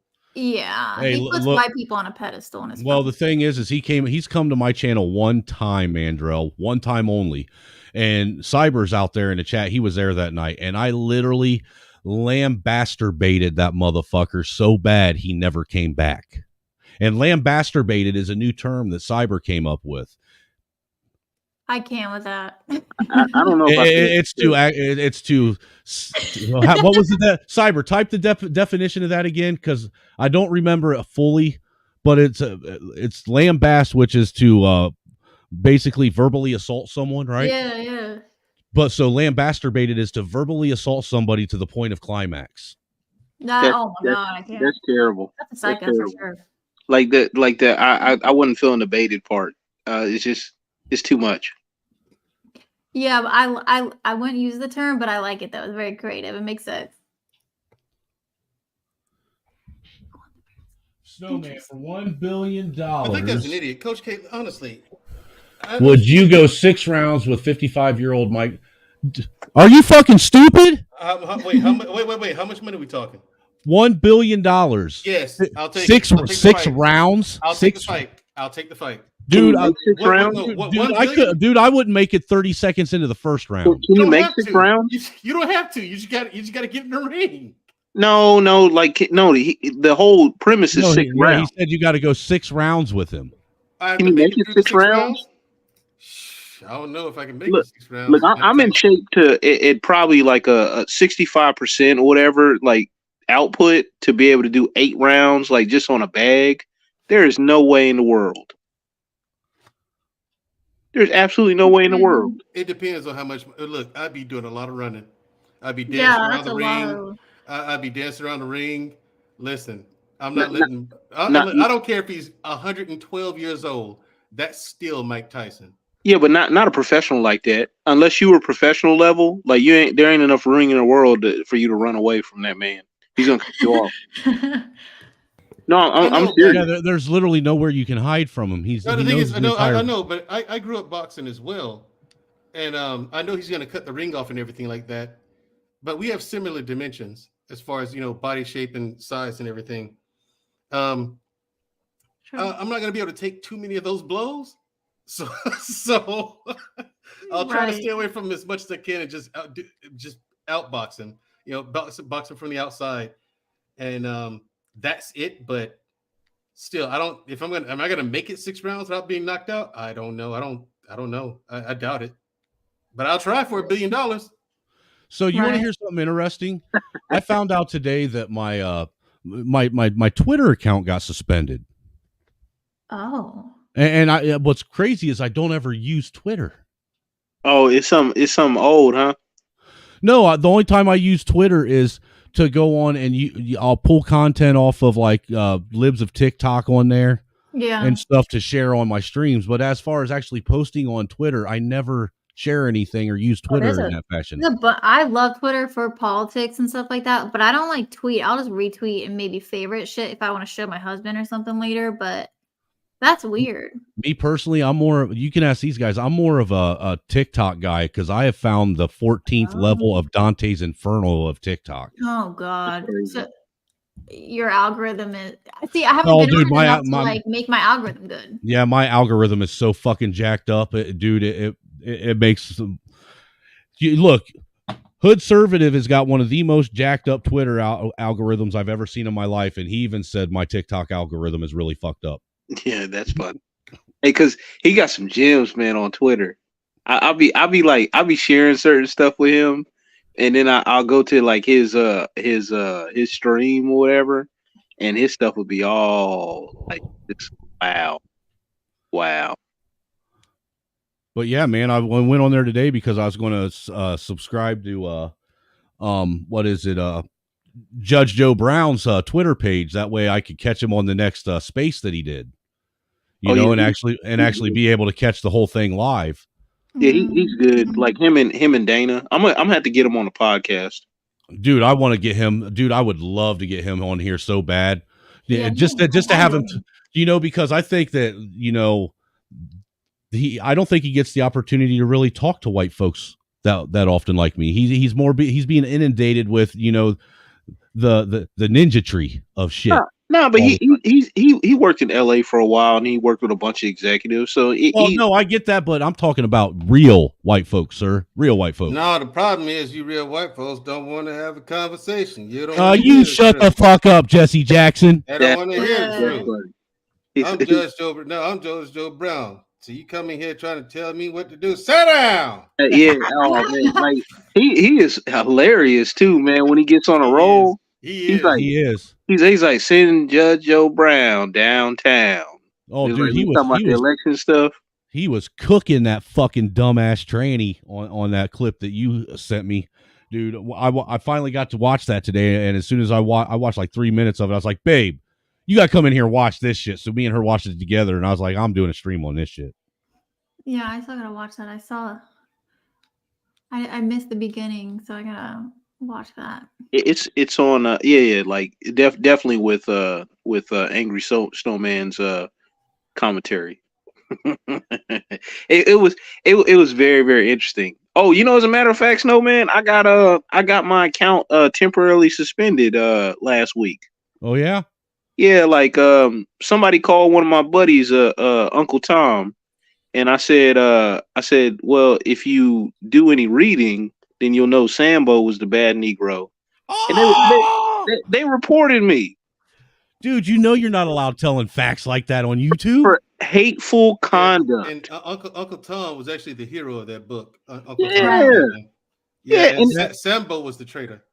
Just like Captain Hook was the hero of Peter Pan. Yeah, like he was trying to save those kids from the child sex slave. From a fucking pedophile trying to put them on Fantasy Island. Yo, that is some wild stuff. We had that stream where Hood, and then we just like started talking about the fairy tales. Right, dude, we started breaking it down, and we all, that was a wake up moment right there, man. Like, holy shit. Like there was a rap song by Pastor Troy back in the day, Vice Versa. And he was talking about like when up is down and down is up, basically, and talking about stuff of the devil and all this. And I was just like, I remember we were listening to that, and I was just like, "Hey, yo, this is why I can't believe I'm listening to this shit, man." And then my homeboy's mom like came into the garage and we were listening to it. She's like, "Get this devil music out of my house." When in all actuality, the song is about like everything being reversed. And how the devil plays tricks on you and makes you think that right. It's very, very interesting, but the beat and everything sounds very sinister. Since you bring that up, I don't know. I don't know if you guys have caught this on the shorts in YouTube lately, but have you caught this? It's a series of shorts where this guy is literally interviewing the devil. I haven't seen that. Like there's a guy that's been obviously done up. He sat down. He's been done up and all the makeup and shit. And it's a skit. You know what I'm saying? But it's literally a man interviewing the devil, and the devil, dude. It's some of the craziest but most relevant shit I've watched in a while. What is it like? Have any of you guys read what's it called? Why is it escaping me? The C.S. Lewis one. No, not Lewis. Journey. C.S. Lewis. What is that? Oh my God, I gotta pull up my Kindle. The Lion in the Wardrobe. Yeah, that is him, but not that one. I think your first problem. Screw tape letters. Sorry, screw tape letters. You got a Kindle. That's the problem. Well, it's on my app. You know what? No, it's an app. Well, I use the app because guess what? Then I don't have to wait for books. I use the app too, but that's only on certain books. Yeah, I like having a book collection because building a library is actually fun. Thank you. That is true. Thank you. And you want to know where one of the cheapest places you can go to build a library? Fucking Goodwill. Yeah, that's true. I believe that. I've gotten so many good books from there. That is true. I like reading like the books, for just pleasure reading, I guess. But when it comes to like my business or something, I like it on Kindle on my digital because then I can control F and find that shit so quick. But I'm with you though. I'm more into the the actual physical copy because was it last year or the year before when they started digitally editing, like Gone with the Wind and stuff like that? Oh, that's true. You got to be very, very careful with digital copies of anything. You want to hear something crazy? I'm one of the few guys that you probably know that still has a copy of Encyclopedia Americana, which is America's version of Encyclopedia Britannica, 1958 version. Damn. You're not a minimalist. I'll throw that shit away. I gotta get my dad's gonna give me these old encyclopedias, like this whole set that he had. You want to know where you can find old sets of encyclopedias? Facebook Marketplace, dude. I was going to pick up a set of World Book encyclopedias that were from 1908, dude, and the couple that had it was only selling it for like $40 for the whole set. Oh my God, I'd buy that. There's still like a couple like secondhand like older bookstores like in Nashville, and I go in there and like get like a couple books for like 4 or 5 books. I mean, how about this? Brother? Why don't you save your money and get the fuck out of Tennessee? Oh no, I love my state, man. I love hate my that state. place. What's wrong? Hi. What's wrong with Tennessee? It's Tennessee, dude. It sucks. Come on, man. Dude, some of the greatest views and mountain peaks are in Tennessee. The cost of living is pretty decent, right? Like compared to Tennessee doesn't have they don't have a state tax. They don't have a state income tax. No state income tax, just a high sales tax. But it's a wash. Okay. And they got rid of the hall tax too. Well, here's the thing. You should move to Alabama. We have high ass sales tax, and we have state taxes as well. But it's okay. We have fantastic mountain ranges and views and all that other stupid shit Angry Snowman said. Plus, it's better than Tennessee. If I'm gonna go south, I'm gonna go to the beach. I'm like, nah. I'm Florida. Dude, fuck the ocean. Man. Everything in the ocean wants to eat you. Not everything. No, literally everything in there wants to eat you. Oh, that's scary. Well, not if you go deep enough. If you go deep enough, you can guarantee you're going to get eaten. No. There's a lot of that shit down there can't even see you. So I mean, yeah, they can. Their senses have adapted for the dark and the depth. I said they couldn't see you. I didn't say they couldn't sense you. They can smell you. I've been to Florida once, and it was for one of my best friends. His mom took me down to Venice Beach down in Florida. All right, and I'm gonna tell you what, it looked pretty, but that's about as far as I'd go with it. I will never get in the ocean ever again, ever, fucking ever. What happened? The fact that every time I took a step, something was fucking trying to bite my fucking feet, clams, crabs, whatever. Yeah. You know, the fact you that don't lake either, then I guess. the fact that every time something fucking splashed, I had, I had salt all fucking stinging my eyeballs and shit. There's nothing fun about it. Hey, look, Snowman. If a jellyfish stings you, man, I'll pee on your leg. I'll pee on my own leg. That does not But actually see, work, by the way. the thing is you ain't got to worry about a jellyfish ever stinging me because I'm never getting in the ocean again. That's a myth, by the way. That does not actually work. Hey, don't tell him. Hey, I'm gonna tell you what, it does work for athlete's foot though. Yeah, it does. Fascinating. They teach you that in the Army. Coach K, you should ask your husband. You want to know why it does? Because of the chemicals in your piss. The ammonia. Yep, it kills the athlete's foot, which is a bacteria. Wow. I It didn't know. does. I did not taught know us that. They taught us that in the Army. Like when you get in the shower, piss on your feet. I thought it was a joke, Nope. but no, they were serious. It works better than any athlete's foot powder or cream or whatever you'll ever get. Your piss works 100 times When you're in better. the shower, piss on your feet. They tell Your athlete's foot will be gone in 3 days. What's that stuff called where the people drink their pee or whatever? That's called survive. That's called survival. Right. Like, you can only do it once, but I'm saying like they actually ferment their stuff. Like Hood did a video on it, like what, a week or so ago.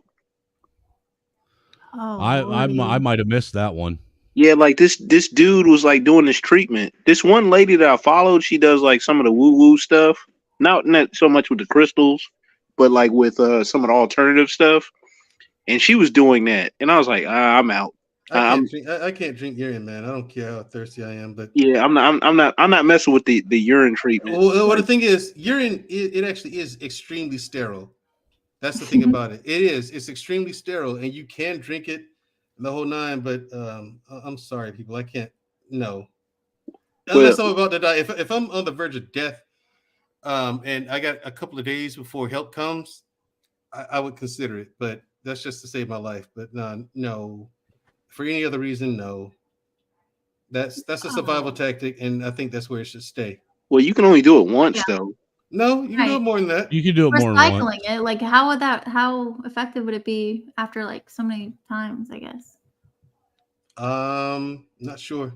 I was told like after if you don't have any water, you know what I'm saying, when you do it the one time, then you're actually not getting the benefit, and you actually start affecting your body negatively.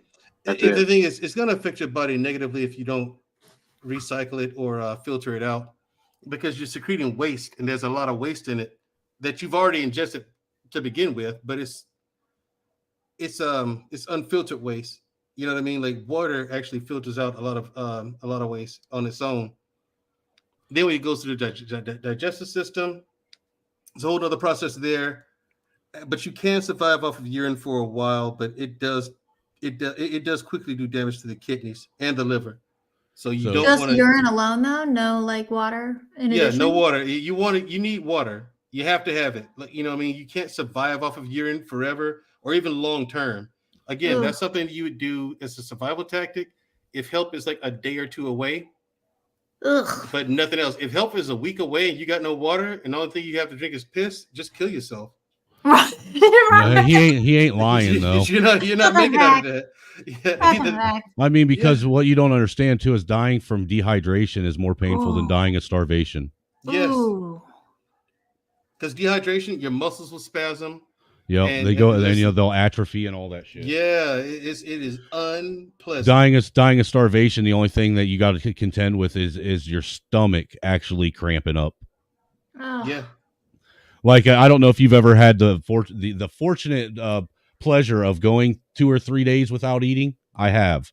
And what happens is you'll actually get, like, about midway through the second day, it'll hurt a little bit as your stomach's constantly growling, because when it's growling, what it's doing is it's actually literally starting to break down all of the sugars and fats that are inside your stomach now and inside your body. Right. Then once you get to about the third day, it doesn't hurt no more. It just becomes normal.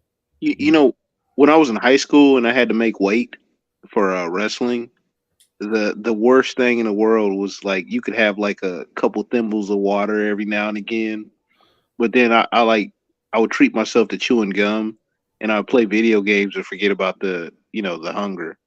Oh Right. gosh. That sucks. Go to Ranger School. See if you make that. My buddy, when he told me in order to graduate from Marine Basic, that one the end thing they gave them, they had to do a weekend hike where they took them and dropped them off in the middle of the fucking forest somewhere, and they only had one and a half MREs to last them 3 days. Well, see, Marines are stupid, so he might have been telling the truth. Damn. But yeah, I do have an issue with Marines, man. I mean, they just do not treat their guys right.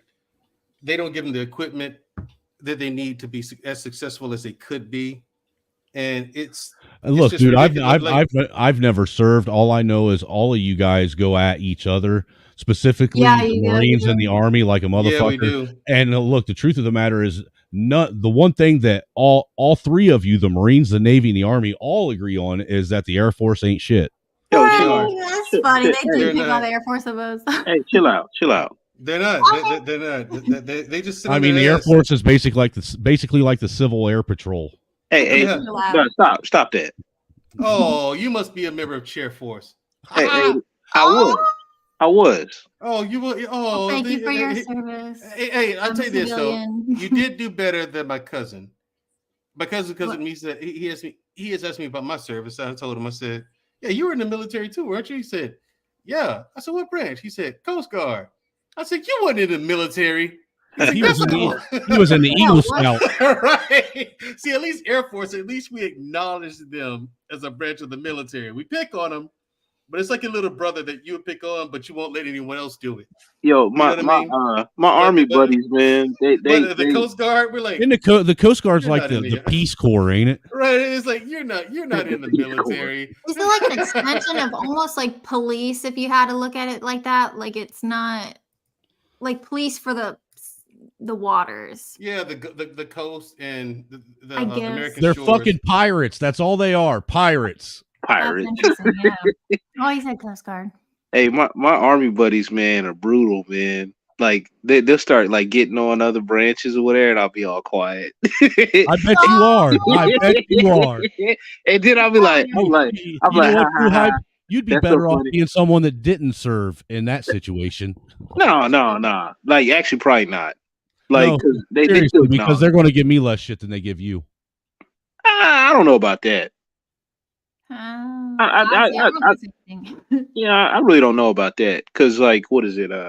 What's funny is like people don't really mess with me too much, but like there was another Air Force guy I used to work with, and like all the Army dudes, man, ex-Army dudes used to be like on him like crazy, and he'd be like, "Oh, he was in too." I'm like, "Man, this ain't about me. this ain't about me." Well, the thing is, he was probably either talking shit back to him, which makes that makes us come after you.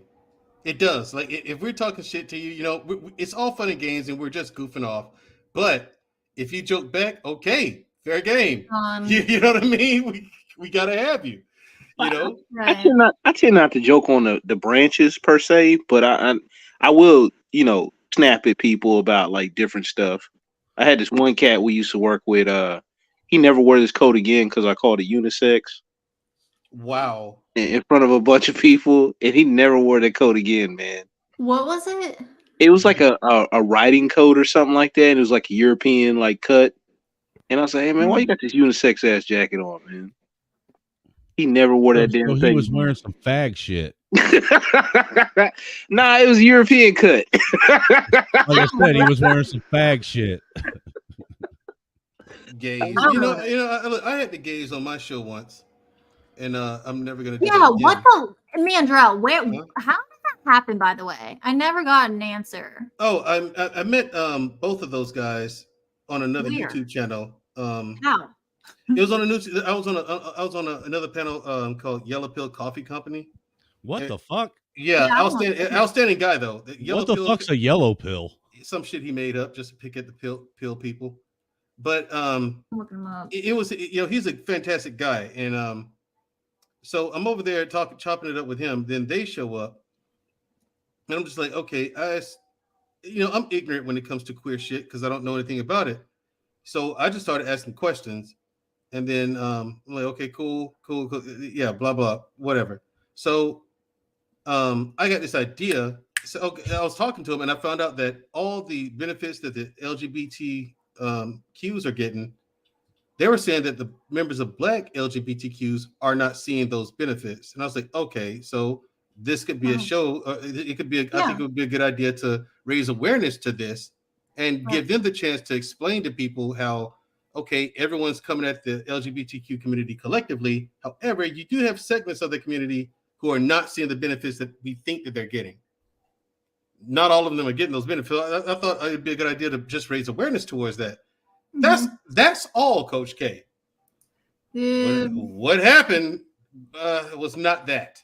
Those chats were like, And what got me, Coach K, is that obviously the word was getting out. Like people were calling people up, saying, "Hey, hey, you got to come to tune in to Mandrell show. It's going down over there." And the chat was insane. Absolutely closed-minded people ever. Dude, you want to know? You want to hear about some closed-minded people? You guys should have checked out Mute the Media in its heyday. I don't know what that is. I don't know what that is either. Dude, it was. They're still on TikTok, but they used to be on or on YouTube, man. And it's basically a bunch of fucking supposedly college-educated socialist, Marxist, Maoist, communist, confused idiots that think that they know more about politics and the social economics than anyone else. Oh my God! Utopian theory, basically. Yes, man. Oh, dude, I went over there one day and I trolled them with my one of my trolls accounts. And oh man, I had never had so many people so fucking pissed off before in my life. Well, hey, listen, I'll tell you what, you should have came to that show. If you'd have known me then and watched that show, dude, and saw the chat, it was on. There were over 100 people watching that episode. It was the chat was just lighting up. It started out with just the normal. I think what did it was Conscious TV, his outfit. Yes. Like he had this long weave in his hair. One half of it was this bright blue. The other half was red, like fire red. And he's talking, and I'm like, look, at my army, my old teammates, I told them what I do, that I do YouTube and that, you know. One of them, my actual partner, the guy who went through every bit of training together. He's one of those guys, right? So I talked to him just last week, and he was like, you know, Harris, I caught your show. Yes, he said. In fact, yesterday I said, "Yeah, what you think?" I'm thinking he's talking about the most recent one, right, or something that's more recent. He said, "Yeah, you had this fagno sitting there. This fucking weirdo with this bright red hair and half of his red, half of his blue." And he's like, "What the fuck was going on with that?" You know what I mean? So now I have to answer for this to them. Okay, so I'm explaining to him what happened. He's like, "Man, the shit he was talking was absolutely insane." I said, "You didn't agree with anything?" No. I was like, "So you and I got in this conversation, but it's just, they saw him as nothing but a weirdo." And I was like, "Good Lord." Oh, dude, do you know how many I told him, I said, "As long as I've been doing a YouTube show, the first episode you caught ever was that one?" He said, "Yeah." I said, "Good Lord, dude. Scroll down the feed and just pick another one." That was the first one you watched? He said, "Bro, yeah." I've had to explain myself for a lot of streams to people." Oh, good luck. How was that? Like, man. Like Coach K thinks I'm crazy, Angry Snowman. I don't think you're crazy. I think that you're a proud masculine man who likes to lean into his masculinity and push people's buttons, because that's what men are supposed to do to other men. We're supposed to push each other's buttons. Yeah, and women don't understand that for some reason. Wasn't that a song? Now, Coach K, if I meet your husband one day, he's gonna be he and I are gonna be joining each other. And we're going to be sitting there having a fantastic time. You're going to be wondering, what the fuck? You're going to think they're fighting. You're going to think they're in there fighting. Well, no, I already freaking know. You guys will have plenty to talk about. I already know. Well, look, I saw Coach K husband lifting weights. Was that 405 he had on the bar? Okay, I was kicking myself for cropping that shit. Yeah, it was 4 plates. Yeah, see, Coach K, fuck that noise. Tell your husband he's insane. There's no reason to go up that high on the bench press. I know, but Especially when you look like you weigh $125 soaking wet. I know. He's kicking himself because of his PT and stuff. He'll be like, I want to get bigger, but then he'll be, he'll miss his abs or whatever. He can't decide. I think Coach K's the one that's pushing him to turn into, because turn into Arnold Schwarzenegger. Bullshit. I want him to decide and just. I think it's you that's doing it to him, man. I'm automatically side with your husband and blame you. You want to know something though? I don't know if Dwayne has told you, Coach K, but when they see your shit on Instagram, like you're in the gym and whatnot, you've gotten some rave reviews, and both Black Men Unfiltered and I both have had to tell people, back the fuck off. She's married. Like I have like, and people like, why are you caping for Coach K? I'm like, fuck you. I know he told me that. Right. I was like, fuck, and I'm sitting like, fuck you. She's family. Back right. off. She's I married. Thank you guys. I know he did tell me that. That's why I really don't post much gym shit if I can help it. But unfortunately, as a female, like especially like the posts that I've had, I mean, and I am trying to get my marketing done anyway, but if my face is on it or something like that, it does bring in more views. But obviously I'm not going to weaponize that shit because I do have morals. But because I do. Hey, I openly admit that I will grift my ass off. I do. I don't. Yeah. There is no shame in my grift game. I grift my ass off. I am on this to try and make as many fucking gulag coins as I can. Oh, and that's it. For sure. Yeah. Like not Coach Kate. Seriously, like you don't understand. Like guys you could just the comments. Yeah, I can just envision guys staring at your pictures with their tongues hanging out. I'm like, wait, you're telling me you don't think she's bad? I'm like, yeah, she's attractive, but she's married, dude. Right, Stop the fucking madness. You know what I'm saying? You've never tried it. One guy had the nerve to say, you've never tried it. I was like, no. That's why not? The thing. She's Do they not married. follow other people? Like, what the fuck, dude? It's like, who do they follow? Do they not see other women and shit? I don't get it. Well, they do. The thing is, those kind of do it with all women. And these are man children who can't control themselves. And what I'm saying is, don't let any of that kind of stuff deter you from posting on social media, because these days, that's how people get attention, and it's a good way to promote your business and market your business. So don't. Yeah. There's just know that you're going to get a margin of that. But if you notice my social media, like my Instagram, it's a desert. And it's worked against me because I sell nutrition plans and workout routines. So now I'm at the point where I have to record content at the gym. Right.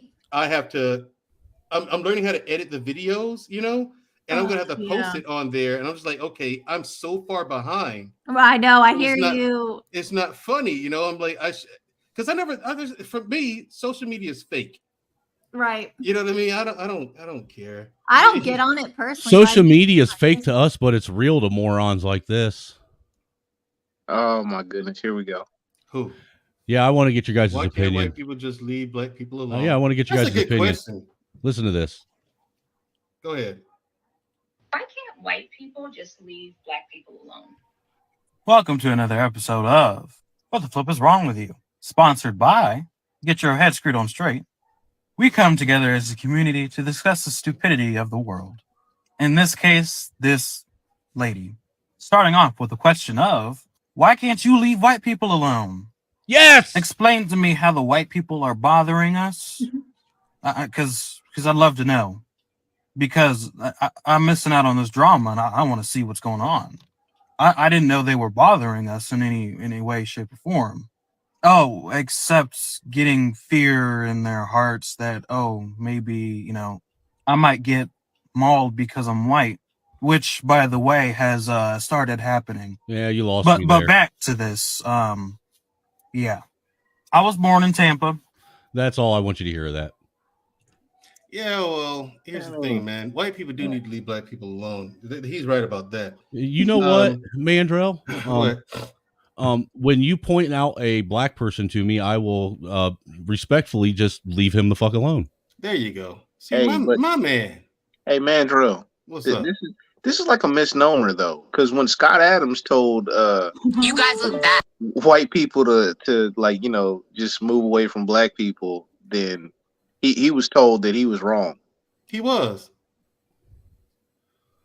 wrong. Yes. Please expand. We'll see. The thing is white people need to understand that they got to let black people tell them to leave them alone. Exactly. See, Snowman gets it. You know, white people, you have no business saying anything to us. We have to stay in our lane. You stay in your lane and know your place, white man. Yeah, right. But he was talking specifically to other white people though. Right. But he was talking about black people as a collective, and he didn't have the collective appreciation nor the collective agreeance of the black community to speak on the black community as a collective to the white community. Oh, okay. Exactly. Okay. See, I've been in these black manosphere streets for a while, so I understand now. You know what the crazy part? You know what the crazy shit is? I can't say anything else because Angry Snowman is 100% correct. You have to have a black person. Like, that's how ridiculous this whole thing has gotten. You know, like, black people don't want white people to tell them to do anything. You know what I mean? Like the guy was saying that. Now, what he said was distasteful. In my opinion, from my point of view, it was distasteful.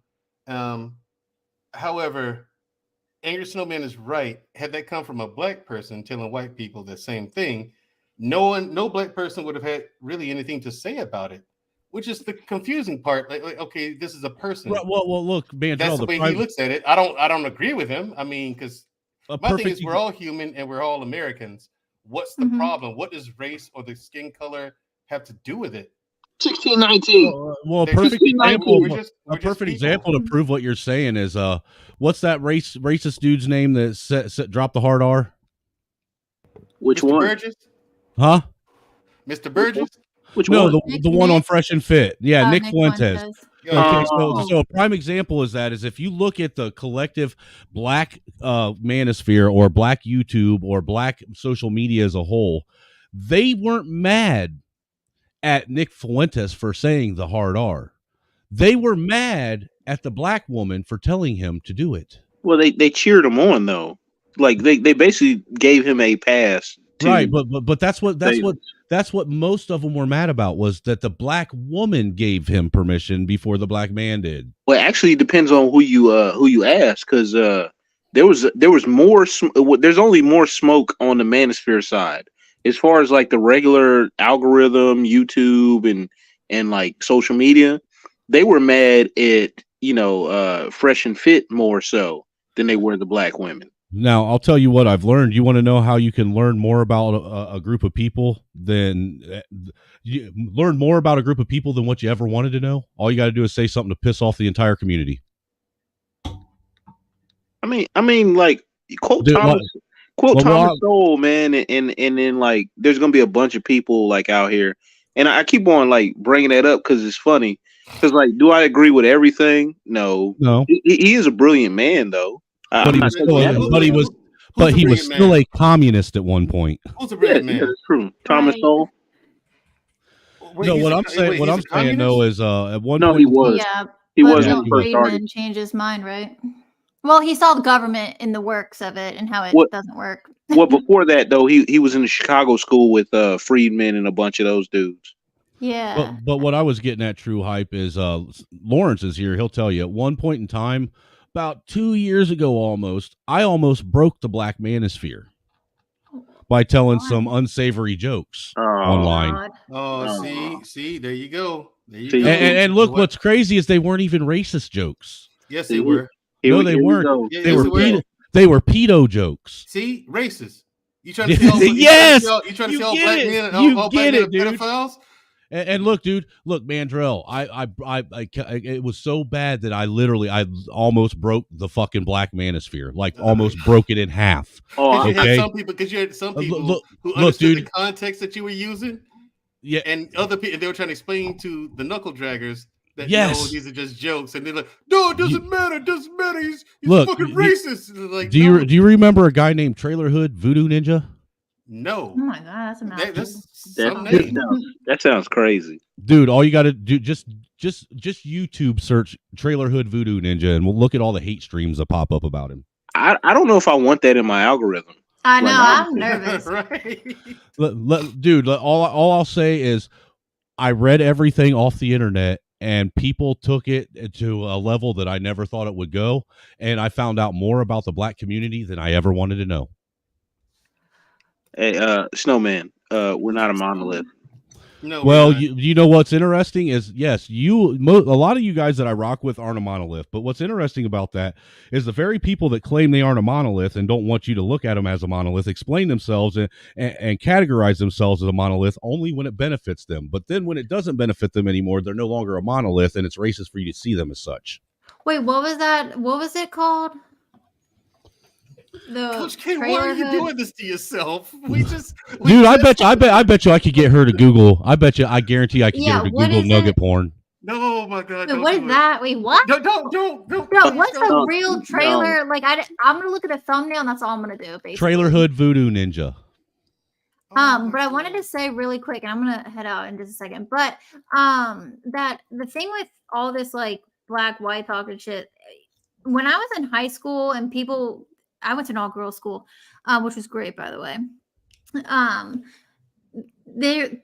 Girls would start shit and they would talk shit, and something that I always thought was, I have enough shit going on in my life to give a damn or to go and talk shit about you and start shit. And that's kind of how I feel now too. It's like, do you really think that like I have enough energy or care to like just, well, first of all, frankly, it's immoral, but to be racist or to like have a problem with you or like to start shit, like I just don't get it. Like I have enough going on in my life to give a damn. I'm an equal opportunity racist. I get it. A lot of people don't have stuff going on in their lives, and that's why they have to like project and do all this other stuff, and like that's why so many people watch like reality TV, because you get to be like, oh, at least my life's not that bad.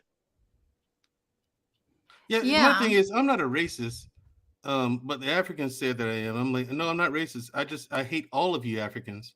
Now, hold on, Mandrell, hold on. Before Coach K hops off, I want to give her a disclaimer. I want to warn you ahead of time that unless you can handle dark humor, you do not want to listen to the jokes that I read because they will piss you off. The ones that you read, you said? Yes. Okay, because that's what all these hate streams, that's what they do is they play back a chopped and screwed video of me being on someone's panel reading pedo jokes off the internet. Okay? Now, unless you are one that appreciates dark, nasty humor, don't listen to it. I mean, my husband was watching a comedian the other day on Netflix, and Mandrell, reinforce what I'm saying to her because you understand what I mean by dark humor. But at the same time, she is married to an army soldier. Yeah, so were some of these fucking dumbass strags that fucking went and did hit pieces on me. Well, the thing is, oh yeah, I see. That's the thing. It's like there's something in and I was actually talking to him about this the other day. It's like that like you're not laughing at like literally the words, you're laughing at almost like it's kind of hard to explain. It's like it's not the concept you're really laughing at, obviously, because if you put it into a real world, like it's not real. That's it's the like context. It allows you to exactly. So it's like you're laughing at the fact that you ain't supposed to be laughing about this. Right. And that exactly. And part of it is true. Talk about this. Right. And part of the joke is true. That's what makes it funny. Oh, like the cocaine in the big house.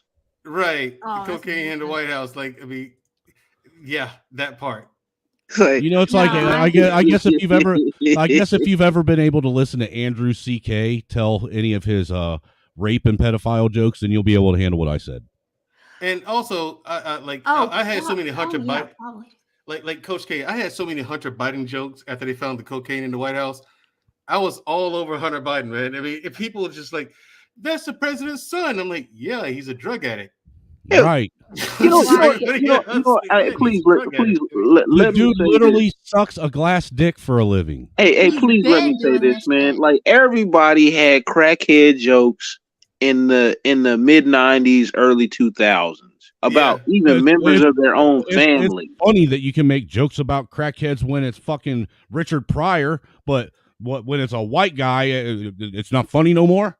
Nah, man. Like, it's still funny. Extra funny. It's extra funny when y'all. It makes it more funny when it's the president's son. No, because that's the whitest of the whitest white men. Oh, dude. Okay, so it's funny. It's hilarious to us. Have you ever seen this shit on the internet called the Fresh Prez of Bel Air? Oh wow. No. Wow. No, the Fresh Prince of Bel Air. That is awesome. That sounds amazing. Dude, you want me to pull up a little episode of it for you so you can watch ahead. it? Because, dude, it is some of the greatest fucking comedy I have ever watched in my life. Yeah, let's see if you can play, because I don't know if they're like strict or whatever. I play whatever the fuck I want. You're not afraid to get like struck or whatever? You know how many times my channels have been shut down? True. That's a fact. That is a fact. Hey, look, in the words of Young Jeezy, you can't ban the snowman. That's a fact, dude. I'm like, look, I am like the most severe case of fucking black herpes you've ever had. Whoa, sir. That's atrocious. Sir, let's not use. Hey, just because you wanted to wear it as a monolith, sir, doesn't mean it was directed at you. I didn't say wear it as a monolith. I said we're not a monolith.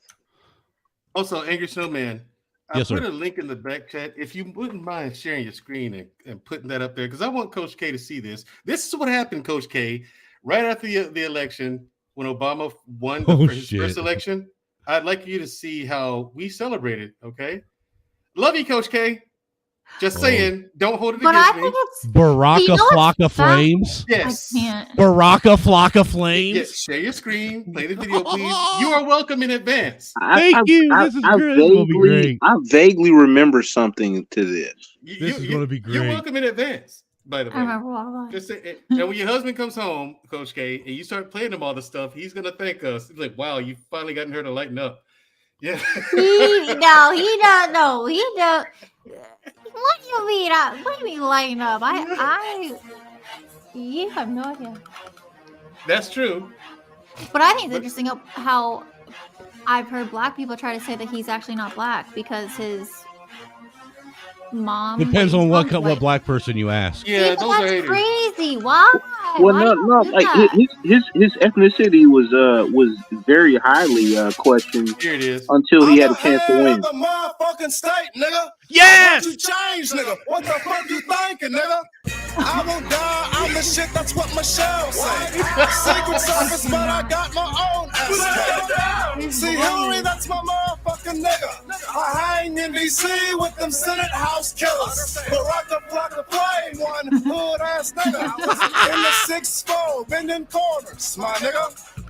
Got a main bitch, got a mistress, a couple daughters.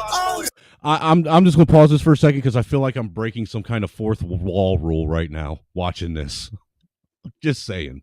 Yeah, keep playing. Yeah, this is pretty wild. Go hard. We be smoking.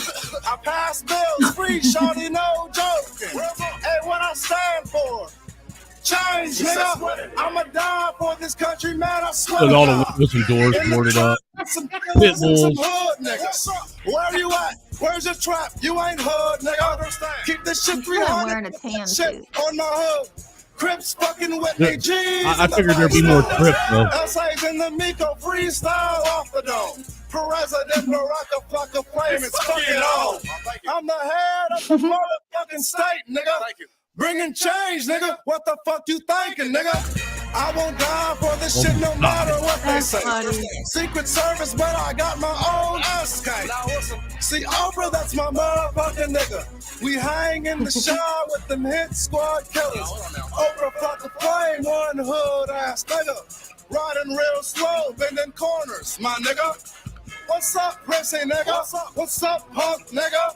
I got on that nigga, make your mama's mama get you. Hope you got your killers with you. Hope you got your niggas with you. Hope your goons riding with you. They gon' fucking miss you, nigga. Catch me in the hood, eating barbecue. When my father died, I said fuck school. I put a nice suit on and got some marijuana. 8 years later, George Bush was a gunner. I run the military, nigga, if you want that beef. I give a long-ass speech and put your ass to sleep. Shorty talk is cheap, so watch what you say. I'm the president of the fucking USA. Really? The ice cream man? Yeah, and everyone stops. Oh man, It's the ice cream man. that's nostalgic.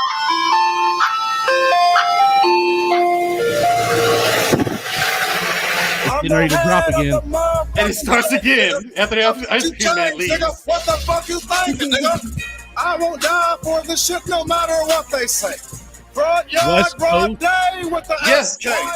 See Michelle, that's my motherfucking nigga. We hang in DC with them CIA killers. Baraka flame one hood ass nigga. Riding real slow in them cars, my nigga. You know, I'm gonna learn the lyrics to that song just so I can sing that on every Black channel I go on.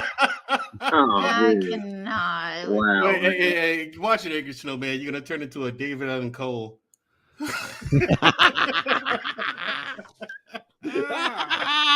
Yeah. Oh shit, dude. Look, man, I tried to warn David and Trey that they created a monster when they told me to lean into it. I'm just saying, it's ridiculous. Like, you have to have a see, Coach K. Here's the thing. One reason why it's been so difficult for me to reintegrate into civilian life is like, okay, my therapist, all the dumbass ninjas out there, right? It's that, and plus my therapist actually told me this, and it opened my eyes. It's like, okay, look at the things you've been through, the incidents you've been through, and the things you've done. Okay, so to someone else, you know, paying a bill or going to a doctor's appointment, getting a bad diagnosis from a doctor, that might be stressful to them. That might be a problem. But to you, you're wondering, why are they so upset? Like, it's nothing to you. I'm like, true. I don't understand what people are crying about. Their problems are not that bad. They're like, that's because you've seen actual poverty. You've seen famine. You've seen war. They're like, we haven't experienced any of that. It's the first world problems. Right. To me, it's everything people's talking about. It's like, these are first world. What are you talking about? Just fix it. You can't. This is America. True. This is America. You can fix those problems. You have the opportunities to. Most of it's lack of perspective, like to your point. Right. And we've come full circle, True Hype, because that's exactly what I was talking about earlier. Mm-hmm. Yeah, and so that's what made me realize, okay, that's the big issue. Like, I'm from another planet compared to everyone else. You know, I mean, we'll be from another planet. So that helped me understand, you know, civilians a lot more. And so when I approach people, you know, I go in knowing that, okay, they're not gonna, because my big thing is I'm misunderstood. And you know, it's just people, they're not gonna understand me. So I just kind of accept that. You're better off without them. I understand you, Mandrell. You do. Yeah.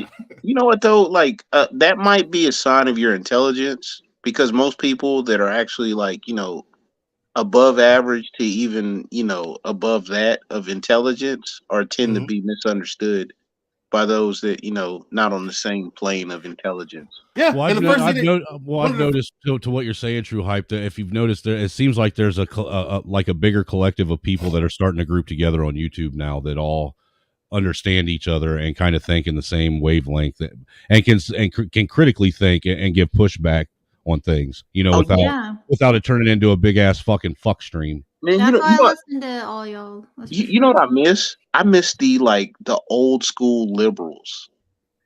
Like the They're old school liberals. You mean the old school liberals that actually believed in less government and real freedom? The more like no war. They weren't like cheering for like, you know, the world to end in nuclear fallout. Yeah, those people. Yeah, they were open, I guess. I think you guys are onto something with that as well, because like I said, I told Angry Snowman, one of the first things that you do after you go through the selection phase, the selection course, if you get selected, one of the first things they do is give you an IQ test. You know, so if you're stupid or dumb, you forget about it. You know, you know, they're gonna just send you right back out. But yeah, my IQ is a 128, right? Now at the time, I knew that was pretty good. I didn't know it was high. I didn't know that, you know, I didn't know I had a high IQ. To me, I was just me, you know, and so I was like, okay, not everyone's gonna be at that level. I've come to that exception because so most people, even my mom talked to me like once a couple of weeks ago. She was like, "Baby, you don't have to be so formal when you speak. It's just me." I'm like, "Well, Ma, this is just how I talk." She's like, "Can you dumb it down some?" Oh, wow. They call it person knowledge. See, look, I have like I think it's like a 119 IQ. My son, that's 8. I think his IQ is higher than mine. It may be like mine was a 128. So I don't know. Well, my son, he talks in the same formal way that you do. Okay. You know what I'm saying? Like legit, and he's only 8 years old, sir. That's fantastic, actually. That's good, yeah. Yeah. Hey, I'm heading out, guys. No, you gotta watch. You gotta watch a little bit of this because I got All to pull it up. This is it's actually called the Fresh Prez of DC. I got the name wrong, but dude, you'll love this shit. Welcome back to Scapegoat with Tucker Carlson, my new show I broadcast from my basement. I can hear people say, Tucker, why don't you shoot one of the other rooms in your mansion? My wife makes me shoot down here. Our first story is about eccentric billionaire Elon Musk. He moves and speaks just like Tucker Carlson. Look, Queefer. And why are the largest social networks controlled by the most socially awkward people? What is happening? The Democrats say it's ruining our democracy, and they've had enough. We now take you live to the hearings. Better pause that. Papa's got a ticket. Yes, sir.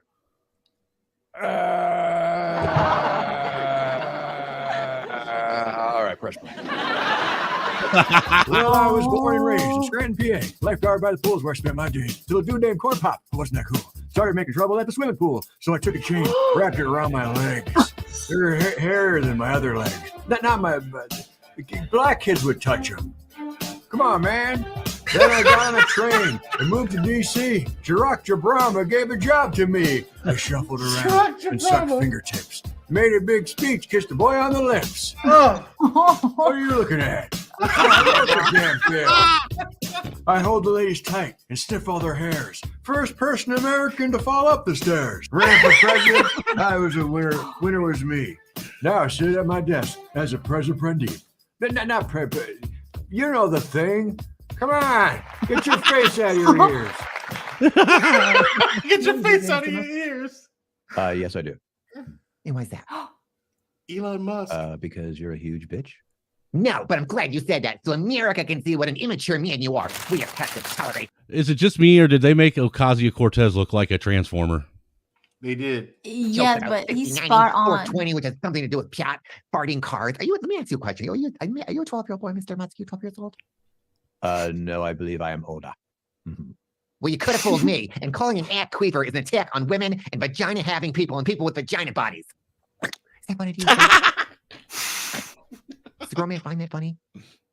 You queefing in the halls of Congress, I believe, is very funny. Yes. Well, it's not. Maybe tell us why you did this, Mr. Musk. We can come some kind of solution. Because it's cool. No, it's very uncool, sir. Like you. Excuse me. I know you think you're cool, but nobody else does. That's fake news. That's misinformation. Take it back. No, I won't take it back. With the council's permission, I would like to explain why it is a fact that I am cool in the style of the musical Hamilton, which is a very cool musical. Really? You may proceed. The style of the musical Hamilton. I was born in South Africa, bullied in class. I was different than the others, so they kicked my ass. But I told those kids when I finally left school, one day I'll change the world. Then I went to cool. My first $1 billion business was started in Calais. I wonder if you've heard of it. It's called PayPal.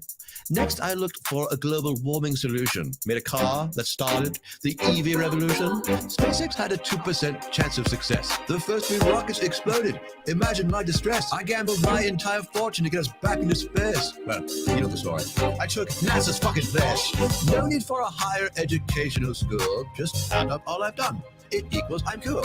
Any other conclusion is mere speculation. The fact is I'm cool. It's a math equation. You take PayPal, I put a bank in your pocket. Then at SpaceX, you try to build a homemade rocket. Plus, boring company Vegas scoop, I banked Amber Heard. She showed me mad respect and never left a turd. I started Neuralink, open AI. Named my son a Wi-Fi password and my daughter letter Y. I started Starlink, a global internet transmitter. What else? You know about Twitter? I mean, Queefer. It's called Queefer now. Almost forgot. Queef. Very funny. Hey, Snowman. Wow, his mannerisms and everything, like Right, spot on. Right, the smaller nuances and movement. Good grief. Every time I hear about the SpaceX thing, man, that dude's hanging on by a thread. And like, you know, he had a set on him, man. He took all the money that he had from the PayPal sale and spent it into between SpaceX and Tesla, and then had to take out loans to live. Yeah, a lot of people talk, which surprisingly, a lot of people that I respect, like their opinions, which of course you don't have to agree with people on everything, but some people talk mass shit about Elon Musk, and then yeah, I know he gets subsidies or whatever the fuck, but like I don't know, I still feel like he's done a lot. I don't know. Even with the subsidies, though, like it's still cheaper than NASA. Right, you still do it. What the hell is NASA doing? What did they do in the last 10 years? Nothing is sitting on their hands. Yeah, Right, like government per fucking use. yeah. So did you happen to notice that in this at the beginning, Ben Shapiro was the president's butler? I did notice that. What the? Yeah, there's actually a scene, I think, towards the end of this or in the beginning of episode 2 where he's literally bouncing Ben Shapiro on his knee, or so he thinks. Oh shit! Yeah, I did notice that shit. I was actually sometimes I can't laugh at that shit because I'm like, wow, he's so creative, and like I'm impressed with how spot on they are that it's like I can't even laugh because it was good. Oh, dude. I got a question. I got a question for Coach K. Yeah. Did you hear Ben Shapiro sing Pound Town or going over the words of Pound Town? I'm looking that up right now. I know he went over WAP, and that's the last that I've heard. I'm going over that right now. He went over Pound Town. I think it was like 2 weeks ago, maybe. SKC played it. Oh, by the way, real quick, I wanted to let everybody know that I'm like 650 watch hours away from reaching the 3,000 goal to get my channel monetized. So thanks everybody for doing what you've been doing to help me get up there. Hell yeah, but you about to... all of you need to go to my channel and subscribe right now. I did. I didn't know, Mandrell. I didn't know you had a channel now. Yes, you did. You knew. No, I thought you were. You said that you were with what's his nuts? Black Man Unfiltered. Yeah, I am. Yeah, because actually I don't know if you knew this, but he invited me to come to the Friday night barbershop talk. Yeah, you should. Yeah, you should. I love it over there. I'm going to. I mean, look, I have yet to have been invited to the barbershop by any brother, so I am not going to pass that up. Yeah, you definitely should.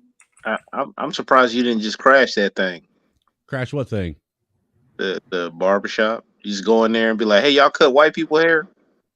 Well, I already know they don't cut white people hair. Actually, we do. Should they probably do it like really well? I'm sure. Yeah. My husband drives freaking see nobody nobody cuts my son's hair but me. Hey, that's spot on. Hey, look, one of my homeboys went to Supercuts like 3-4 years ago, and his son's mixed. So he's like, his son like would go up there and get a cut, and he needed a cut, and I guess his barber was out of town. He's like, "Hey, do y'all cut black people's hair?" And the two white ladies started arguing for like 15 minutes. Oh shit. About one was saying, "Yeah, she can," and the other one was like, "No, you can't." I bet the one was a lib. He sat in the chair and got mad that he got a bad haircut. Really? Shit. Yeah, I know. He was mad. No, I I've cut black people's hair before, but I don't think I couldn't cut every black person's hair depending on how long they've let it grow, because I know that there's ways that you got to go about cutting it off. Here's the thing. I've never met a black barber who couldn't cut white people's hair. Yeah. But I've never sat in the chair of a white barber who knew how to cut a black person's hair. See, my husband goes to it's his friend who's actually really successful. He's like Cambodian or something, so I don't even know where that falls. Present. So I found that Ben Shapiro you was talking about. We are going to check that out right quick. Thank you for that, Jim, sir. All right, I'm gonna listen. I actually don't know if I'm gonna listen, actually, but I'm heading out. But thank you, Angry Snowman, for allowing me up here. With Absolutely. Freaking Tribbles, that was crazy. It was nice talking to you, True Hype. I've seen you around a lot. And then, of course, Mandrell, family, you know. Yeah, I appreciate you coming up, man. I just want you to know that I don't actually invite very many women to come up on my panel, so you actually conduct yourself well. So that's why. I appreciate that. I try to show but I wouldn't blame you if you didn't. But I try to, I guess represent myself and like kind of let you know I'm not one of them. I swear. I'm not like the rest of them fools. Yeah, we know, Coach K. You actually had the good sense to get married once you found a good guy, right? Yeah, and stay that way, right? And it's just like you didn't leave at the first sign of trouble or anything like that. You actually gave never. The guy, yeah. I just don't understand that. Like, wait a minute. Number one, I didn't even know that was a pain point for you. Number two, really, that's it? That's all it took for you to say you don't want to be in a relationship? Holy shit! I know they're freaking crazy. I'm trying to help them though. That's all it took. Look, Mandrell, trying to understand Strag logic is painful. One thing is, I could see she's like, "What do you mean? What are you talking about?" So I can understand if I was lying to you. I can understand if I cheated. I can understand if I'd done a whole slew of crazy things. But you're telling me that that's it? Wait, Mandrell, are you talking about your recent relationship? Yeah, the last one. Wait, what the okay, wait, we're gonna have to talk about this at another time because I gotta go. But wait, so you're not in a relationship anymore? No. What? Yeah. Okay. All right. She and I broke up. Okay. Well, Did she and I break up, or did she break up with I? She broke up with me. And if you want to, you can ask Black Man Unfiltered. Like he was floored. He's like, wait, what? Yeah, what the fuck? Okay, we're gonna have to talk about this because y'all don't understand. Y'all don't understand. They can do bad by themselves. That is that kind of shit, Coach K.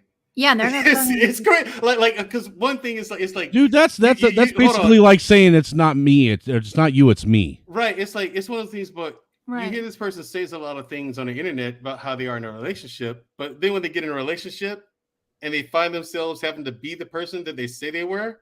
Oh yeah. No, I'm like, where's the person that you said you were though? You know what I mean? It's like, well, I didn't think I'd ever have to prove it to you. Right. No. Heaven forbid you actually got to be that person. I didn't know I was going to have to actually eat this salad I made. Right. So I'm laughing at it now, but it's out of nervousness. But that's some bull. Oh, that makes me fucking mad. Yeah, if you talk to Dwayne about it, yeah, he'll tell you, like, because he was like, that's some bullshit. I think we should throw you a congratulations party while she's throwing herself a pity party. Yeah, because the more I thought about it, I was like, wait a minute, okay, let's analyze. Because at first, Coach K, I was like, okay, where did I go wrong? For weeks, I was like that. You know where you went wrong? About a little over by letting her tell you instead of being the other way around. Right, but I was blaming myself for everything. I said, okay, some of the stuff I did do, but it's nowhere near that bad. You don't break up with someone over that, And then I was like, okay, then other basically stuff, broke up with you over a Snickers, dude. Basically, that's what it would equate to, Coach K. It's like, okay, you just didn't want to be with me anymore. You could have just said that. You know what the worst is? When you get that, oh, you're too good for me. Oh, what the hell does that even mean? And she That's didn't say some that, but bullshit. yeah, what that means is that she but- started fucking someone else, and you're not good enough now. Yeah, Right, she didn't say that, but Coach K, it was like when you talk to Black Men Unfiltered about it, it's like he'll say, yeah, it was some bullshit. Because he kept telling me like looks, man, I'm sorry, you got fucked. Mandrell, I could tell you some stories about some ratchet ass fucking white girls, man. I'm gonna tell you. I know I've dated white girls too. Dude, that's what I keep trying to tell people. I was like, dude, they're some of the most heartless bitches on the planet. Right. I tell people, Coach K, I tell people all the time, you're not escaping drama by going to another race. That's what I've been trying to tell these knuckleheads in the fucking black manosphere. They think white women are like this fucking holy grail, and I'm like, dude, you guys are delusional as fuck. Big time, dude. I mean, I'm like, they're still women. They're women. Okay, that's all there is to it. It's just a different flavor. At least with black women, you got the option of abortion. With a white woman, the only option you have is to lose half your check. I'm saying. Oh, he got hit. Because I don't. The thing is, with me, race really doesn't matter. I've dated white women. I've dated Hispanic women. Of course, black women. I mean, yeah, dude. At one point, I wanted to try and date a woman from every race. At one point in my life, yeah, I've dated an Indian woman. You know, and it's like it's just culture and it's just that's it. But underneath all the culture, Coach K, they're all the same. They're all still women. Like right, that's a fact. That's the core of it. They're all still women, and I'm like, they're like, I'm gonna go get my passport and fly to this other country because their women are so much more docile and they're submissive. I'm like, no, if you're lame here, you're gonna be lame. The only thing's gonna change. You're gonna be lame in another language. I'll tell you what, I don't care what color, what culture they are. They all fucking think their box is lined in gold. They're still women. I'm like, they're still women though. I don't know about that part, but women are women. You know, my dad used to say, and I'm gonna end with this because he would ask us who's singing this song, and he would give us $1 or some bullshit. It was always classic rock. But one of his favorite lines from Led Zeppelin was, "The soul of a woman was created below." He loved that part. Yep. So there you have it. Wow. Wow, Mandrell, yeah, because Coach K, I haven't even told you. I fucking believe that. The part that would really piss you off. I haven't told you that. Like that part will piss you off. I was like, you gotta be fucking kidding me. No way. And so it's like, oh my God. It's just some shit you just would not expect from that person. Coach K, you got a YouTube channel, don't you? I mean, I haven't made any content, but I do a show every Thursday on Black Men Unfiltered. But I plan on doing something. Oh, sorry, my cat's like freaking going all over my keyboard. But I do plan on doing something eventually, but just haven't. Oh, by the way, I wanted to let you know that was really weird the other night when you guys all had that cat lady moment. Yeah. I freaking love it. I just wanted to let you know that was weird, that was cringe, and that was really freaky. You know what? I'm glad you. Cats come from the pits of hell. No, they're the fucking best. Yeah, they do. They literally They literally guard the doorway to hell. I have a cat. And cats are awesome because demons. That cat will eat. Afraid of them. You know what? Let you stop breathing and see how fast that cat becomes awesome. Oh man! I put my YouTube link, the URL to my YouTube channel in the Okay, I just subscribed. Yeah, I got you. Now, if I could have a dog, I would, but just not yet. Mandrell, have I wrenched you up yet? No. Hey, say something out in the chat. You too, Coach K, and I'll give you guys wrenches because usually people that come around regularly, I give everybody wrenches. That way, nobody can block anyone. Okay. There you go. If you didn't notice, my chats when they do get going, they get rowdy. Okay. All right, I'm down for it. I honestly love the chat. The chat is what makes the stream a lot of times, man. I'm telling you. Yeah. That's especially when I had the queers on. That was ridiculous. Everybody, that's Mandrell's. Channel that I just posted out there. Make sure you go like and subscribe to him. Gotcha. All right. Thank you again, seriously, so much. It was great talking to you guys. I had a really good time. You guys are great. Wait, what is these? The reason cats like to wander up by themselves when they wow. My cat's right here rubbing up on me right now, literally. No, that's mine. You guys are gonna make the cat lady voice come out. So I'm gonna head Sure. out. Thanks Thanks for you coming. guys again. You guys have a great night. Stay safe. Bye. Yep, you too. Bye. Hey, True Hype, I already wrenched you up too, didn't I? I don't know. I thought for sure I did. Usually I wrench you up if you've come by more than 2 or 3 times. Because that's how I know whether or not you've been around a lot too. But while I'm doing this wrenching, let's watch this Shapiro shit.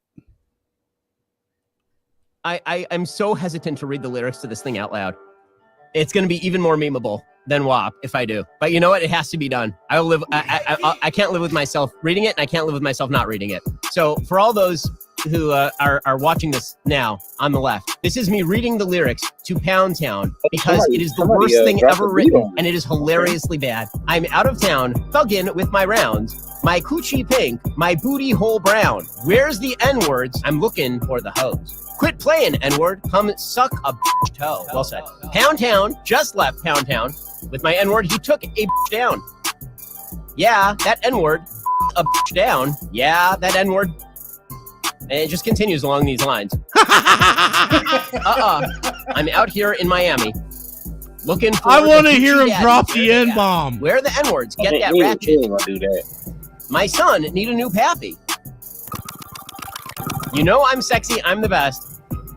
I'm the S-word, little bitch. I'm that. I can't say his name because he be cheating. Yeah. And I'm the reason. What Suki say? It gets worse. But the important thing is that I think we've all learned something here today. I don't know what we've learned here today, but it's something.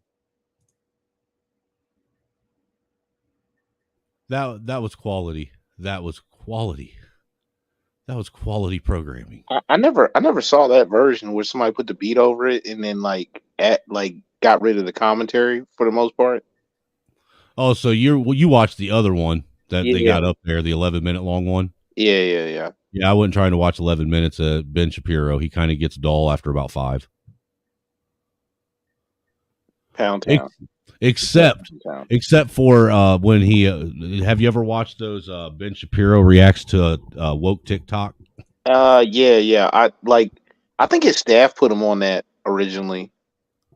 Like his younger staff members. I swear to God, Nunya, one of these days I'm gonna stab you right in your eyeball.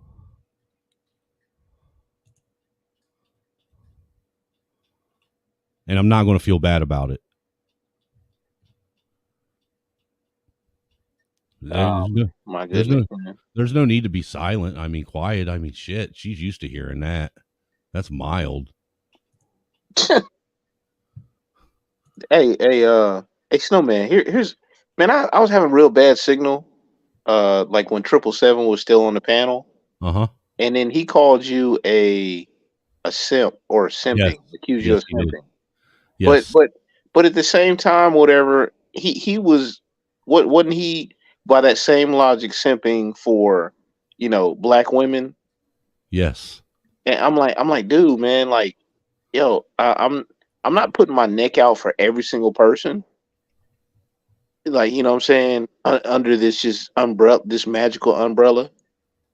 Like, if you disqualify yourself for certain reasons, then, if you're like, in certain situations, I'm just walking the other way. Well, and see, look, I really am a firm believer and arbiter of free speech, but at the same time, I can't allow someone to just attack somebody too. I got you on that, but but saying, oh, this person is bashing somebody, I don't. You know what, Red Illusion? Red, I'm taking your wrench. Fuck you. He says Snowman is married, aka a contracted simp. Whatever. And then you got fucking Nunya. I stole his wife, bruh. Red Illusion. So I'm a contracted simp getting cucked by a bitch with a dog face. Shout out to Adam 22. Yeah, and I have 7 kids by 3 different women. That's why I'm a reformed Pookie.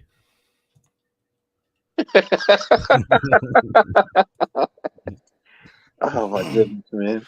Dude, I mean, I'm not lying, dude. I've told people, like, back in when I first got on here in the trailer hood days, you know, I tried to share with people that, you know, I literally was one of those dudes that made all the wrong decisions like a lot of other people did, you know, and I was trying to get people to understand that a lot of these issues in life that people have nothing to do with the color of your skin and everything to do with the fucking decisions that you choose to make. Oh, hey, to Donovan, is that true? Because What, like Adam 22 is a pedo? I heard somebody say that or whatever. Hey, Donovan, I wrenched you up too, man. Same with you, Jay Bishop and Mandrell. You're wrenched up now too, so you can drop links out in the chat if you want. Awesome. I'm working on making my intro for my YouTube channel. Oh yeah. Yeah. What you got so far? It's a small little video. You'll see, man. It's pretty cool. I mean, I think so at least. I don't know. You'll see. I'll do a special live stream on Friday, before the barbershop goes. I guess I'll do like a barbershop pre-show or some shit. I don't know, but we'll see. I don't know if I'll do one of these 6-hour live streams like you fuckers do, but because holy shit, dude. That's how you get watch hours, though, bro. Yeah, it is. It is. That's the sad part. That's how you get watch hours, man. But I'll do something either Friday or maybe even Saturday. I don't know. We'll see. So I want to get your guys' thoughts while you're working on your intro. Get your guys' thoughts on what this dumb ratchet says. Go ahead. Give me a second. Let me pull it up. There we go. You guys look bad. You look ugly. Like, it doesn't look good. I'm sorry, sometimes you smell bad. I'm just gonna say it. I don't care. People like this are no different than their so-called oppressors. This goes right into the myth that white people can't experience racism. Back in the day, white people didn't want black individuals taking part in everyday things because they felt like those things were exclusive to them. The same way you feel today about other cultures wearing braids. Although this practice has been recorded in Europe, Africa, India, China, Japan, and other countries.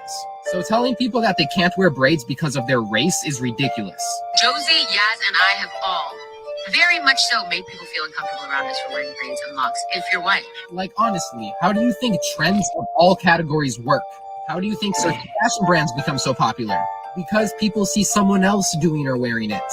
Imitation is the sincerest form of flattery. We've all learned this at a young age. It's like we know it, but we choose to play victim because that gains more attention.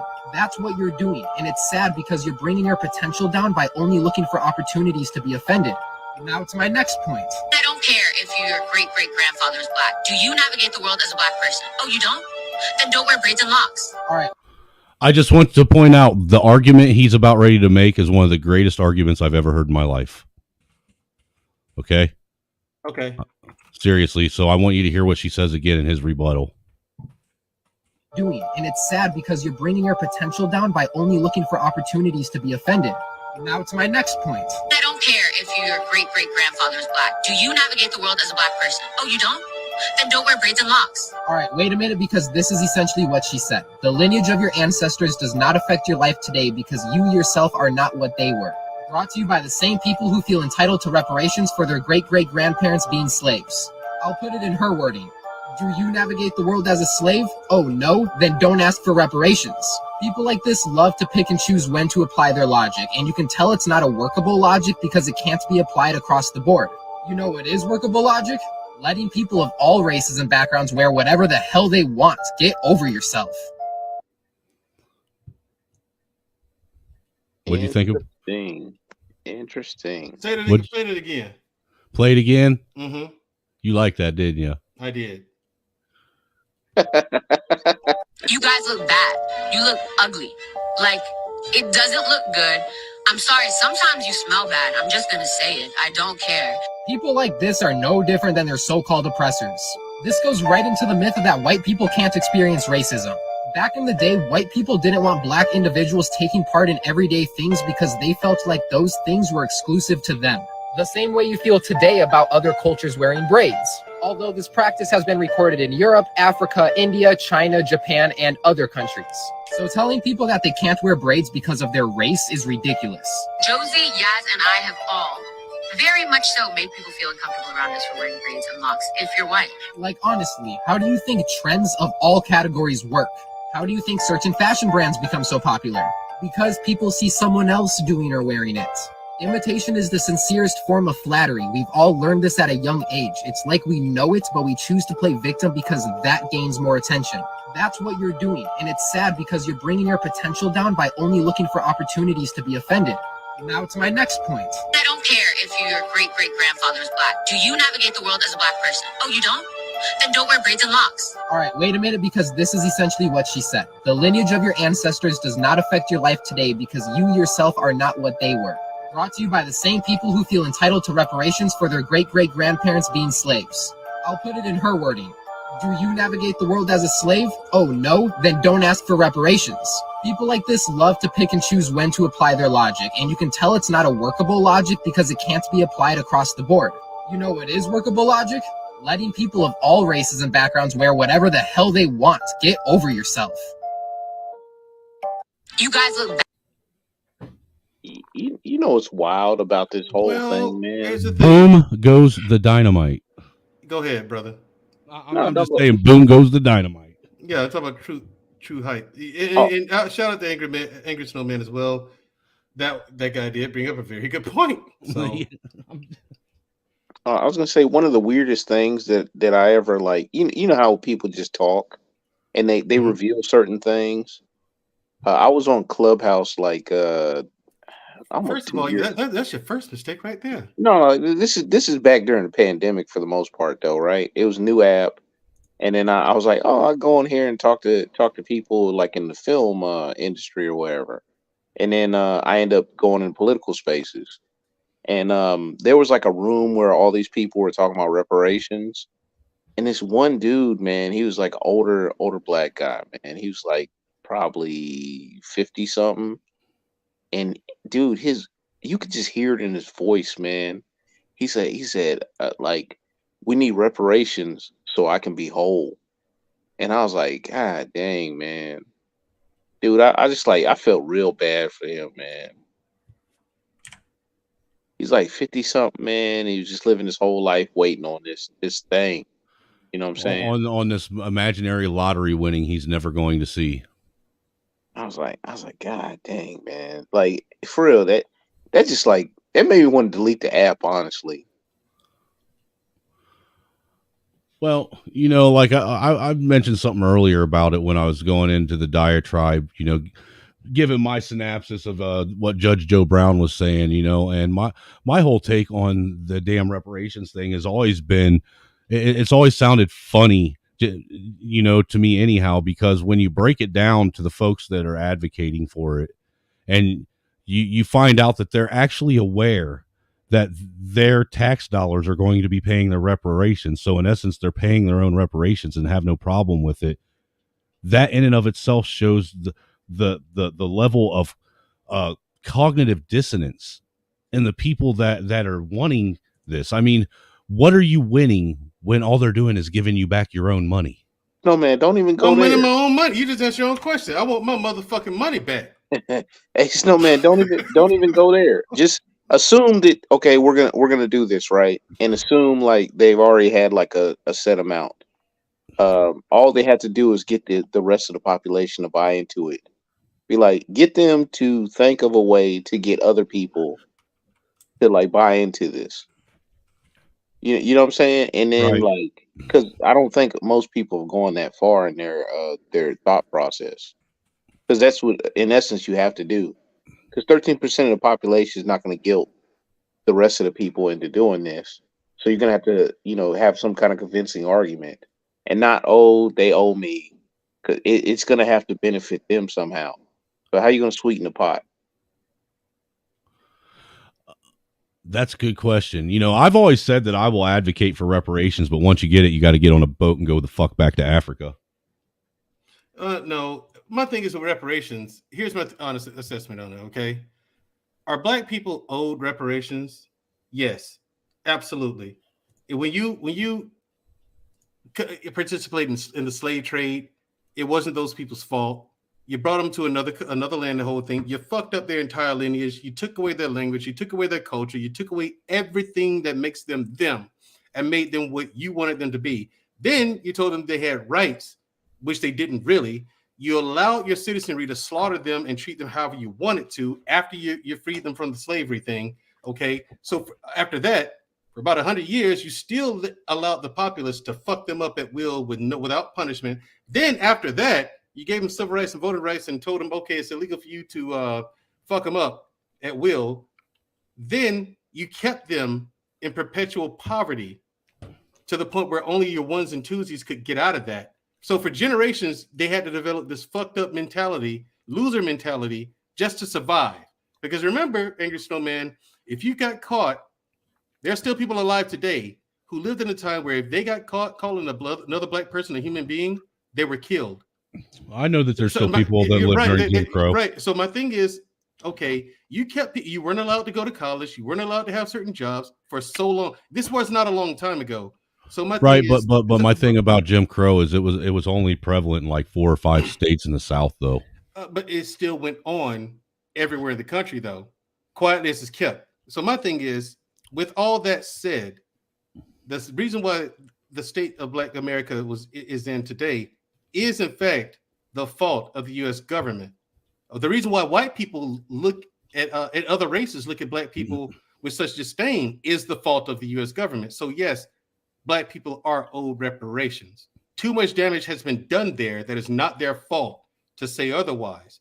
Now the question is implementation, and what in the blue fuck is that going to do to inflation? You know what I'm saying? So really when it comes to it for me, that's the real problem. Like, okay, how is this going to affect the rest of the economy? Well, I guess that I can see where you're coming from. The only thing that I have pushback on is the fact that there is a class of white people that were in the same boat as those black people that you're talking about the whole time. But here's the argument against that, and it is a winning argument. They had the opportunity to do better, whereas black people did not. So just because you didn't take advantage of that opportunity, that's on you. That really, it's like the issue of Black Americans today. Today, Black people have the opportunity to do better. You know what I'm saying? Look, you know what, Mandro, I'll concede to that point. But what I won't concede to is the fact that I am the one that is responsible for that. No, personally, and white people today are not responsible for it. It is the responsibility of the U.S. government, because they're the ones who you as a normal citizen. It's the government's fault that people like yourself once upon a time had viewed black people as less than a dog or not even human. That was a narrative that was spit out there into the public in the form of propaganda. They brainwashed white people just like they did black people. They had black people thinking that they weren't human. They had white people thinking the same thing. They had black people thinking, hey, it's your fault that white people treat you this way because of the way you're born. They had white people thinking, oh, it's okay for me to treat them that way. The U.S. government fucked white people and black people. It's just black people got the shit end of the stick. Right. I'm sorry. Let me rephrase that. The shittiest end of the stick, because white people got a shit stick too. Well, and then see, the thing is it's the what I see now is that's where we get into this like weird gray area where, people, there's people that are trying to legitimize their own struggle, so to speak. And now that you have this like victimhood rate, race going on to where everyone's trying to feel as though they're victimized and they can't come together on anything, mm-hmm. rather than looking at the because look, the reality of it is though I hear what you're saying, the vast majority of most of the black community doesn't look at the bigger picture and see it as a government issue and sees it as, it's all white people in government. So now all the poor white people and middle class white people and people that, never had any, attachment to plantations or owning slaves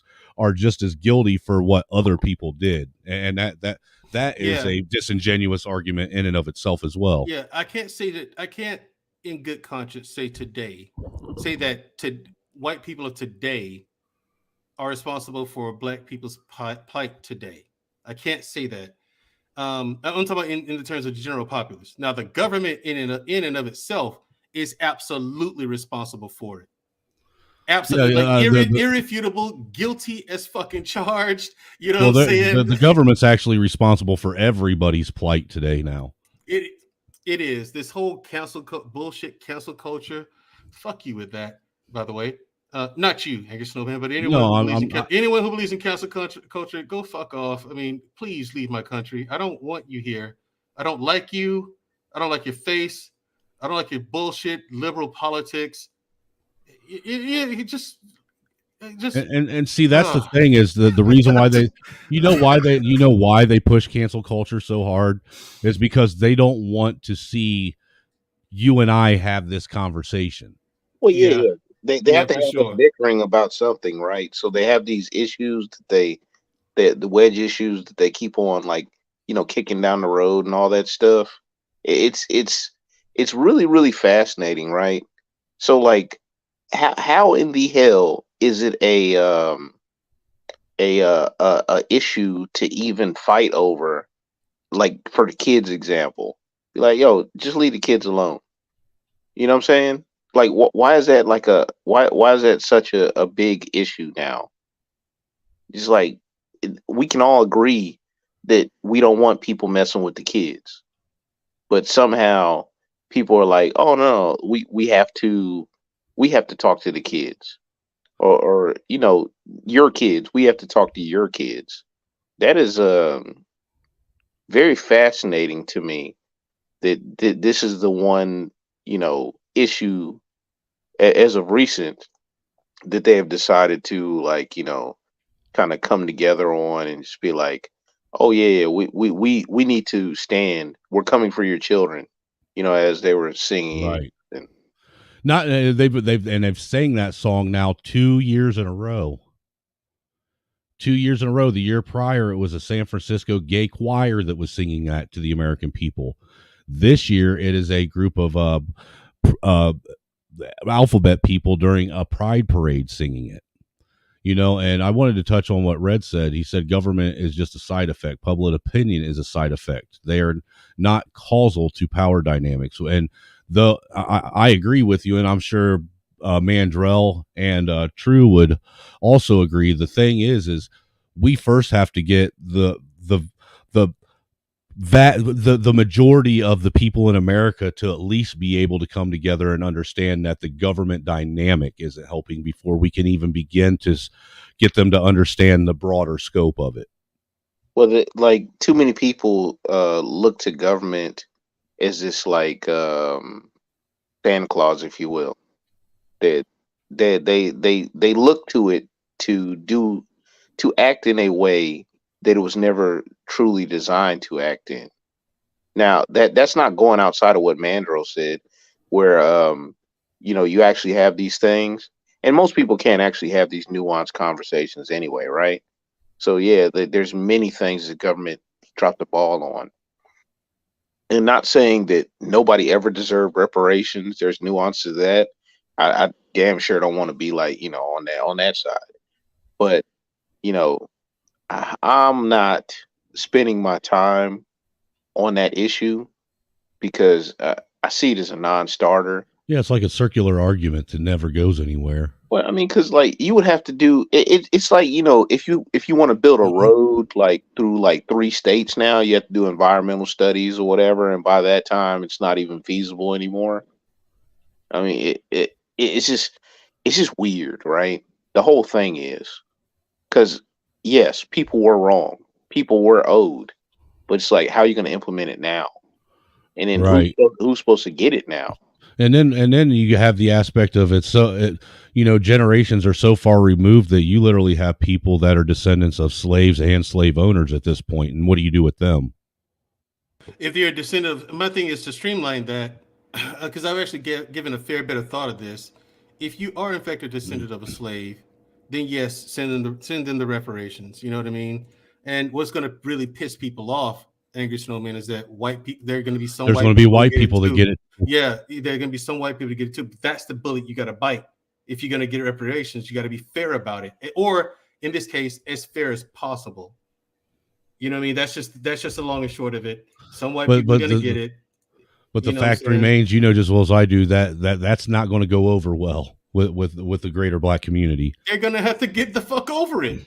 You know, they're going to think that yeah, but you know that they're going to think that they're getting robbed once again somehow. How are you getting? Yeah, my thing is, you got yours, right? And everyone else got theirs, right? Yeah. Then how are you being robbed? They didn't deserve it. Not for you to decide. They too are descendants of slaves, so they get it. This is what you asked for.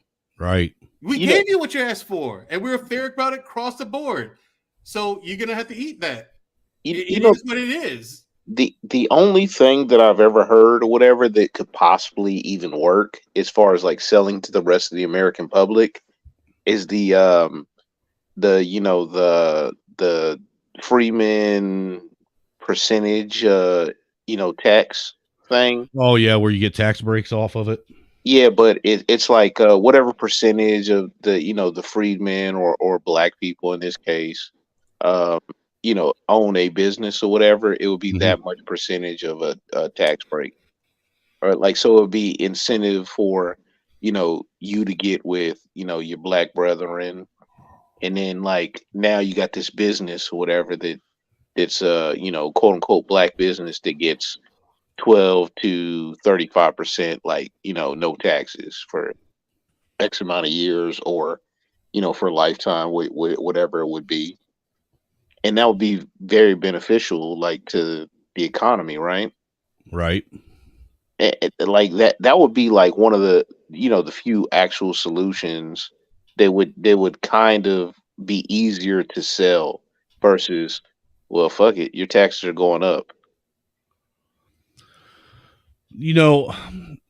I was on when I was on Fight Club last night. They brought up taxes, and the one thing that I kept pointing out to everybody, they kept saying, if we were to do away with income tax, how are things? How's the federal government going to make money? How are things going to get taken care of? And first off, I think that how they were talking about the flat tax again this year.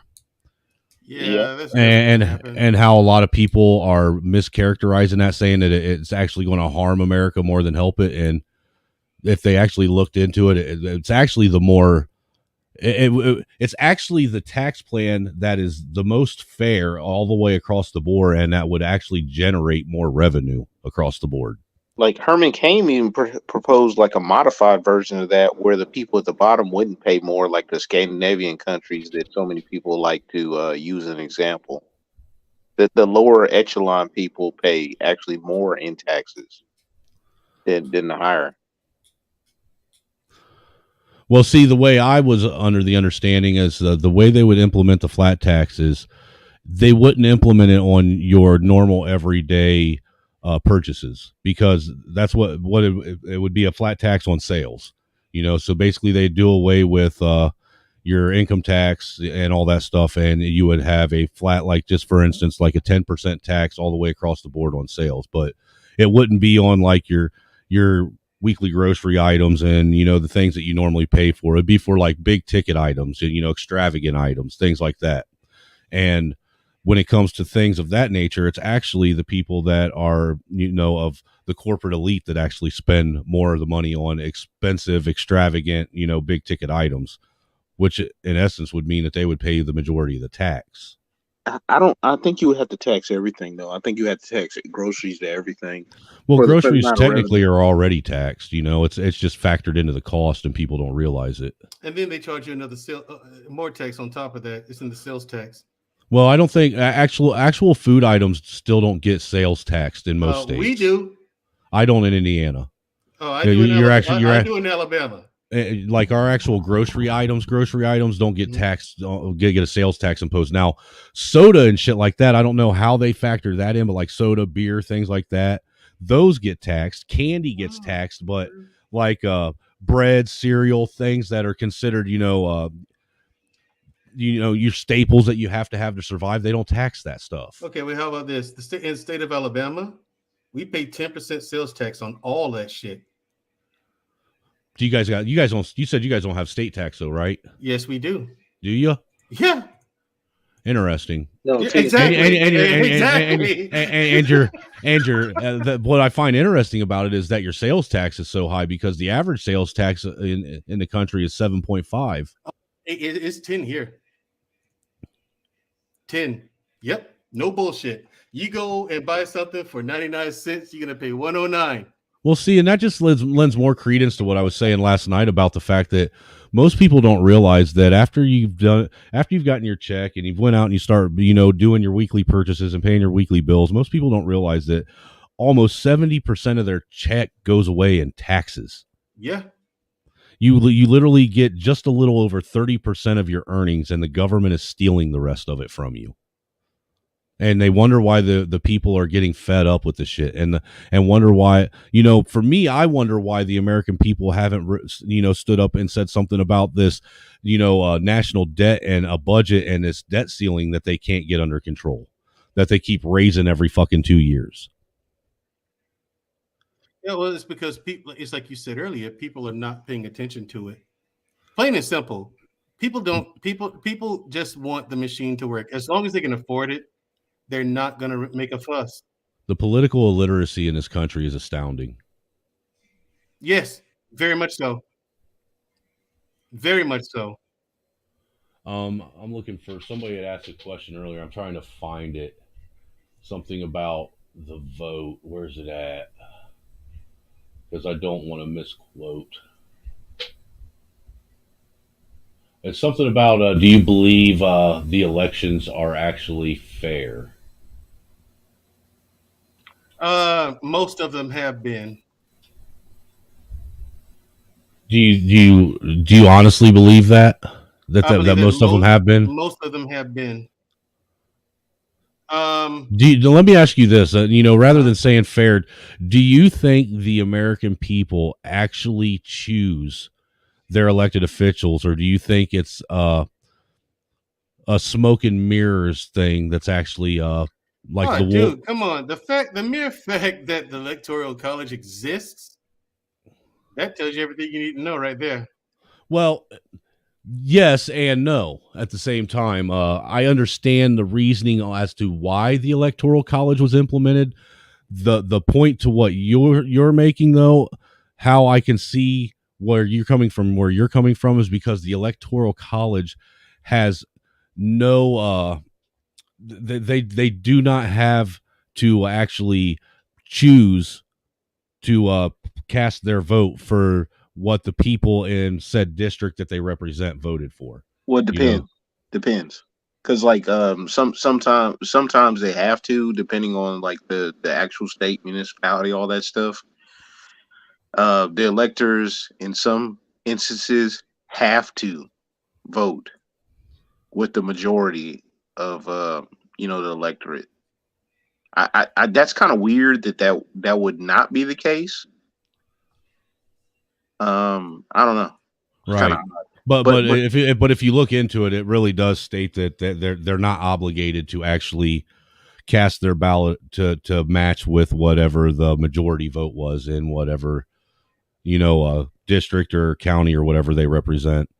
But as far as the initial purpose of the Electoral College, I understand why they felt that there was a need for them to implement some kind of system to where the major metropolitan areas didn't literally control the outcome of the vote every single time an election was had. That's what I was gonna say. I'm really surprised like it took them this long to realize, oh, this might not be a good thing. That you have like 3 cities controlling a full state. Right, because I believe they said that if you do the math and really look deep into it, there is credence to that if they didn't have the Electoral College, you would literally have California, Texas, Florida, New York, and what's the other state? There's like 5 states that would literally control the outcome of the election every single election cycle. Yeah. You know, I mean, because it's already bad enough now. If you look at the way they campaign, anybody in the Midwest going out from the Mississippi out towards like Idaho and shit, anybody living in that area, there's a reason why those are considered flyover states. Yeah, that's how they because nobody goes out there and really campaigns because it's like those states' votes really don't make a difference one way or another. I mean, let's face it too. The reason why Iowa probably still has like that primary thing is like a legacy thing. It's not because of the amount of votes that are out there. It's like a legacy holdover in the whole process because, at one point in time that used to be like, the major thing or the major one to go to. Right. Start off the season, if you will. I just know, like, for me, myself, this is the way I see things, all right? Regardless of whether or not we actually do pick and choose the president or the members of Congress or not, the one thing I have noticed in the last 20 years of my life that I've been paying attention is that regardless of whether or not it's a Democrat or a Republican-led White House or Congress, nothing has changed, and it seems like the machine keeps moving in the same direction, and things keep getting worse and worse and worse. What the Uniparty? But look at people like that even threatened anything or whatever. They got moved off the board relatively quickly. You remember that the dude that was in the wheelchair? Was it Cawthorn? No, I don't. I think it was Madison Cawthorn was the guy's name. Apparently, he was talking about some of these backroom parties and all the debauchery that was going on, and they basically got him out of the paint. He was like up for re-election, and they made it real hard for him to get elected again because I guess he turned down like an invitation to like one of the parties, and it was really weird. And they like all of a sudden all this bad news dropped. In a certain amount of time before his campaign, was over, and he had his election, and he narrowly got, elected out of office. I can't remember if he was in the House or the Senate. Yeah, that guy doesn't sound familiar. He doesn't ring a bell. I'll tell you one thing that I just found out within the last 3 or 4 years, though. It's actually been pretty recent. It's been since Trump was either in office or since he's been out. Everybody knows how they say that Democrats and Republicans, and once you become a part of the party, you become a party member, that like you got to pay dues to the Democratic and Republican Party, right? You've heard that, right? Mm-hmm. Well, what I didn't realize is what that means is, how they say that lobbying in DC is illegal now, right? So they claim. Well, this is how they made lobbying legal. They turned lobbying into these Congress members paying dues, and now what they got to do is they got to go to a building across the street from the Congress and sit down in this little cubicle that's got a phone book in it and a phone with a bunch of numbers and names, and they got to actually call the lobbyists and do the work for them and get donations. That's how dues are paid. Yeah, what can go wrong? So basically, rather than the lobbyists having to do the work, now the people that are supposed to be representing, their constituents are lobbying the lobbyists. I mean, you made the lobbyist job easier. Right. And see, that's the thing. That's why I part of me is I'm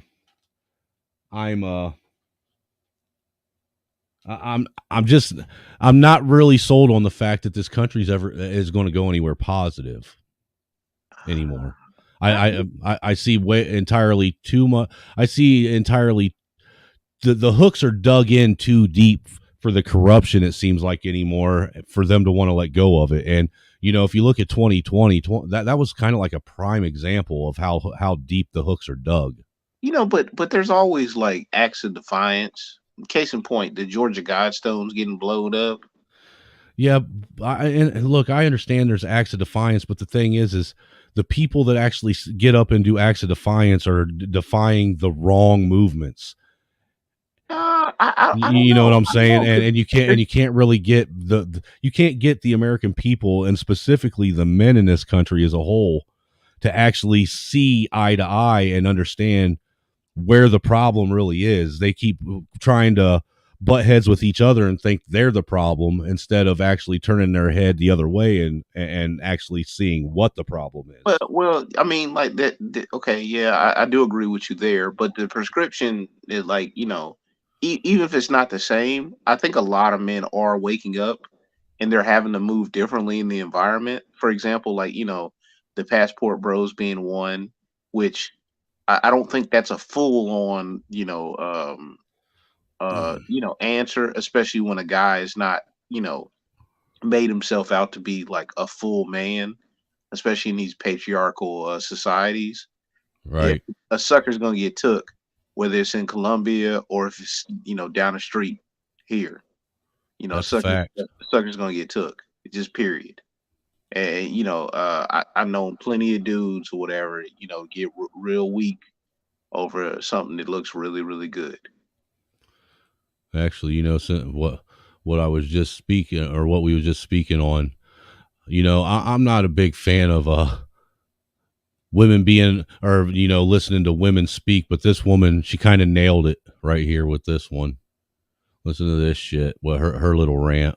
The tragic realization that you can't even talk to people anymore because nobody wants to engage in actual factual conversation, leading to them realizing that the earth is actually flat. There are hybrids walking among us. We are capable of far more than we have been led to believe. We've been lied to for centuries. History is fake. You can get to space going through the ocean. Reptilians are real. Aliens have been here.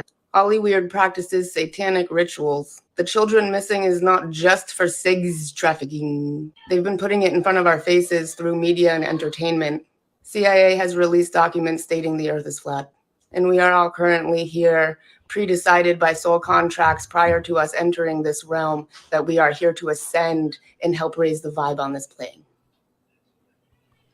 How do we tell people that?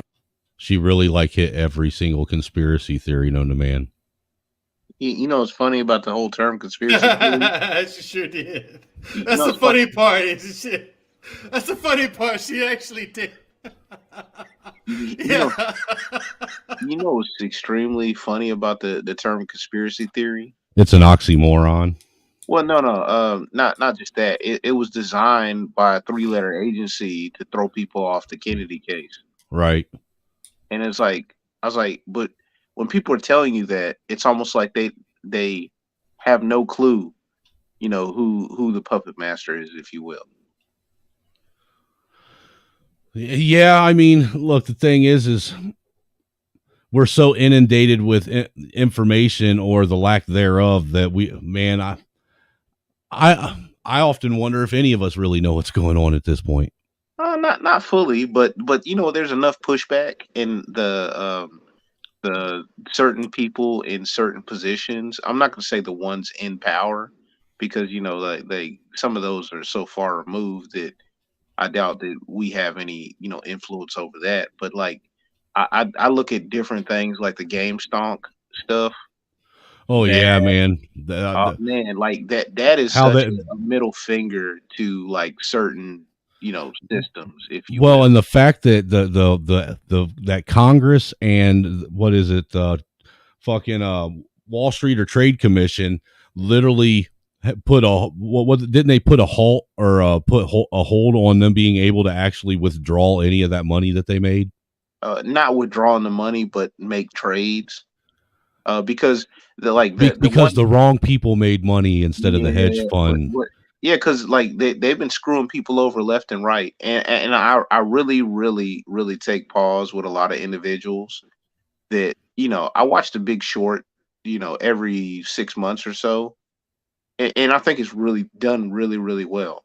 Of course, they took liberties with certain parts of the story, but I'm like, the same people that did that are in all these different institutions and across all these different, like, organizations and businesses or whatever, and colluding left and right. And I'm supposed to just trust, everything, blindly? No, never that. Well, we ain't allowed to play the game. It's what's interesting is when we play the game the way they play it, that's when they start restricting how the game can be played. All the while, we have people like Nancy Pelosi, who's been sitting in Congress since 1916, and her and her husband have been getting insider trading, reports. That way they can build their wealth from basically being upper echelon poor to being multimillionaires now. Oh, do you see the Nancy or whatever the husband's name is, Paul? Yeah, the Paul Pelosi stock ticker thing on Twitter. It was an account that just it followed their stock picks, Mm-hmm. and people were doing their stuff and having these crazy returns. And before Elon took over, they actually banned the account. They said it violated like terms and conditions or whatever. Really? And all it did was report something that's public knowledge anyway. You want to know the one thing I do know that I really honestly feel in my heart is a fact, is that they did not expect, when they pulled off 2020, for social media to, and specifically the live stream panel thing, to take off like it did, and for people to sit down and start conversating with each other the way they were. And that's why they started restricting our speech. Because people are naturally curious, and like the people that are going to speak to like the other side to like get understanding, that's why they have to rely on the social engineering to get you to somebody else to shame you into not speaking to other people. Right. Because look, dude, I've always been, it's always been easy for me to speak, but I ain't gonna lie. Even for me, when I first started moving around in the areas that I was, it was what's the word? It was intimidating. You know what I'm saying? To get on platforms where I didn't know anything about anything, and try and have that dialogue and to engage with people. Yeah, I can get that. I will say that I'm glad that I did it, and I wish more people would, because I think that one of the biggest problems with, a lot of Americans is the fact that even though we speak English, we aren't speaking the same language to each other in a lot of cases. Oh, no lie at all on that. And that, we have so much more in common than we do not. I agree with that, and I think that if people actually sat back and just had a fair conversation rather than sitting and trying to find that buzzword or keyword to be triggered off of or be offended or try and point out some kind of negative and just have the real discussion, that we might actually get somewhere. And you know what's funny about my certain thing? Like I always like had like politics kind of in the backdrop for the most part.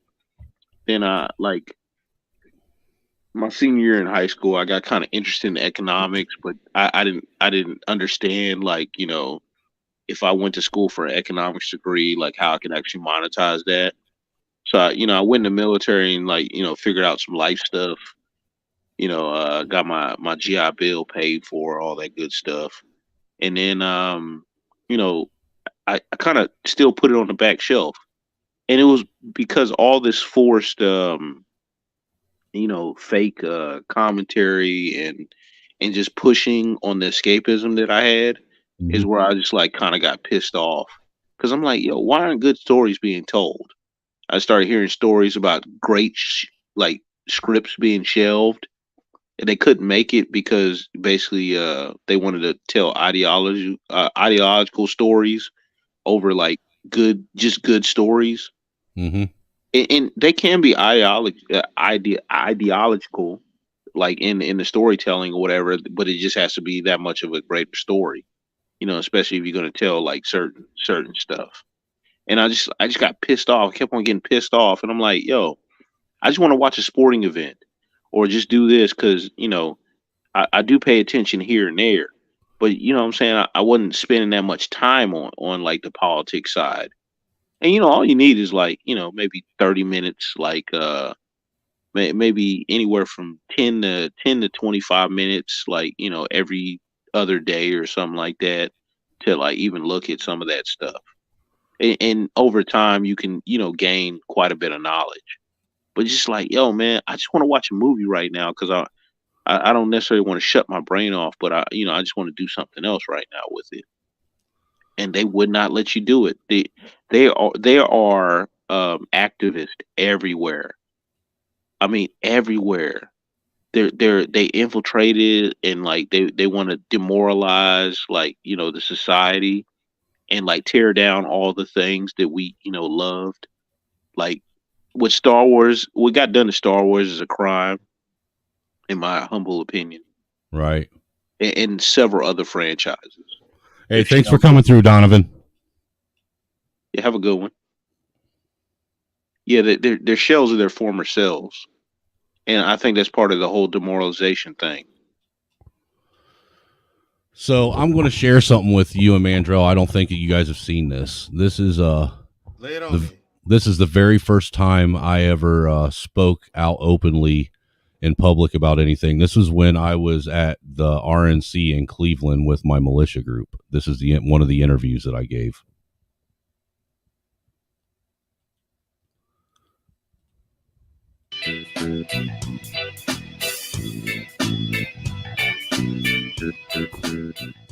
Who you are and why you're here today? My name's Brian Hennon, and I'm here to support the Second Amendment and all constitutional rights of the American people. You brought a couple of friends with you today. Yeah, we got a few friends back here with us today. Where'd you come from? We came from Lima, Ohio. What do you think of all this today? Actually, to be honest with you, it isn't nearly as chaotic as the media tried to put the spin on it prior to this actually happening. What do you think about all your reaction from the press? Well, like I said, we're from small town Ohio, so I mean, obviously we figured there'd be some press, but I don't think any of us really anticipated the level of press that would be given to us when we came up here. Do you think these people think they're safer with you standing here? I believe it's probably about a 50-50. There's a lot of people that feel safer, and there's probably equally the same amount of people that, for whatever reason, don't feel safe with us here. Did they really get, like the gentleman on the bicycle that came by to talk to you, did you really think he understood what you were telling him about the Second Amendment and his rights? I don't think he did until I pointed out that my Second Amendment rights were helping protect his First Amendment rights to come up and question me. Can you give us your idea of the American dream? Well, it's every American's right to life, liberty, and the pursuit of happiness. Everybody should have the right to come out, be happy, and live their life, man, without fear of being, harassed, assaulted, or thrown in jail. We appreciate you talking to us today. You're quite welcome. What do you expect to come out of all this? I hope that people become just a little bit more knowledgeable about, open carry and weapons in general, and maybe go home. Maybe we educated some people, and maybe we opened some eyes to where they'll actually go home and maybe do a little bit of research and maybe educate themselves a little bit more. Thank you. I appreciate it. Yep.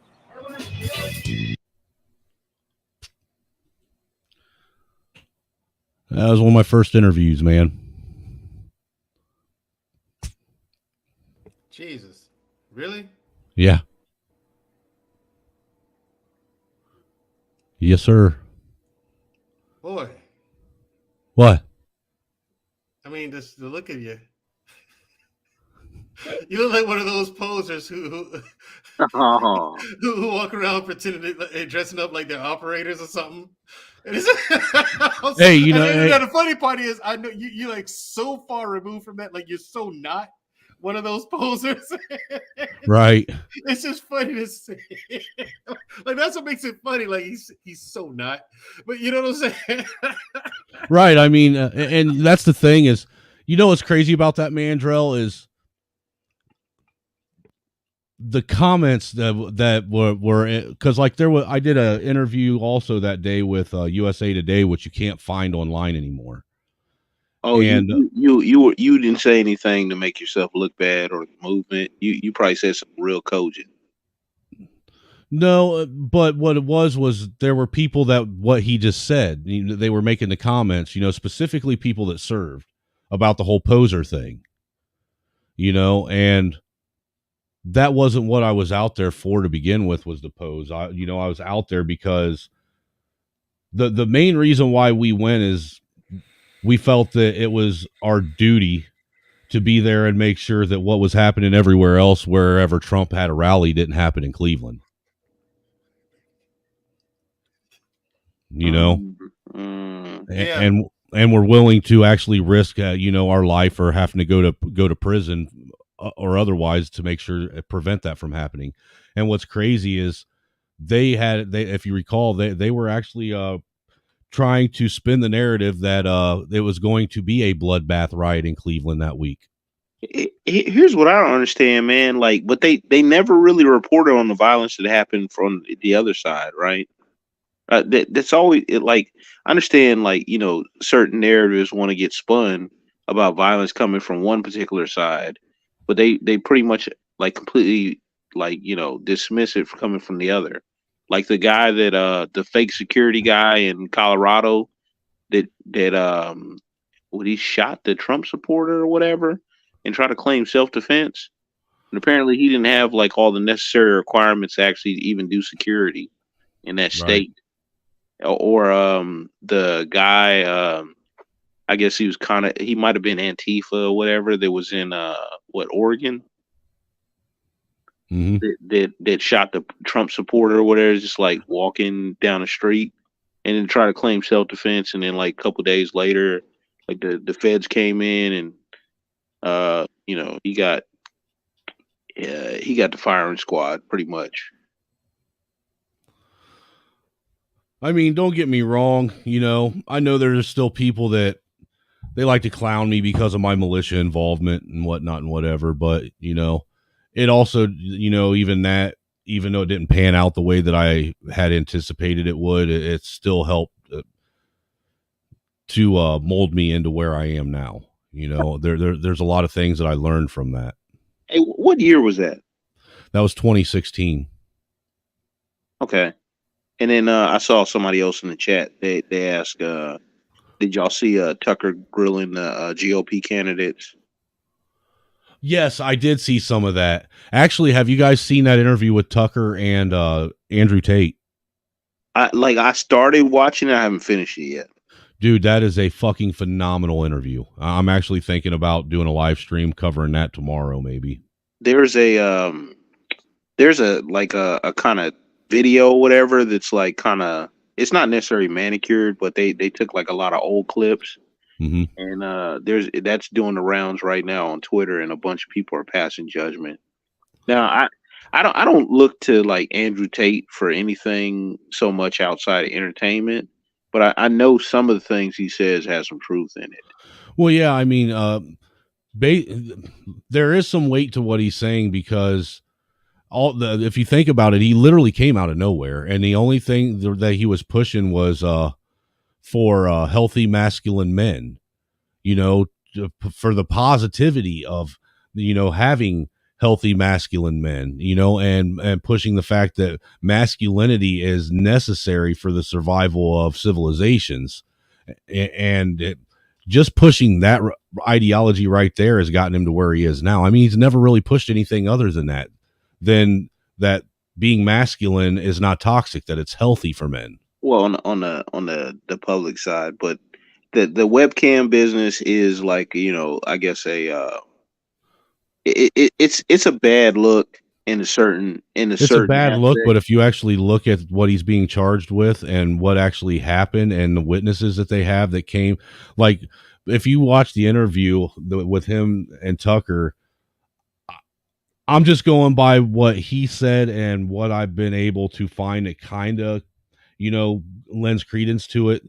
The women that they brought in to try and get to testify against him said that what they're trying to charge him with, he never did. So since the women won't actually press the charges, that's the I guess the fucking state was trying, or the prosecutor or whatever was trying to press charges on him. That's why they held him in prison for, what was it, 30 days without him seeing a courtroom or actually having any charges brought against him. What, wasn't it longer than that? Wasn't it like 60? Like it might have been before he even heard his lawyer or whatever. Yeah, it might have been something like that. It's wild, man. Like, this is going on. I'm not necessarily like a fan, but like I would like people to be consistent with the whole due process thing. Because like what is it? Well, see, that's the thing, is it's over in where does he live? Romania. Yeah, and Romania doesn't have the same due process laws we do. Well, yeah, true, but before I would pass judgment, I would still want to see the process through. And I would. Oh, you're talking about people over here, Pat, that are sitting in. Yeah. I gotcha. And it's weird, man. Like, case in point, there's another example of that, man. So Brittany Griner, and then that that Houston lady or whatever that's over in Dubai. Mm-hmm. Now, like, people are like, "Oh, this is not fair," all this, but then you had like the passport bro Austin Hollerman. Like people that, like, some people were wanting him to die basically over like a misunderstanding that happened in another country. It wasn't even as egregious as what old girl did in Dubai. I'm not saying that she should be in jail. I'm saying, like, when you go to a different country, you should move accordingly. Well, see, my thing about it is specifically more so for the people that are wanting to, basically give their take or their opinion on things here in America about what Andrew Tate did, or what Andrew Tate is being accused of allegedly doing. All right. I have no clue. I don't know. Well, my problem with it is they're sitting Andrew and wanting. Tate is guilty as. Well, hold on, Mandrell. My problem is the fact that they're wanting to pass judgment on a man without having any evidence so far, without having any court hearings, without there being any ruling passed on them.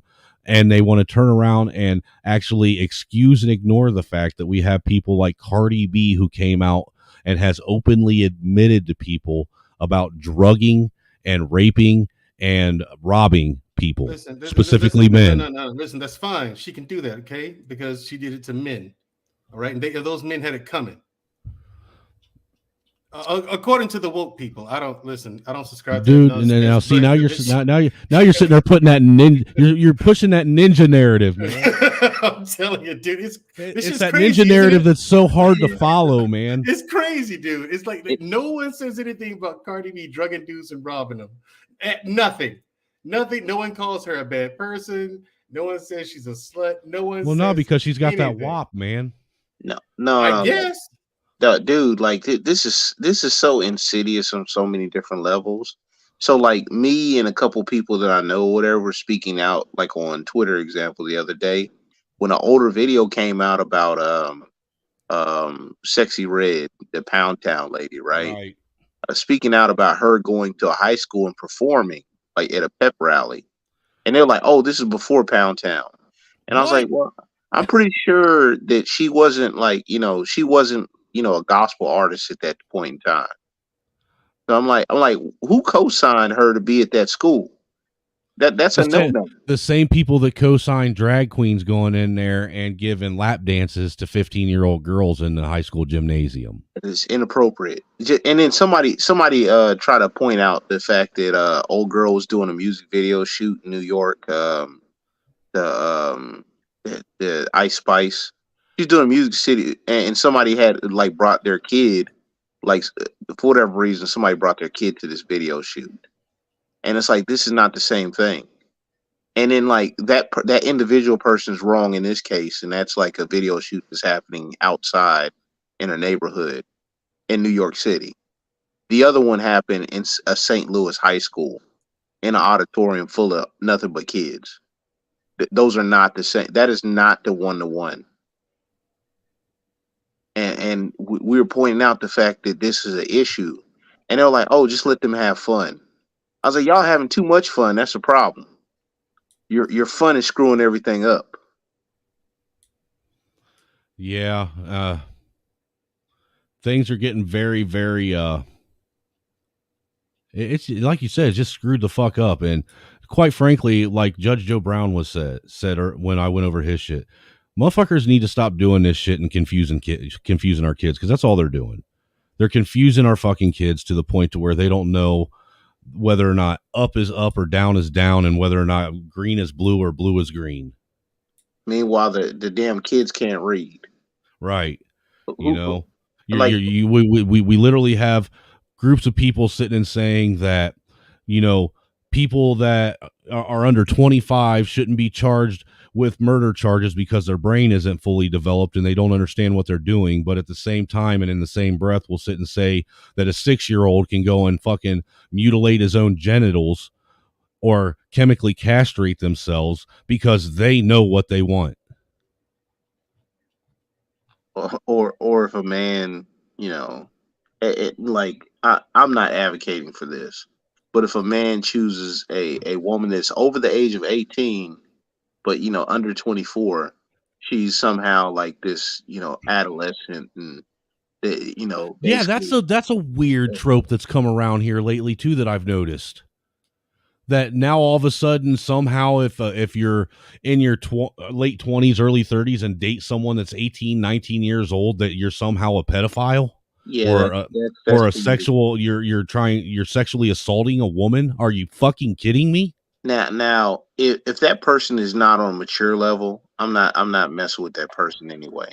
So like I have a cutoff anyway. But if that's your thing, if once that person's reached that age of 18, hey, they're adult.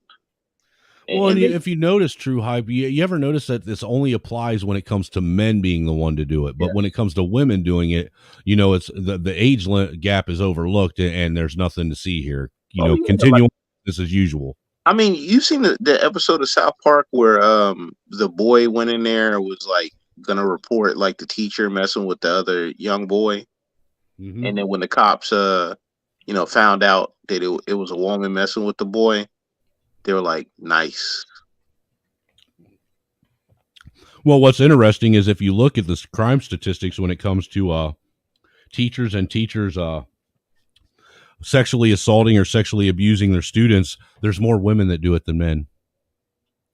Yeah. Significantly more women that have been caught and been charged with doing it than men. Yep. And traditionally, traditionally what would be considered attractive females too, which is very, very interesting. It's like, what's going on in that world? Not that world. What's going on in these fucking women's heads? Who knows, man? Nothing good. But hell, like two football cheerleaders that were teachers got caught. Like several years ago now, but it was like about 2 or 3 years apart. One was a Cincinnati Bengals cheerleader, and then she's like, "I did nothing wrong." Then she grabs the boy's hand and walks out the courtroom. I was like, can you imagine if a dude tried to do that, man? Under the jail. Oh man. But I'm going to play one last funny for you guys, and then I'm going to call it a night because I've been at this for going on 6.5 hours now, and I'm getting tired. I'm going to play this for you guys. That way we can get one last laugh. I'm sure you guys will remember this. This is some old school funny. As Karl Malone get older, he started thinking about things like dropping down dead. People always asking Karl Malone, is there life after death? Well, Karl Malone don't know. Some folk believe you're going to heaven or to hell. Karl Malone would prefer heaven, that's for dang sure. But other folk think dead dude come back to earth in different shape. And that there's called reincarnation. Now, my whole thing is this. If there do have such a thing as reincarnation, Karl Malone don't want to be coming back to earth as no chicken. Chicken got a dang deal going on here on earth. locked up in pen, getting fried up, barbecued, wings getting chopped off and dipped in delicious, tangy hot sauce. Karl Malone do love them hot wings. And that's what Karl Malone's whole thing. Who in the hell want to live in coop with chopped off wing? Not Karl Malone. That's what Karl Malone hoping he get into heaven. Because this retardation, that's for the birds right there. That's for the bird. Get that? That's because talking about Karl Malone made a good one right there for the bird. Until next time, this is Karl Malone for the bird. That's a good one, right? I mean, he had to apologize for that one. I don't know why it's a classic, like classic comedy bit. The Man Show was funny. It's because he's in bronze face. No, it's because he turned into a white cuck and wouldn't stand in his square. Who was that doing that, by the way? That was Jimmy Kimmel.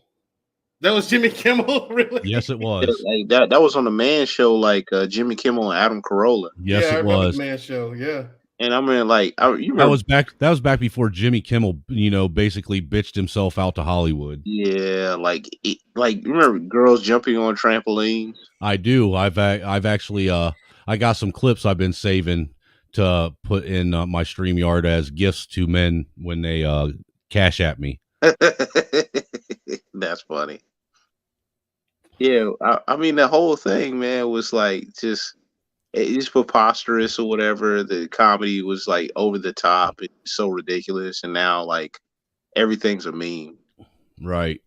And everybody gets offended by everything. And see, look, the thing is, comedy of all things needs to be protected, because if we lose comedy, comedy is that one thing that's supposed to poke fun at everything that's serious,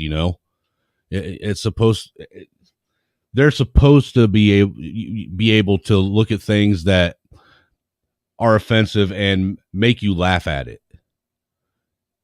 Oh, hey, check out if you get a chance. I think it's Matt Rife. Yeah, I know. Yeah, I got him on my TikTok. He's fucking hilarious. He does this one bit in like Iowa or something like that, and it's like MILF and cookies. Yeah, I've seen that one where he talks to that one that lady's fucking daughter on the phone and shit. Yeah, that's pretty good. Yeah, that was fucking hilarious. Dude, he's actually coming to Indiana too, man. I wanted to get tickets, but his tickets are like fucking $300-$400 a ticket, dude. Like they love him, man. I'm surprised. I didn't realize it was that much. I've seen him here and there, but I mean, like the latest stuff that I've seen has been really good. Well, all I'm saying is, I don't even know if I'd be comfortable paying that much money to go see Chappelle, and Chappelle's the GOAT. Yeah, like that. Wait, how much you talking? Like $300-$400 to go see this dude. Oh Jesus! I paid like $70 per ticket to go see Chappelle. Yeah, isn't that funny? Yeah. It's like what is it? Man, they had a thing maybe about 5-6 years ago, and Andrew Dice Clay was coming through, and here I am. I'm like, oh man, like I know he's gonna be Hickory dock. Some bitch was sucking my cock.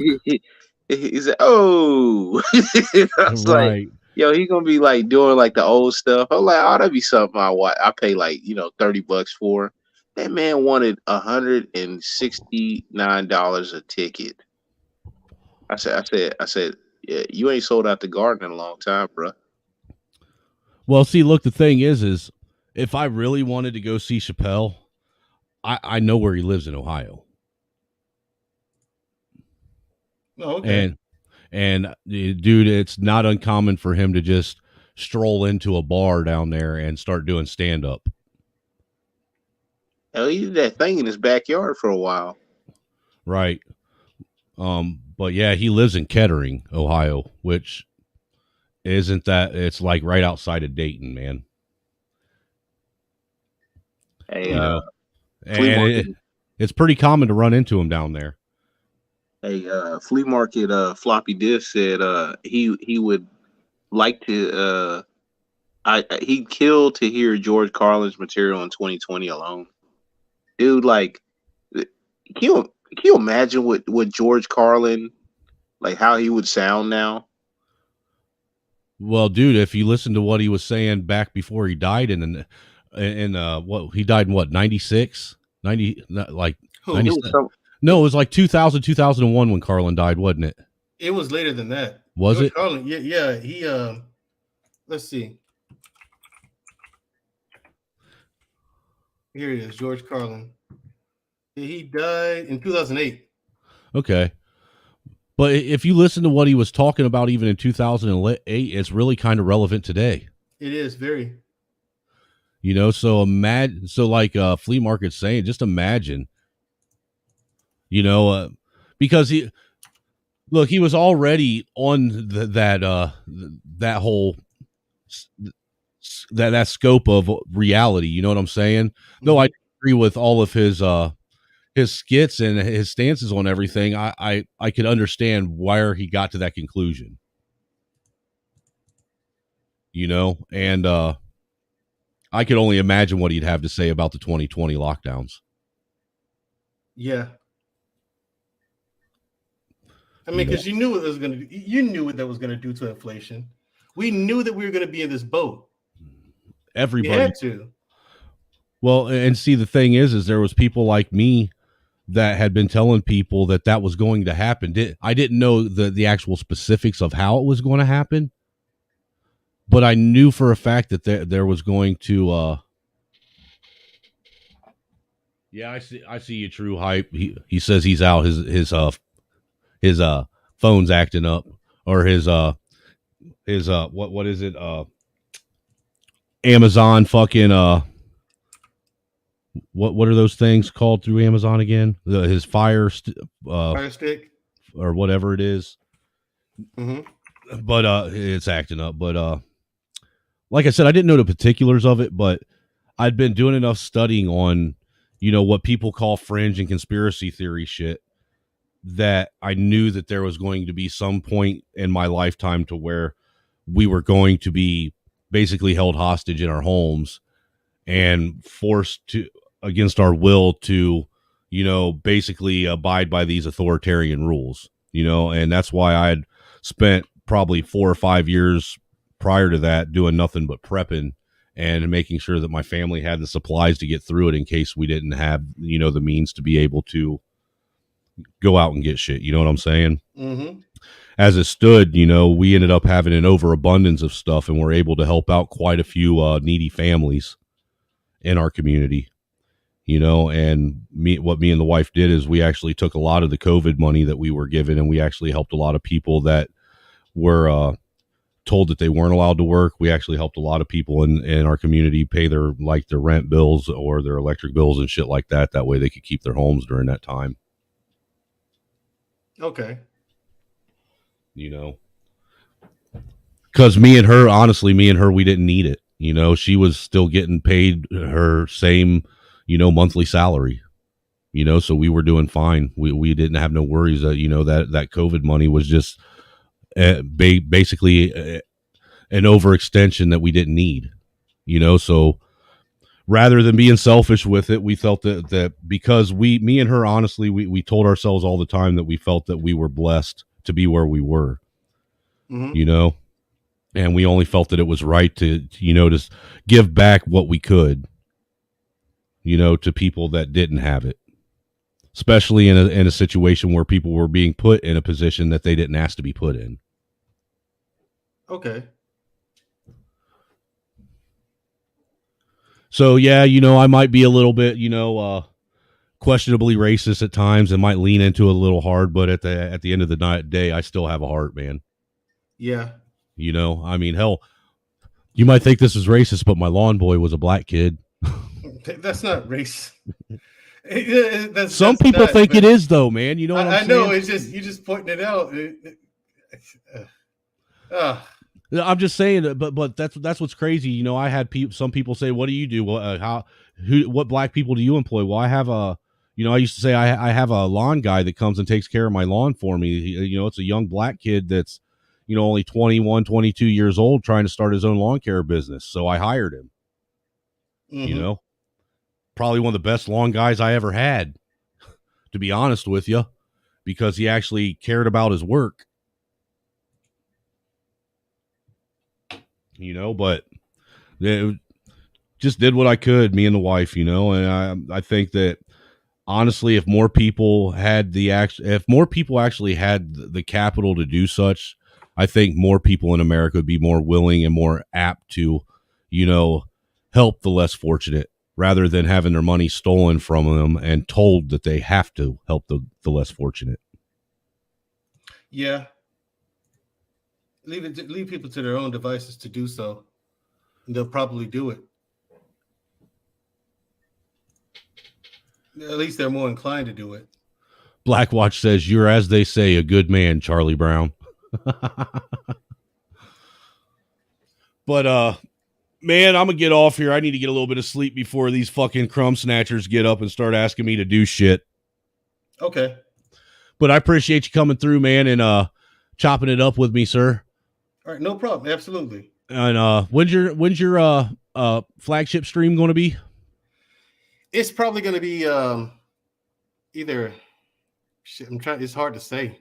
Probably Friday or Saturday, Right on. one of the two. This Friday, this Saturday. So everybody, mark your calendars, man. If you haven't, Mandrill, go ahead and drop your link out there in the chat again. That way, anybody that missed it the first time can go and sub to your channel. Try and get you some good numbers to start out the first stream. If you haven't, make sure you go sub to them, and make sure if you haven't already, you go sub to Reckless Ray De Niro, because Thursdays, that's where we're all at over there, chopping it up on Guns and Butter. Make sure that what's that one guy's name again that we were on the other day that you stream on with? Black Man Unfiltered Network. Black Man Unfiltered Network. And if you haven't subscribed to him, make sure you go check him out too. Black Man Unfiltered Network. You know, he actually has some really good engaging conversations over there. You know, and that's where Mandrell likes to hang out on Friday nights anyhow, most generally. Yeah, my show is on his network. Right. But with that being said, man, anything you want to tell the people before you go, other than I'm a poser out there on them out there in Cleveland, dressed up and like I'm an army man. Yeah, like you're an operator or something. Right, That shit was right. funny. Like I said, the funny part is you're so not. Like you're so like you like if you ever met those guys, yes, you I would have. recognize and be like, fuck no, I'm nothing like these guys. Right, yeah. Yeah, the ones that want to go out in the woods and play G.I. Joe with fucking paintball guns and shit like that everybody makes fun of. Yeah. Yeah. I know exactly what you're talking about, you know. That was hilarious. I was like, that's the funny part. You're so not Right. one of those guys, man. But that's only because you know me now. You know what I'm saying? But but if you had to go just off of that video alone, I can, you know, even me now older, I can see where people would get that, you know, where they would lean that way. Like, look at this fucking fake ass poser. I bet he ain't even served in the military. Yeah, but no, you can find me on the Black Man Unfiltered Network every Wednesday night at 8:30 p.m. Central Standard Time.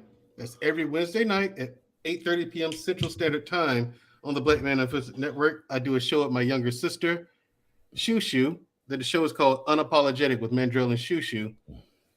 And we talk about various different topics. We really don't talk about manosphere shit hardly at all. You know what I mean? It's just that's done. It's ridiculous. We said what we had. Our approach is we said what we had to say about it. Okay, you people aren't learning. You've learned nothing this entire time the manosphere has been going on. So there's no point in us talking about it because you don't learn anything about when it comes to that. So right. That's why we don't talk about it. Well, and the wrong people are giving advice anyhow. Exactly. We broke on that last time. You know. The And, people that should be giving advice aren't, and the ones that shouldn't be giving advice are the ones trying to tell people how to have a successful failed relationship. Exactly. And so you can catch me there every Wednesday night at 8:30 p.m. Central Standard Time. You can also catch me oftentimes on Friday nights there on when we do barbershop talk on Friday nights at 8:30 p.m. Central Standard Time on the Black Man Unfiltered Network again. And now I've started my own YouTube channel. I'm going to do a first. It's going to be a test stream, the first one. Just running a test so I can figure this shit the fuck out. All right. Hey, if you ever need any help too, man, just let me know. I can help walk you through it. Absolutely. It's called The Big Picture. I've put the link in the chat. So support me by giving me a subscription. I'd appreciate it very much. Right on, man. Well, hey, I appreciate you, sir. I'm going to go ahead and close this out myself, and I'm going to call it a day. And you have a good one, brother. All right, no problem. Thank you. Yep. Yes, sir. Everybody, make sure you like, share, and if you haven't subscribed, subscribe to the channel. If you're catching this on the back end, make sure you hit the like button and comment in the comment section. I do try to make sure I get back with all the comments, but if you're not getting any notifications in your algorithm, make sure you comment in the comment section after the stream's over too, because that actually helps put me back in your algorithm. And that actually does more to putting me in your algorithm than commenting on the live stream. If you'd like to help support the channel, you can also do so by, hitting Cash App or PayPal links that are also always located at the top of the live chat or in the description box of the stream. I'll talk to you all later, and I'll see you on the next one. Deuces. I said there are so many amendments in the Constitution of the United States of America. I can only choose one. I can only choose one.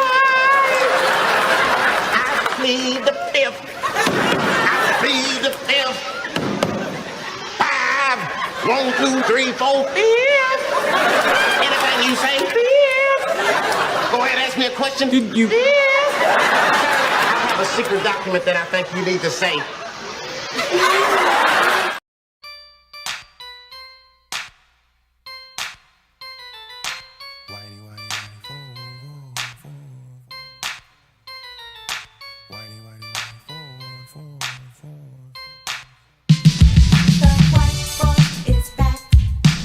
And you know he could never be white.